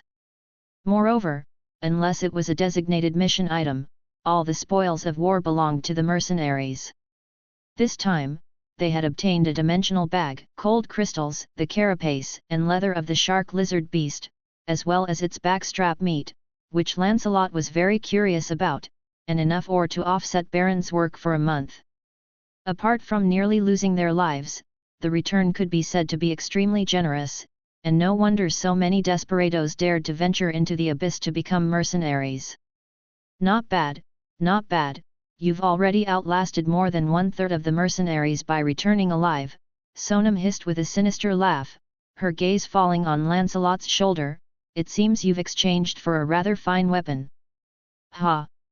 Remember what I told you last time? This is the craftsmanship of our Frostforge clan." Seeing Sonam interested in his old man's work, Bruto couldn't suppress his excitement. "Lancelot, take it down and let her have a good look. We just got our hands on some raw materials. Are you interested in becoming our first client?" Sonam's human pupils slowly condensed into a vertical slit, giving Lancelot a tingling sensation on his scalp, as if being watched by a giant python. He helplessly drew out Frost Slash and handed it over to the six-armed serpent demon. Sonam took the sword with her lowermost right hand and examined it closely. As a skilled swordsman herself, she could easily discern the weapon's fine quality, and its slightly longer size than a regular longsword suited her well. She flicked the sword blade lightly with her finger, then reached out to touch the blade to test its sharpness. "This is a masterwork from my old man. He's the best blacksmith in Rivet Fort," Bruto boasted. "It's a weapon made from cold iron." The six-armed serpent demon cut off one of her fingers. "Very effective against demons and devils." Bruto's voice gradually trailed off. Chapter 59. Sonam's expression was a bit awkward as she stared at her wound, which was covered with a thin layer of frost that inhibited the demon's inherent self-healing ability. A gleam flashed in her eyes, and some kind of energy within her body focused on the wound. The flesh squirmed slowly and took about 30 seconds to finally restore her severed finger to its original state. A treasured sword like this only costs 3,000 gold coins. Bruto regained his ability to speak. Sonam threw frost slash back to Lancelot and turned to stare at the dwarf. If you really want it. Cold sweat streamed down the dwarf's forehead. Order 6 at a time, and you can get 1 free with 5 purchased. Sure, I'll take 6 of these. The 6-armed serpent demon suddenly laughed, showing off her sharp, venomous fangs, but I don't have any gold to pay you. How about we offset it with your monthly head tax? All right, consider it an installment plan, Bruto said happily. Before it is delivered to you, it will first be shown to Tajana as a sample, about a month from now. Deal. Paladin and Lancelot watched dumbfounded as Bruto completed the first order. It wasn't until they reached the service area that Lancelot patted the dwarf on the shoulder and joked. You really have a knack for this. Selling things to demons must be quite rare, right? If you have something demons are interested in, they usually just come to steal it directly, and casually kill you in the process, Paladin said with interest. Twin Bridges town really is a magical place, all thanks to the great Lady Tajana. What can I do? 3,000 is already the cost price. Bruto was a bit gloomy, and she kept staring at me. I just couldn't help but give her a discount. I felt like I was about to suffocate, and you, who were directly stared at, only gave an 80% discount. Truly a typical dwarf, Paladin joked too, but from Sonam's perspective, she made a big profit from this deal. How so? The head tax for us 3 a month amounts to only 900 gold coins. It would take more than a year to offset it all. If something happens to us during that period, there would be no one left to claim the money, Paladin explained with a shrug, and according to her, 1/3 of the mercenaries who go on missions don't return. She probably didn't expect us to last that long. Ha! Then she's in for a disappointment. Bruto slapped the hammer on his waist. I'm not going to provoke an enemy this hammer can't kill. No one has ever said anything wiser to me, Paladin agreed and nodded. But what if the enemy that this hammer can't handle comes to bother you? Isn't there still Lancelot? The dwarf said confidently. Laughter erupted among the 3 friends. The abyss was indeed a terrifying place, but with the companionship of friends, everything didn't seem so bad. The group once again approached Devilspawn Cates's stall. Lancelot tried to persuade Paladin to sell his portion of the cold water crystal to him at a price estimated by Bruto. Paladin agreed without hesitation. It was of no use to him, and he had to spend a lot of gold, especially in this highly inflationary place, on buying spells, books, and scroll materials. After deducting the head tax that Bruto and Lancelot had previously paid for him, Lancelot now owed Paladin 1,200 gold coins, so he planned to sell some more gemstones to the Devilspawn jeweler. Cates looked at Lancelot, appearing again before him with surprise.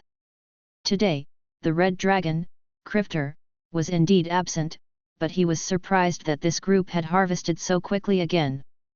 3,500 gold coins, he said, assessing the value quickly as Lancelot placed a colorful gemstone on the table. Where on earth do you get all these good items from? I wouldn't want these gemstones to cause any trouble. A mud creature, Bruto replied succinctly. You seem to be particularly lucky. Cates eyed the dwarf with suspicion, but wisely did not further challenge the truth of his words. I really wish I could come across such a mud creature myself. Could you give me an appraisal of this gemstone? Suddenly, Bruto took out a ruby from his chest, the one he had picked from the loot after they killed the Sandworm Lord. This is... Cates, looking at the fist-sized, deep red yet very translucent gemstone, was too shocked to speak. Lancelot was speechless at Bruto's casual act, noticing several pairs of eyes turned towards them as soon as Bruto took out the gemstone. His instincts told him that Bruto had already gotten into big trouble. Cates quickly recovered, his wings suddenly unfolded forward, blocking the view from all around. What are you doing? Bruto quickly stuffed the gemstone back into his chest. I just asked you for an appraisal, don't overthink it. You give it to me, I don't want it, Katez replied with a cold laugh, sitting back down. My advice is, the next time the red dragon comes around, give this gemstone to it and accept the lizard's first offer. Before that, make sure nobody takes this gemstone from your corpse. Don't worry about it. Realizing his own reckless actions, Bruto glanced around and said loudly, My elder brother is Lord Tajana's paramour, I'd like to see who dares. With a loud bang, Lancelot punched the dwarf on the forehead with true chi. Ouch, that hurts. Bruto, with a look of aggrievement on his face, was pulled away by Paladin. The trio then passed through the door on the right-hand side of the six-armed serpent demon's front desk and entered the mission area to see what kinds of common black iron missions were available. Inside, there were 4 halls, each bearing emblems made of black iron, bronze, silver, and gold. They took out their black iron rings proving their identities and were allowed into one of the halls. At the front of the hall was a large board covered in bounty orders, arranged according to reward. Most black iron level tasks offered rewards under 1,000 gold coins, some even offering magic items as payment.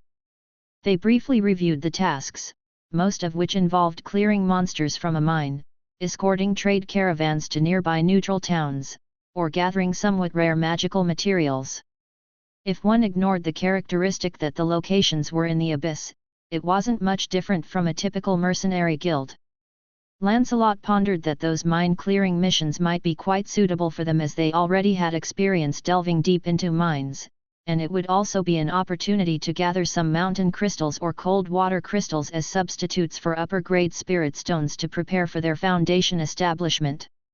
However, they didn't need to take on any mission for the moment as they weren't under any immediate pressure to pay the head tax, if they could produce 6 long swords that satisfied Sonam within a month, but they did need to quickly convert their recent adventuring resources and experience into enhanced strength. Moreover, there was a piece of tender and juicy shark lizard loin in the dimensional bag, and it would spoil if not eaten soon. Chapter 60. After leaving the mercenary hall, the group first went to the market, where they purchased some ingredients and red wine, and they also picked up the Turn Wine into Blood spell scroll that Paladin had ordered previously for the little vampire maid. They returned to Hagrid Manor in the evening. Isabella was still asleep, but she had done her duty and tidied up the room very cleanly. As soon as Bruto entered, he threw himself onto the sofa in the living room and soon after, snores could be heard. Paladin headed straight to his room to examine the newly acquired scroll. Based on his estimation, little Isabella would soon experience withdrawal symptoms if she continued without fresh blood. Lancelot took out a tenderloin of shark lizard meat from the dimensional bag. After an exciting and fruitful battle, it was time to reward the team members with a delicious meal. He was not skilled in cooking, but his years of field combat had provided him with a wealth of experience in handling various kinds of meat. The shark lizard tenderloin was quietly lying on top of the cold iron ore. The feel of that part during the dissection had convinced Lancelot that it would definitely taste good. The tenderloin was firm and resilient, with a marbling of fat resembling snowflakes between the dense muscle fibers, emitting a faint scent of meat. It would be surprising if it weren't tasty. Lancelot decided to go with pan-frying, as almost no kind of meat would turn out bad with that method. He took off his sword belt, shed his armor, and put on an apron that Isabella usually wore when working, which he took from the kitchen wall. He cut about 5 pounds from the meat, enough for 8 ordinary humans to eat, but Berend would be joining them soon, so Lancelot decided to make a rather aggressive estimate of the dwarf's appetite. The remaining meat and the cold iron ore were put away in a large cupboard in the kitchen. He also threw in a couple of frost crystals, which could turn water into ice in low temperatures. The cold would slow down the spoilage of food, a very practical knowledge that the elves had taught the rebel army. He first washed off the ore dust on the meat with clean water, and then placed the meat on a chopping board lined with absorbent parchment. Before slicing the meat, he used the back of his knife to tenderize the muscle fibers, ensuring a tender texture once the steak was cooked. With a little use of true chi, the originally stiff meat soon became as soft as a girl's waist. He then rubbed a layer of salt and black pepper onto the surface, along with some other spices highly recommended by Paladin, and set the meat aside to marinate. This small amount of powder had cost him 10 gold coins at the market district, which Lancelot found rather painful. Considering their situation where they could die at any moment, he thought it best not to regard money too heavily whenever there was a chance to enjoy oneself. After the preparations were done, Lancelot started to prepare the sauce to pour over the meat. He opened a bottle of red wine and took a small taste, very satisfied with the smooth palate of the wine that had cost them 30 gold coins. He then poured all the red wine into the pot and lit the stove, waiting patiently for the wine to boil. 5 minutes later, the dark red liquid began to bubble, and Lancelot added a handful of sugar cubes he had prepared earlier. The ratio of red wine to sugar was about 2 to 1, the golden ratio for barbecue sauce. Right then, there was a knock at the door. Berend had arrived. Lancelot turned down the heat and ran to let the old dwarf in. "Good evening, Sir Lancelot." Berend glanced at Bruto, who was sound asleep on the sofa, and didn't bother to wake him. The performance of Bruto in this adventure had far exceeded his expectations, making him realize that he had been too harsh on him in the past. Bruto was a real warrior, and his future was not by the anvil, at least not until his thirst for adventure was quenched. "How's the blacksmith shop?" Lancelot invited Berend to sit down on the chair next to the sofa and then returned to the stove in the kitchen. "The ores are already in the forge. Melting cold iron requires a bit of patience. Adric and Audiobook brothers are keeping an eye on it. The first batch of material won't be ready until this time tomorrow. After that, it's going to be really busy. Haha, can I reserve a great sword? You saw what happened to the last one, it got crushed by that monster in one bite." Lancelot checked that the sugar was completely dissolved, turned off the heat, and poured the prepared sauce into a large bowl. "Thinking about it makes me mad.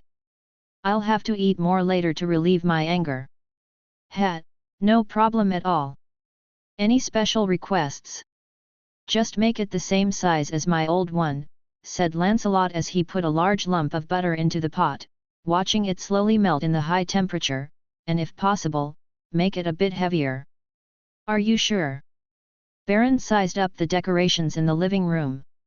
"Most great swords are designed to be as light as possible, aren't they?" "Well, you know about my bloodline power," Lancelot said, gradually cranking up the heat to make the oil in the pot get hotter. "This weapon will be used specifically against enormous enemies, so I need enough destructive power." "Understood, leave it to me." A deep red gemstone flew into Berend's hands. "A ruby!" the old dwarf exclaimed. "It's so big. Please don't refuse, we've already discussed this topic last time." Berend struggled to take his eyes off the gemstone, opened his mouth, and finally just said, "I'll bring my highest level of craftsmanship to it. I'm very much looking forward to it." With the oil now at the right temperature, Lancelot laid the steak in the pot, and with a sizzle, the aroma of meat immediately filled the whole room, causing Bruto on the couch to sit up with a start. "Wow! What smells so good? Oh, old man, you're already here." The young dwarf dashed over to Lancelot, eyes fixed on the steak in the pot. "I didn't see it coming. When will you show Tajana how to do this?" No sooner had he spoken than he noticed Lancelot's expression suddenly stiffen. Then a familiar voice sounded from behind the dwarf. "What is it you want to show me?" Lancelot had just sensed an anomaly in the space, and Tajana appeared in the living room.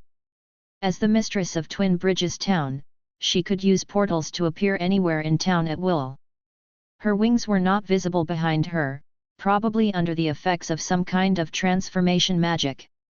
For now, she looked like an ordinary human female. No, she didn't look ordinary at all. Lancelot had to admit in his heart that mortals couldn't possess such lethal beauty, and he almost let a piece of steak burn. "Good evening, my lady," Lancelot said, spreading his hands, one with a kitchen knife and the other with a spatula, and nodded to Tajana. "What brings you here? What are you doing?" Tajana asked, staring wide-eyed at Lancelot in his pink apron, blurting out before adding, "I came looking for Berend." "He's right behind you, I'm making dinner for everyone," Lancelot said, pointing at Berend, then skewered a shark lizard steak as a gesture. Would you like to join us? "It smells delicious," a gentle female voice piped up. The vampire maid crawled out of the basement. "Ah! We have guests.